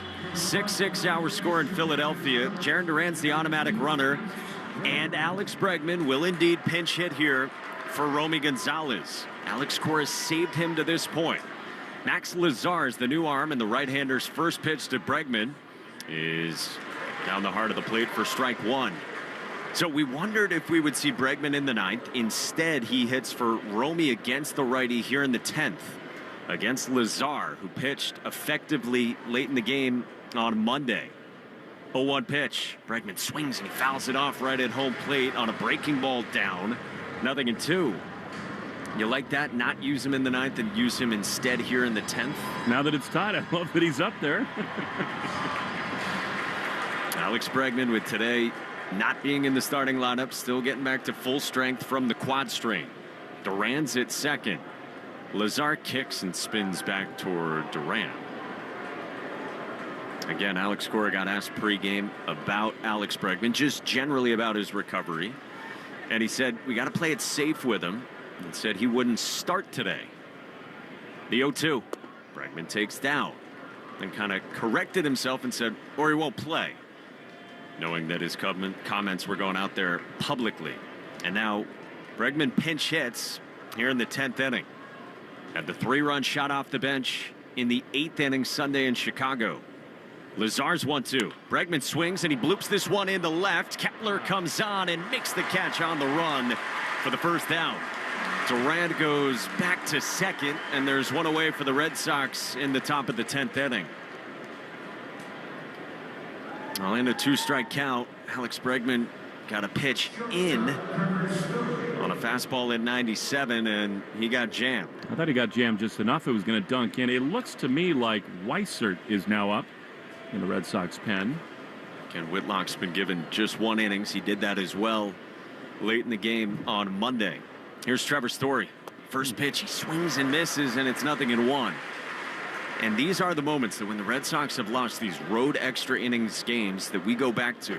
Swing and miss to start. Trevor Story trying to do something here.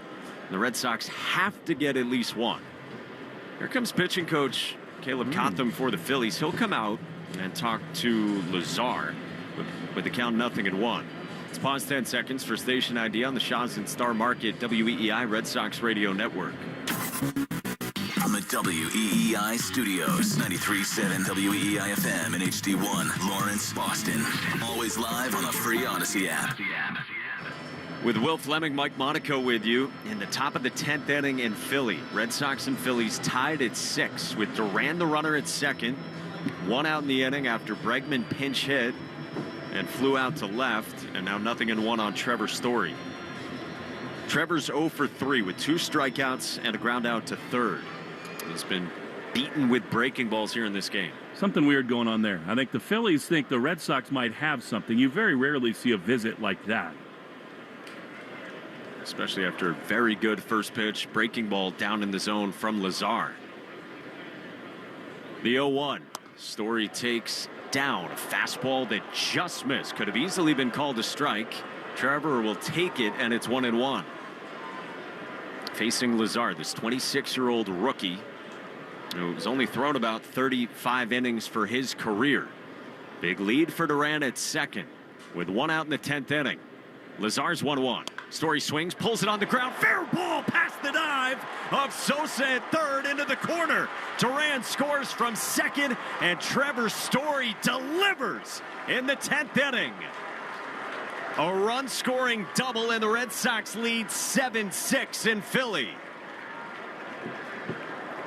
He got a curveball that just hung, and Story pulled it down the line and scores Duran. And finally, the Red Sox do cash in the top half of the 10th inning in a road game in extras. Brings up Masataka Yoshida. Righty to lefty first pitch, and Masa takes up and away ball 1. What an enormous swing from Trevor Story. And been beaten with breaking balls, like we said, for much of this game, and he got a hanger, and he pulled it down the line. Story's dancing at second. They throw back to second, and Story dives back safely. He got caught leaning and had to scamper back to the bag. I love it, though. I mean, they're clearly rattled. They think the Red Sox have something on Lazar. I think that's why Caleb Cotham went out. Now, just keep getting in his head.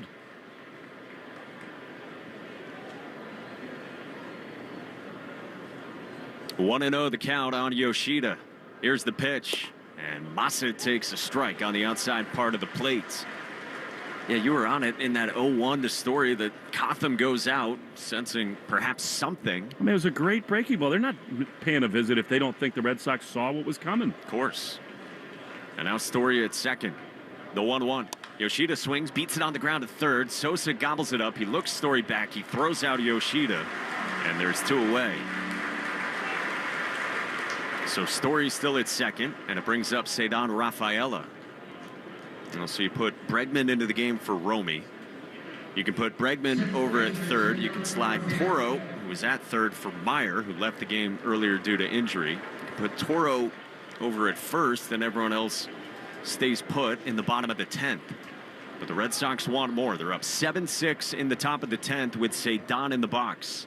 First pitch, Rafaela swings and pops it foul. First base side, 0-1. And then Whitlock had the bottom of the 9th, but that'll be it for him. Greg Weissert will have the bottom of the 10th. Cedon 1 for 3 with a single and a walk. Story leads off second. Lazar's 0-1. Rafaela swings and pops another one foul and out of play. 0-2.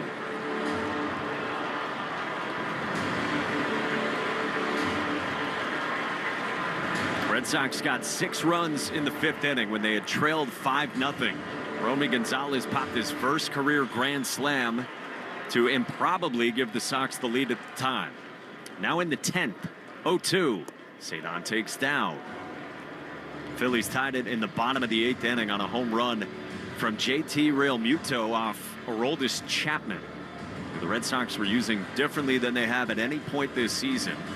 Realmuto hadn't had a home run all year against a lefty until that. Sox now lead in the 10th. 1-2. Rafaela swings and grounds it to third. It's Sosa. He gloves. He runs at Story between second and third. Runs him all the way back and applies the tag on Story's backside toward the second base bag to end the inning. But the Red Sox do get one on an RBI double from Trevor Story. We go to the bottom of the 10th inning, and Greg Weissert will enter and try to give the Red Sox the win. 7-6. Sox on top of the Phillies in the 10th on the Shaw's and Star Market WEEI Red Sox Radio Network. Some people play by the rules, but the real game changers break them. I'm Soraya, and on Rule Breakers, we're talking to the risk takers, the rebels, and the ones rewriting the playbook. Follow and listen to Rule Breakers with Soraya on the free Odyssey app or wherever you get your podcasts. Our daughter Jessie loves playing detective. A clue. But since we discovered she has sensitive skin, we've been playing detective too. We thought the problem was our puppy. But it was actually our old detergent. Aha. So we switched to Tide Free and Gentle. Tide Free and Gentle provides an excellent Tide clean, and it doesn't leave behind irritating residues like dyes or perfumes, so it's gentle on your skin. Case closed. If it's got to be clean, it's got to be Tide Free and Gentle. Your burger is served, and this is our finest Pepsi Zero Sugar. Its sweet profile perfectly balances the savory notes of your burger. That is one perfect combination. Burgers deserve Pepsi. $4.25. This is Jeffrey Glassman. For 4 generations, my family has called New England home. My grandfather taught me to always care for people and fight for what's right. At Jeffrey Glassman Injury Lawyers, that's exactly what we do. When you're hurt in a car crash, we fight big insurance companies to make sure you get the money you deserve. We care, we fight to win, and we don't get paid unless you do. Hurt? You gotta get Glassman. Call 617-777-7777. Shaw's in Star Market have lowered hundreds of prices on the items you buy most, like boneless chicken breast, snacks, cereal, and much more. See full savings, claim details at shaws.com/lower prices and starmarket.com/lower prices. Shaw's in Star Market. Go shopping, get rewarded. Hart, Fitzy, and Johnson. Weekdays 2 to 6. Now back to the Shaw's and Star Market WEEI Red Sox Radio Network. Bottom of the 10th inning in Philly, where the Red Sox have a 7-6 lead, and Greg Weissert comes on with 3 saves to his name this season to face the big bats for the Phillies. Turner, Schwarber, and Harper do, with Bryson Stott, the automatic runner, at second base.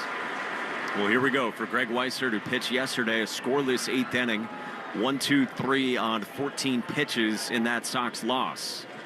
Righty against righty in the first pitch. Turner swings and he skies it to right field. Abreu's got room. He lines it up. He makes the catch. Stott tags. Abreu's throw to third is offline and not in time. And that is out number 1, with Stott moving up 90 feet to third, representing the tying run. Well, it's Weissert here. It's just an inning for Garrett Whitlock. That's how the Red Sox are using him. They think they're getting the best results out of him that way, coming off the major arm surgery from last year. You've got Alcala was another option, but it's him or Weissert in this spot. And the Red Sox went to Weissert, and he's got one away and now has to deal with Kyle Schwarber. Schwarber homered in the first inning today. 2-run shot out to right center field. Part of a 1-for-4. He's got a couple of home runs in this series and 34 on his season.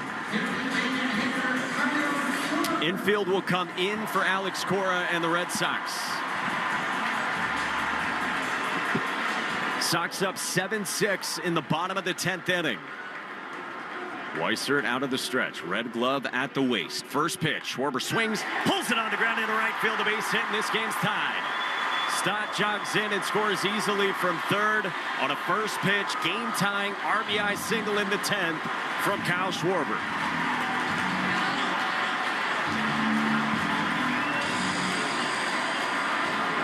Well, that's what this guy does. He is clutch in every way, and he delivers. He exits as the Phillies will run for him with Weston Wilson, a veteran reserve outfielder, and Schwarber comes through. Man, that was quick. I mean, great approaches by both Turner and Schwarber. And now Bryce Harper with Wilson aboard at first. One out in the inning. It's 7-7 our score. Harper homered in the first inning as well. First pitch.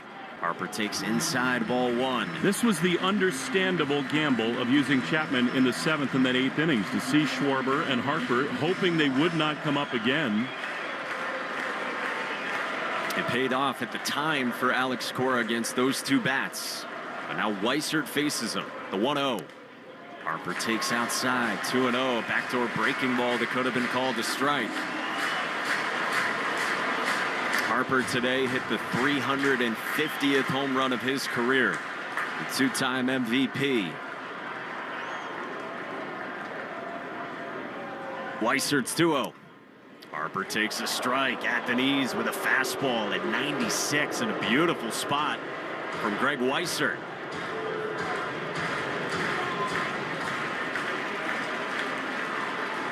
Wilson's at first with one out in the 10th inning. Weissert sets the 2-1. Harper swings and misses. Beautiful curveball down in the zone beneath it. 2-2 from Weissert. That's a huge spot for Greg Weissert, getting the top of this Phillies lineup. 2 balls and 2 strikes against Bryce Harper. The kick, the pitch. Swing and a miss, strike 3. Weissert strikes out Harper. 95 above the zone for a massive second out in the bottom of the 10th inning. How do you do, Greg Weissert? That was enormous.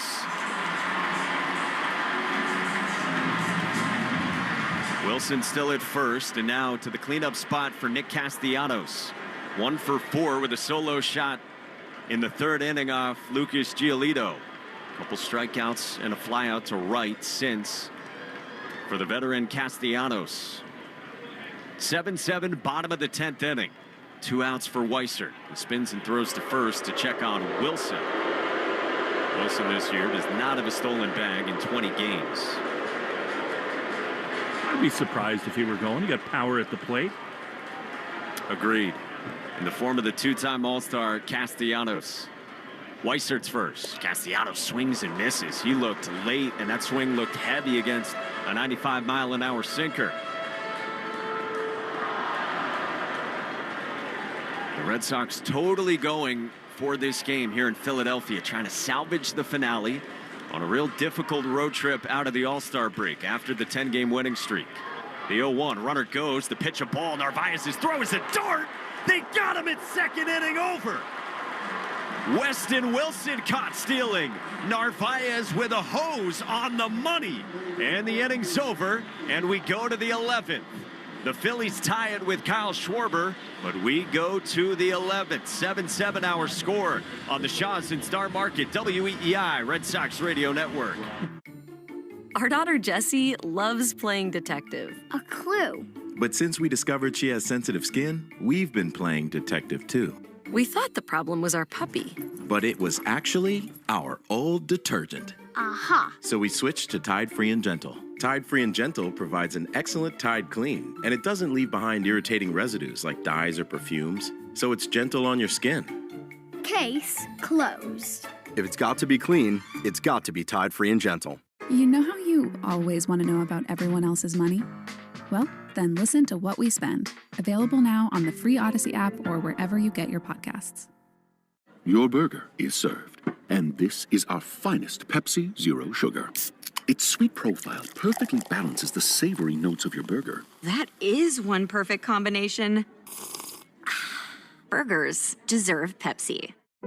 For 150 years, American Standard has been the plumber's trusted partner, working together to bring your customers quality, value, and always a quick and easy installation for the #1 toilet brand.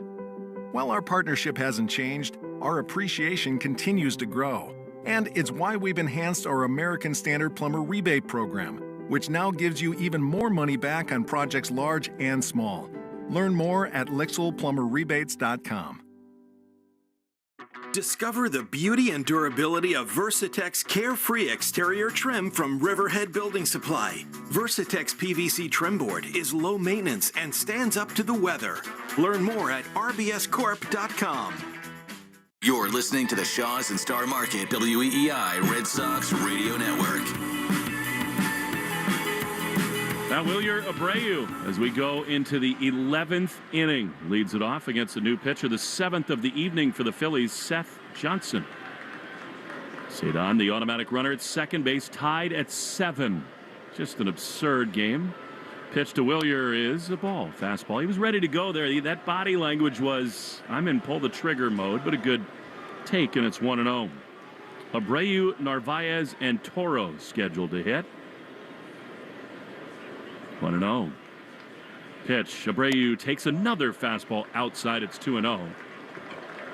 Such an essential at bat in any of these extra innings. The leadoff hitter. Get the man over at least, but Abreu thinking about much more than that here. 2-0. Pitch is swung on a driven high and deep and down the right field line, hooking over the foul pole. It is a foul. He just missed that one, and it's 2-1. Down and in slider, and he yanked that thing and just a little bit out in front of it, but that thing was crushed by Abreu. He's had some huge moments. He does have a knack for the clutch. 2-1. The belt pitch is low. Fastball, and it's 3-1. If Abreu just walks, I think you have to have a thought at least of a bunt. First things first, hitters count for Wilyer. 3-1. Here's the pitch. It is swung on and popped foul on the third base side. Violent rip. 97, and it's 3-2. I love going after that. You got to remember, too, with this guy, Seth Johnson, 26-year-old rookie. This is his 7th career major league outing. He has only thrown 7 innings in the big leagues this year. 3-2. Cedon leads at second. Tied in the 11th. The pitch is swung on and popped straight back and foul. Wow. I mean, that was just up and in enough from Johnson. 97, upper reaches of the zone. Wilyer took a healthy rip at that. Another payoff is coming home. Johnson sets. Looks to second. He throws. Abreu swings and misses. He strikes out. Just can't really have that in that spot. You know that you're looking for multiple runs. Abreu's a slugger. He has had so many of those, but again, it's really been a huge reason why the Red Sox have failed in extra innings on the road. They couldn't have said it better. It comes down to those moments when you go back after those 7 road extra innings losses, stuff like that. Here's Carlos Narvaez. Pitch is down, and especially when he was ahead 3-1. I mean, he had some bids at pitches and just could not connect. So now it's to Narvaez to try to cash it in. 7-7 in the top of the 11th. Carlos has doubled. He's 1 for 4.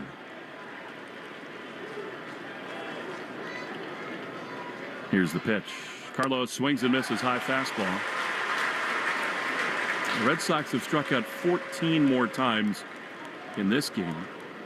So 32 in the series. 1-1 Narvaez. It's just so unlikely that Cedon would think about anything from second. It'd be a big steal, but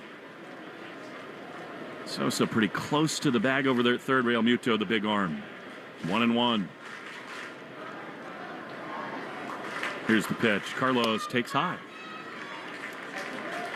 Fastball. You know, it's not a knock on Greg Weissert to say this. I thought it was a victory for him to keep the game tied, given the automatic runner and the hitters that were coming up. Now the Red Sox offense got to carry it forward. 2-1 to Carlos. The pitch is swung on and fouled. First base side. And it is 2-2.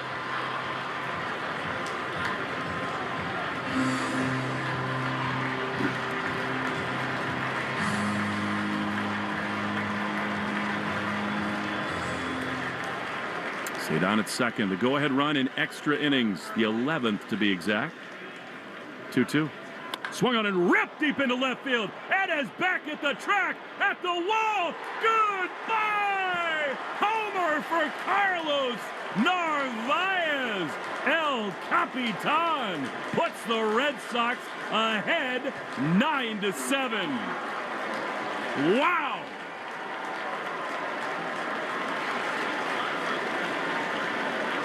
Massive swing from Carlos Narvaez. Fastball above the zone, and he went up and he got it. He turned around 98, got on top of it, and then pulled it as well. Just a laser beam to left. Just got over the wall out there. It felt like Romy's swing would be the real heroism of the day. I mean, that thing cleared the wall by an inch. They're going to look at this. The crew chief review coming. You just saw the replay, Mike. Didn't it get out? I think absolutely it did. Narvaez had the Wally mask on. Ramon Vasquez just got the word from Mike Brenly. It's gone. It absolutely is. A short stint on the phone for him. It ends with a smile. It was a home run, no question, from Carlos Narvaez to left. And you understand why they do that in this spot. Maybe just the last thing they're looking at is to make sure the fan didn't reach over and interfere, but I don't think they did. I thought it hit the railing over the wall, not the fan.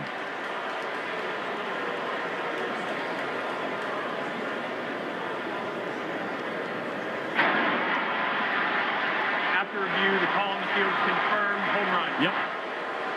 Anything over that green padded wall is out of here. It was. The fan did not impact the play, and an enormous swing from Carlos Narvaez. Wow. I mean, we're over here parsing. All right, if you get two guys on, do you bunt? Can you put a ball in play with a break? How about just that from Carlos Narvaez? And what a swing that is for this Red Sox team. You said it. This game has been winding, bobbing up and down, and that is a huge, huge lift in the 11th. Here now, Toro. Red Sox don't want to stop now. I mean, this is the advantage of seeing a seventh pitcher in the game. And you wonder how Alcala will handle the pressure of trying to finish this thing when we get to the bottom of the 11th. 2 in, 1 down. Toro takes down and in. Will Middlebrooks just texted me, and he just planted something in my head that might actually stick. I'll tell you about that in a moment. 1-0. Pitch is swung on and missed. Narvamos. I was going to say, is it a call for the captain? It's got to be. I like Narvamos. He got up and went right there. 1-1 to Toro. The fans are still upset because everybody in Philadelphia who's a sports fan most of the time is. The 1-1 is fouled off on the first base side. Even in the halcyon days. I mean, they got the Super Bowl champs, the Phillies, one of the great teams in the National League. That was not fan interference. What a swing for Narvaez to just launch. 1-2. Toro swings and misses. Breaking ball. He is gone. And with 2 down, here comes Carlos Narvaez.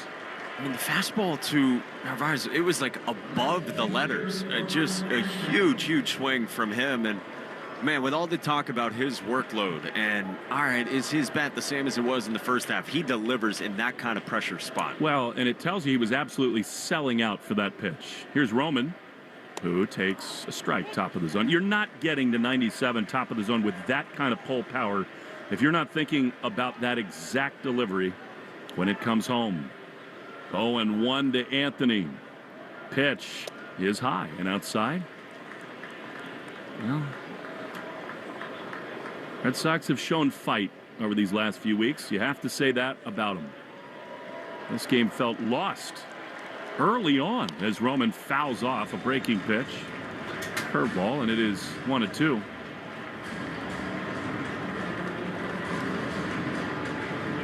Pat Kinane, our great audio engineer, is fed up with the Narvaez homer. He's just throwing Topo Chico bottles at me. Great to be with him. 1-2 to Anthony. 9-7 Red Sox in the 11th. Here it is. Roman rips one down the left field line. That is down for a hit, and it's going to shoot to the wall. Anthony's got extra bases. Stand up double as the Sox look to pour it on in this 11th. Couple other thoughts. Carlos Narvaez, it's fitting that he's the guy that hits the home run in the 11th. This game's not over yet, of course, but the guy who's been in the crosshairs with the catcher's interference as well. And then I think when you look at all these questions about is this the same second half Sox, these last two series finales, Cubs and Phillies, feel different, and I think they typify what's different about this group. I totally agree, Mike. It's a great point about sort of the baseball justice if Narvaez can be the hero as Duran stands in. He takes a ball outside. I think Nick Lentz has had an outstanding strike zone tonight. He had one pitch earlier in this game that was as bad a miss as you can have. It was right in the heart of the plate, called the ball. Otherwise, I totally agree with you. Especially He's been in that awesome. bases loaded rally. 1-0 to Duran. The pitch is fouled off. Hey, what a game. Now, the Red Sox trail 5-0, then 4 walks, a grand slam from Romy. Real Muto ties it in the 8th with a solo homer. Sox go ahead with 1, and Schwarber ties it in the bottom of the 10th. Now, Narvaez, a 2-run homer. 1-1 to Duran with Anthony at second. Pitch. Swing and a miss. Fastball.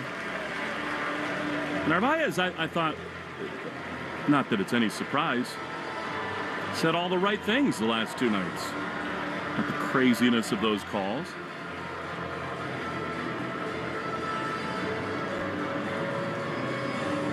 Duran so badly trying to get Anthony in here. 2 already across the plate. 1-2 to Jaron with Roman at second. Pitch high. Fastball. And it's 2-2. Alex Bregman is on deck. Red Sox lost Marcelo Meyer to an apparent wrist injury earlier today. They've emptied the bench other than Connor Wong. 2-2 to Duran. Pitch is on the ground, foul. Curveball outside of first base, and it remains 2-2. Start looking ahead. Jorge Alcala, 1 career save, and the guy who's pitched really well for the Red Sox is going to come in for 4, 5, and 6. Castellanos, Real Muto, and Rojas, who came on for Kemp, who pinch hit. 2-2 to Jaron Duran. 9-7 Sox in the 11th. Pitch is strike 3 called. He knew it. Fastball right there. Inning over, but Narvaez lifts off. Red Sox trying to get out of town with a win. Alcala trying to save it when we return to the bottom of the 11th in Philly in the Shaws and Star Market. WEEI Red Sox. Your burger is served, and this is our finest Pepsi Zero Sugar. Its sweet profile perfectly balances the savory notes of your burger. That is one perfect combination. Burgers deserve Pepsi. I'm Kristen Press. And I'm Tobin Heath. We're World Cup winners, Olympians, and the hosts of the Recap Show. Every week, we sit down with the icons, disruptors, and game changers on the field and beyond it to talk victories, heartbreaks, and everything in between. We've built a space where athletes, change makers, and people creating the future of women's sports can show up and show off as their full, unapologetic selves. Follow and listen to The Recap Show wherever you get your podcasts. Our daughter Jessie loves playing detective. A clue. But since we discovered she has sensitive skin, we've been playing detective too. We thought the problem was our puppy. But it was actually our old detergent. Aha. So we switched to Tide Free and Gentle. Tide Free and Gentle provides an excellent Tide clean, and it doesn't leave behind irritating residues like dyes or perfumes, so it's gentle on your skin. Case closed. If it's got to be clean, it's got to be Tide Free and Gentle. $4.25. This is Jeffrey Glassman. For 4 generations, my family has called New England home. My grandfather taught me to always care for people and fight for what's right. At Jeffrey Glassman Injury Lawyers, that's exactly what we do.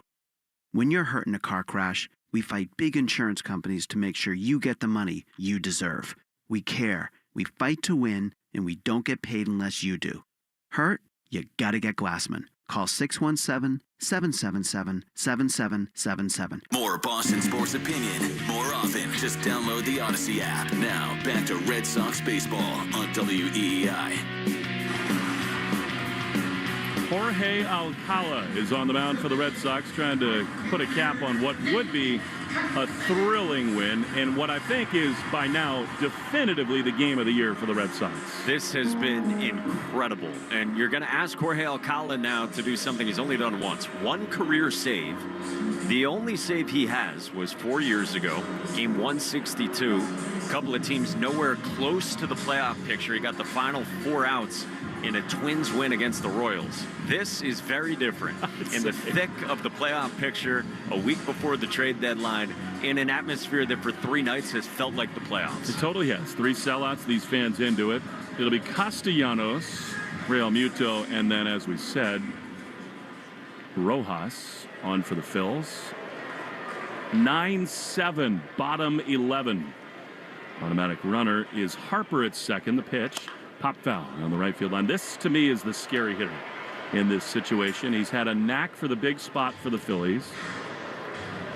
And it's high time for this Red Sox team to put this thing in the past, this losing in wild ways on the road in extra innings.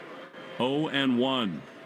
Pitch fouled off. He was uncomfortable there and very late on a curveball in.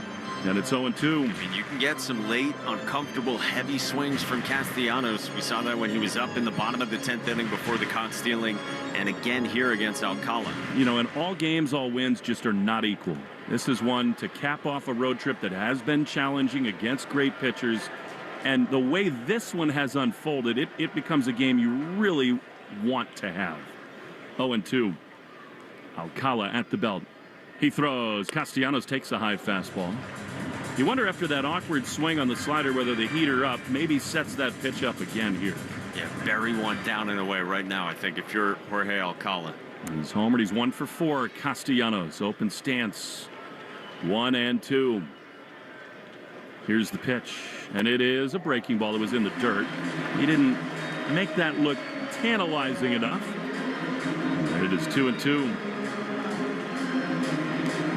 As much as he's a feared hitter, you have to attack him here. You can't put the tying run aboard. Now, Muto, who tied it in the 8th, is on deck.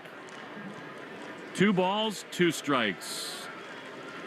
Here's the pitch, and it is high with a fastball. And it's 3-2. Well, I think the top half of the inning equivalent to not getting a runner over and striking out, not putting a ball in play, is to walks in the bottom half of these extra inning road games. 3-2. Alcala will step on. Just any way to get an out right here. Harper is irrelevant in this game. He's at second. 9-7 Sox. 3-2. Pitch is grounded on the left side. Story's got it. Looks Harper to second. Throws to first in time. Job very well done. Big first out in the bottom of the 11th. Aside from a strikeout, that's about as good as you can ask for from Jorge Alcala. Get a ground ball to that side of the diamond. Harper's got to stay put, and you get the first out against what you said, probably the most dangerous guy they have coming here in this inning, although JT Real Muto, who bats here, homered last time. Yeah, you know, he's got a real self-belief in this spot. Alcala has faced Real Muto only one time, and JT got a knock. As now, I don't know what Narvaez saw there, because he and Andrew Bailey are going to go out to the mound to discuss things here. Bullpen totally quiet. This is Jorge's inning all the way. I mean, in the same way we talked about it with the Phillies pitchers when the Red Sox had men in scoring position. Harper's at second base looking right down the chute. It is not the worst idea here to pull a little Kenley Jansen, just drop the baseball and move Harper over to third. I just think the downside risk is not worth it in case he picks something up and relays it to the hitter. Yeah, remember seeing Kenley do that and just not wanting to risk having someone at second in that spot. 9-7 Sox. One down in the bottom of the 11th inning. 2 outs away from what would be the win of the year. Alcala on the rubber. Sets above his belt, and he steps off. And that's his second, and he's just going to do that again. Rather than drop the baseball, he's going to disengage a third time. It will be a balk, and Harper's going to third. I love that. They have to move him over to third. Great call by you. Harper doesn't yet realize it. Now they're going to send him over on one more step off. It's the absolute right thing to do. And I love that Carlos Narvaez and Andrew Bailey and Alcala were on top of that. Again, Harper's run does not matter. Real Muto in. His does. Alcala throws. And a fastball a little bit low. Wish that was a breaking pitch, a curve. And it is 1-0. Backed up on the infield. Way over into right for this right-handed hitter. 1-0. Alcala's ready. He throws. Real Muto takes a ball inside. Again, Rojas is on deck. Then it would be the left-hander Kepler. Real Muto, the key hitter. 2-0. Alcala is ready. Here's the pitch. And it is a ball. No, called a strike. Beauty on the top of the zone. And that's such an important pitch. And after the visit and after you do something you've probably very rarely done in your whole career, it is hard to get back into that kill mode on the mound. And nice recalibration. Slider top of the zone. You'll take it. 2-1 is grounded softly outside of third. That is a good break for the Red Sox because if that thing dribbles fair, they really don't have a chance to make the play. It's out of the line, and it's 2-2. And just overall, this is a real good recalibration from Alcala. Remember, when he struggled with Minnesota this year, it was strike throwing. And to fall behind 2-0 and to deal with the Bryce Harper situation and wanting to move him over to third, really nice job resetting here by Alcala. 2 balls, 2 strikes. Runner at third. 2-run Red Sox lead with 1 down in the 11th. Alcala is ready. He throws, and a swing and a foul. He just got a piece of that. And it remains 2-2.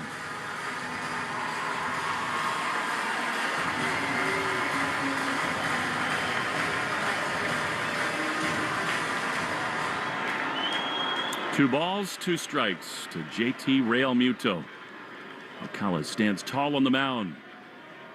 Here's the pitch, and it is swung on and missed. He blew him away with a 99-mile-an-hour fastball. And the Red Sox are an out away from a thrilling win. He threw a 99-mile-an-hour sinker of a bowling ball just coming in at the shins of JT Real Muto. Ton of life to it. Massive pitch. Great response after falling behind 2-0. That's big time from Alcala. 7th pitcher of the night for the Red Sox. 1 out away. Here's the right-handed hitting Johan Rojas. He takes a fastball up and in for ball 1. I don't think you want to mess with Kepler in this spot. A left-hander who is hot and has some power. Rojas this season only 1 home run. So you want to challenge right here. 1-0 to Rojas.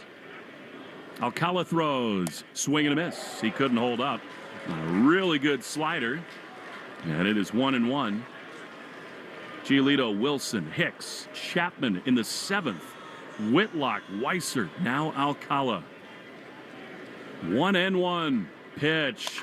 Line drive into left field. That's down for a base hit. Phillies score a run. It's a 1-run game. Tying run at first with 2 down for Kepler. Johan Rojas has really struggled with the bat. It just has not been good when he's had chances guy in his third year with the Phillies, not known for his offense in any way, but boy, he pulled that pitch, got the hands inside it. That was well inside, a sinker out of the zone. And here comes Alex Cora. Well, he's got Bernardino warming, and I have to be honest, I wasn't staring at the Red Sox bullpen. I don't think Bernie's been up that long. I mean, maybe he's thrown 5 pitches out there. There's been no signal to the bullpen, and now he does take the ball from Alcala. So he'll use an 8th pitcher. Bernardino going to try to get Kepler. The Phillies, just as the Red Sox, have really worked their bullpen and their bench too. Wilson pinch ran. You got the switch hitting catcher Marchand. I don't think they'll go to him, so it's likely to be Bernardino and Kepler. Alex likes the matchup, and he goes to Bernardino when we come back. What a night. Never easy. Not in this year anyway. 9-8 Red Sox. Bottom 11th. 1 out from a win. Drama when we return on the Shaw's and Star Market WEEI Red Sox Radio Network. During this call to the bullpen, you could sign up for Ford Pass. It's the app that puts your Ford ownership experience right in the palm of your hand. With the Ford Pass app, you can access complimentary remote features like start-stop, lock-unlock, schedule a start, locate your vehicle, or get your vehicle's status on the Ford Pass app when your vehicle is equipped with Ford Pass Connect. Get started by downloading the Ford Pass app on the App Store or Google Play. Having health insurance is a must-have, and the Massachusetts Health Connector has a power-packed lineup in Connector-Care plans that delivers. At the top of the order, lower premiums make bumpy costs affordable. The middle of the lineup is packed with low copays and no deductibles, so you can save money on everything. From an urgent ER trip to managing chronic disease like diabetes and hypertension through no-cost prescriptions. Round out the order access to Connector-Care plans now at mahealthconnector.org, and you have a winning team with you and the Massachusetts Health Connector. Well, here we go. Brennan Bernardino to face Max Kepler. Alex Cora playing the odds, left on left. Bernardino, for so much of this year, absolutely essential part of the Red Sox bullpen. His command has been more erratic of late. And this is a spot where, my God, you need strikes thrown to the left-hander Kepler. Hitting at 2/3 last night. He came on pretty early in the game, did Bernie, after Fitz was chased. And here we go.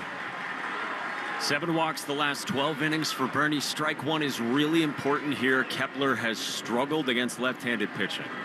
Bregman is in at third. Tying run at first. 2 down in the 11th. Bernie sets at the belt. He throws, and it's swung on and fouled. Now the play on the first base side. And it's 0-1. Sinker in on the hands off the inside part of the plate there, and Kepler was kind of up there in swing mode. That helps. To your point, this year, 204 average in 49 at-bats for Kepler against lefties. 9-8 Red Sox. 1 on, 2 out, bottom 11, and Bernardino throws over to first, but Rojas was not fooled. He dives back in head first. Kepler 0 for 4 tonight. No balls and a strike. Bernie throws, and that is a strike on the outside corner. A beauty. Dotted sinker, and the Red Sox are a strike away.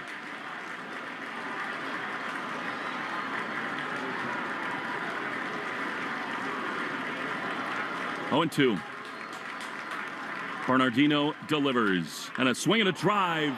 Foul down the right field line. He sort of hung a curveball there. It got just in enough to Kepler. That was terrifying, but it stays 0-2. Right on the inside part of the plate. Kepler turned on that thing, and it had home run distance if fair. Infield over to pull, especially Cedon at second. 0-2. Pitch is fouled on the third base side. Very defensive swing there. You cannot locate a sinker better than that. Bottom of the zone on the corner. Tension continues. It's been really good fastball command for the most part here from Bernardino, and these pitches to Kepler. No balls, 2 strikes. Bernie throws, and a swing, and a foul in on the hands. Kepler just barely got a piece of that. It popped out in front of Narvaez, just in front of that left-handed batter's box. And somehow, some way, Kepler stays alive.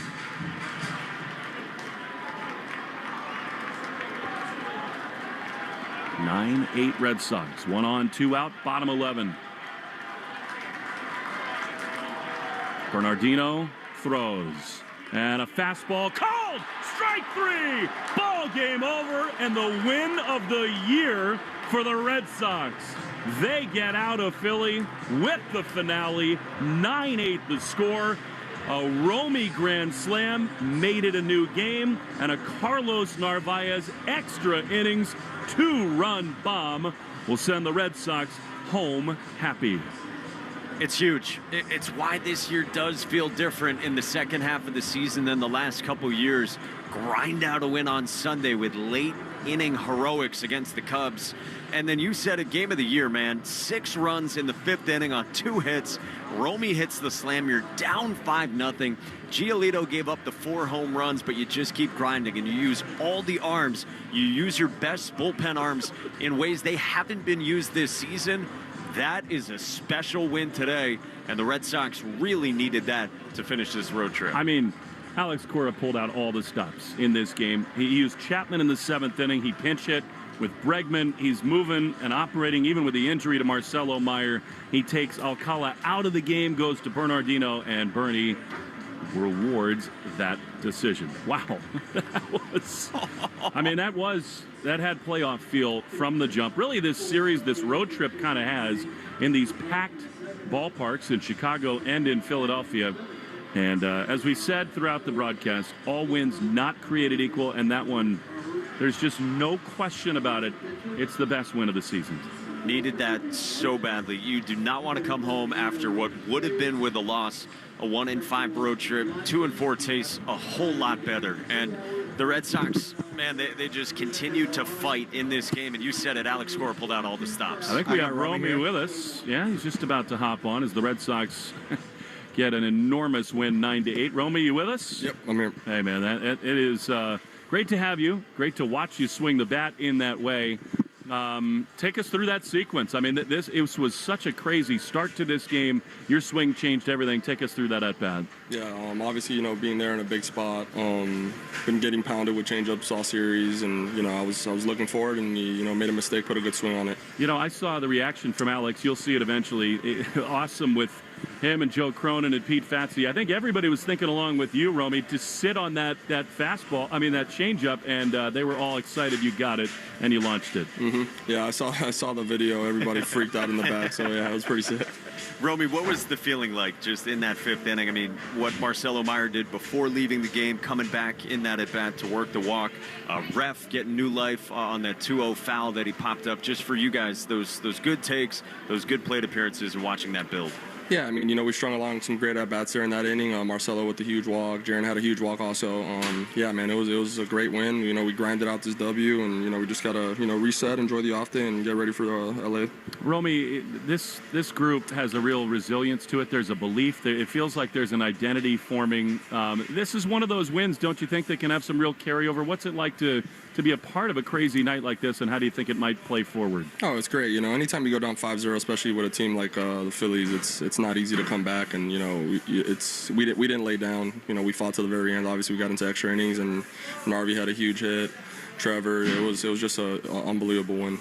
Romy, the scene at Wrigley Field was great. It was packed, but these games felt like it had even more. I mean, sellout crowds for 3 games. We've said it felt like a playoff feel. What did it feel these last 3 nights for you guys? Yeah, it definitely felt like a playoff atmosphere.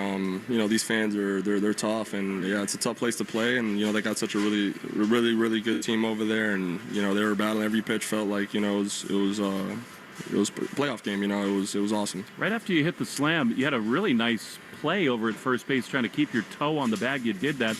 You know, Romy, you look so much more comfortable over there at first base. How do you do that in that spot where you kind of read it that it's going to be a kind of a wide throw? How did you keep your body in a spot to stay on the bag? Man, I don't know. Like, that's something you don't really practice. I've been watching Toro do that all season, so I was joking with him. I'm like, dude, I learned that from watching you. So, yeah, shout out to Toro. Great stuff, Romy. We really appreciate it. And biggest swing of the year in some ways. Thanks so much for taking the time. Appreciate it, guys. Have a good Thanks, night. Romy. All right, that's Romy. And Christian Arcan joins us here on the Nissan postgame show before we pack up and head home for an off day and then 3 with the Los Angeles Dodgers. Christian, you've been back there, I think, probably living and dying in the way that many Red Sox fans and we in this booth have been doing. There's just, look, the Cedar Rafaela homer to walk it off, to keep the winning streak going, that's its own animal. I think wins when you're trying to get out of town with a win, to stop a losing streak, to build momentum, especially this time of year around the trade deadline. Christian, I don't think you can overstate what for this moment and this team, what tonight meant. No, I agree with you, Will, and I think that even though we're seeing this team avoid getting swept 2 straight series, which isn't how we wanted these series to go, this was crucial. I mean, this was really a critical point for this team. They're down 5-0 after 4. Giolito just didn't really have it tonight, and instead, here come the bats. The bullpen comes up big, even with a rare slip up there by Chapman, which you never see, and just a great team win. You're right, win of the year, goosebumps. Like 3 different times you had goosebumps watching this thing. It was awesome, goosebumps on your goosebumps. You know, that's right. Mike, I will say this, like the Romy swing, the Narvaez bolt, thrilling moments. The Red Sox could make this whole deal a little bit easier on themselves. Like, get the guy over from second base in extra innings. I mean, but that's a story, a narrative for another day. It's the win of the year. I also think it's probably the best game Alex Cora has managed. I mean, he just went all in and gets Chapman up behind Hicks. You know that Harper and Schwarber are coming. He goes to him there. He brings him back out for Harper. Mistakes happen. Real Muto caught up to that fastball. But then just going to Whitlock and all these other arms, I thought he managed his rear end off here tonight. I think he absolutely did within this game and those moves that you just outlined, but also in terms of player usage throughout the season, like knowing that today's the day you go to Justin Wilson for 2 innings for the first time, that's a different level of urgency. For the last month, shifting the usage of Garrett Whitlock in conversation, I'm sure, with the pitching staff and with the medical staff as well, and all the internal recovery stuff and strength stuff that they've been looking at with Whitlock. But to know that and to bring him back, against the bottom of the lineup, but in the 9th inning in that spot.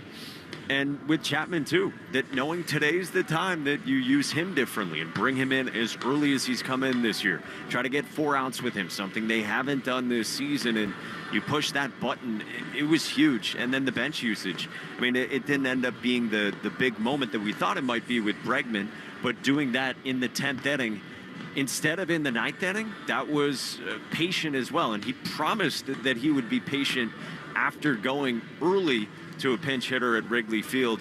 He practiced what he said he was going to do. And, in the end, what a managerial performance by him and what a win. Christian, you're back there, the Red Sox. I think so much of this little stretch here, Cubs and Phillies, 2 really good teams. And excellent starting pitchers. They saw really from the break. It was not an easy schedule to come out. And you're right, the 2 and 4, not what they wanted. But I just thought they did show some real fight. A couple catchers' interferences. And I think, Christian, that Mike made the great point before Carlos delivered. Like, how cool is it that the dude who was right in the cauldron of all the drama in the first 2 games is the guy with the biggest swing of the night? You cannot understate that, and you're absolutely right. Listen, that is the guy right then who this series was all about him prior to this game, and now it's still all about him, but in a positive way. Those 2 catchers' interference calls. Listen, by the letter of the law, I guess they got them right. I still don't really understand them all the way, but I'm willing to admit that, okay, fine, this is a part of the rule book I'm not familiar with. He changed the narrative tonight. Absolutely. What a tremendous at-bat that was. And how about Romy Gonzalez, who you guys talked to, who was 0 for his last 21 coming into this game and comes through with a huge hit to get this team back into it and have them with just the possibility to be able to fight to the end of that game. Really, really a big at-bat for him. I guess it's not how many you get, it's when you get them. I mean, that was just enormous from Romy Gonzalez. And I'll leave Mike with this before we let Christian carry on. We've taken up too much of his time. His everything he's trying to do tonight gets shortened with this 11-inning bonanza. I do think that we'll see what happens with Marcelo, what that means, guys coming out of the minor leagues if Marcelo can't come back soon. Is it a Sogard situation? Is Christian Campbell ready to come back? That's a chalk for another day. But I do think, especially right now, the way this roster is built, we've seen it the last couple of days where so many of your best hitters and players are left-handed. And so you can't run out, you just don't run out 7, 8 right-handers. And that means whether it's Duran, Anthony, whomever, there are going to be a few of them. Yoshida in there. In the immediacy of the moment, I do think this offense, watching them in these 2 series with Imanaga and so many others, especially these Phillies lefties, I think they could still benefit from one more right-handed bat to just fill out the bench. Totally agree.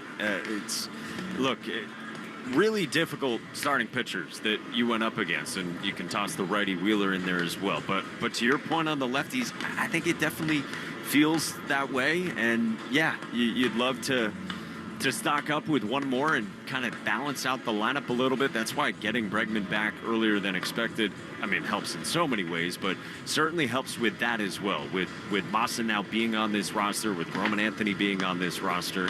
And I think before we go, let's hope for the best for Marcelo Meyer as well, because we didn't really see that one coming. We love Philly. I mean, the Red Sox had total drama, craziness, but this team is nothing if not dramatic and exciting. And tonight was sort of the apex of that. We're off tomorrow, and then Friday night back at Fenway with Bayo, Crochet, and Buehler lined up for the LA Dodgers. Do you think Buehler's going to be at all excited to face his former team on a Sunday afternoon? Christian, it's look, these are the blue bloods of the National League. I think the Red Sox catch the Dodgers at a great time.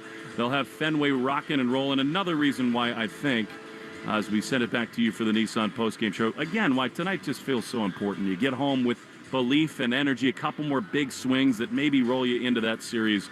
Just a little extra juice as the Dodgers come to town.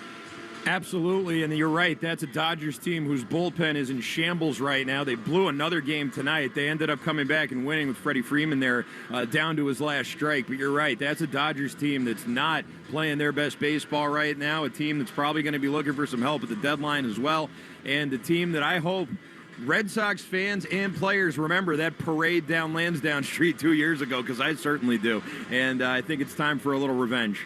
Yeah, and that's it. That's a perfect way to close from our perspective.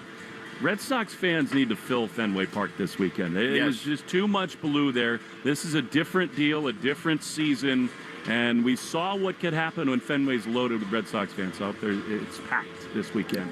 Absolutely. Will Fleming, Mike Monaco, great call. As always, guys, enjoy the day off, and we'll talk to you on Friday. See you, bud. Thanks. Christian, thanks. All right, that is Mike Monaco and Will Fleming. I'm Christian Arcan, and this is the Nissan Post-Game Show. You deserve a car that thrills you, and Nissan's got an exciting full line that will put goosebumps on your goosebumps. Experience the thrill for yourself. Shop your local Nissan store and NissanUSA.com today. Red Sox top the Phillies 9-8 your final score in 11 innings. The Arbella Insurance Foundation dedicated to striking out cancer by supporting the Jimmy Fund. Tonight, Red Sox pitchers had 7 strikeouts, which means another $350 to the Jimmy Fund to help strike out cancer. Arbella, here for the Jimmy Fund, here for good. For every double the Red Sox hit, we donate $50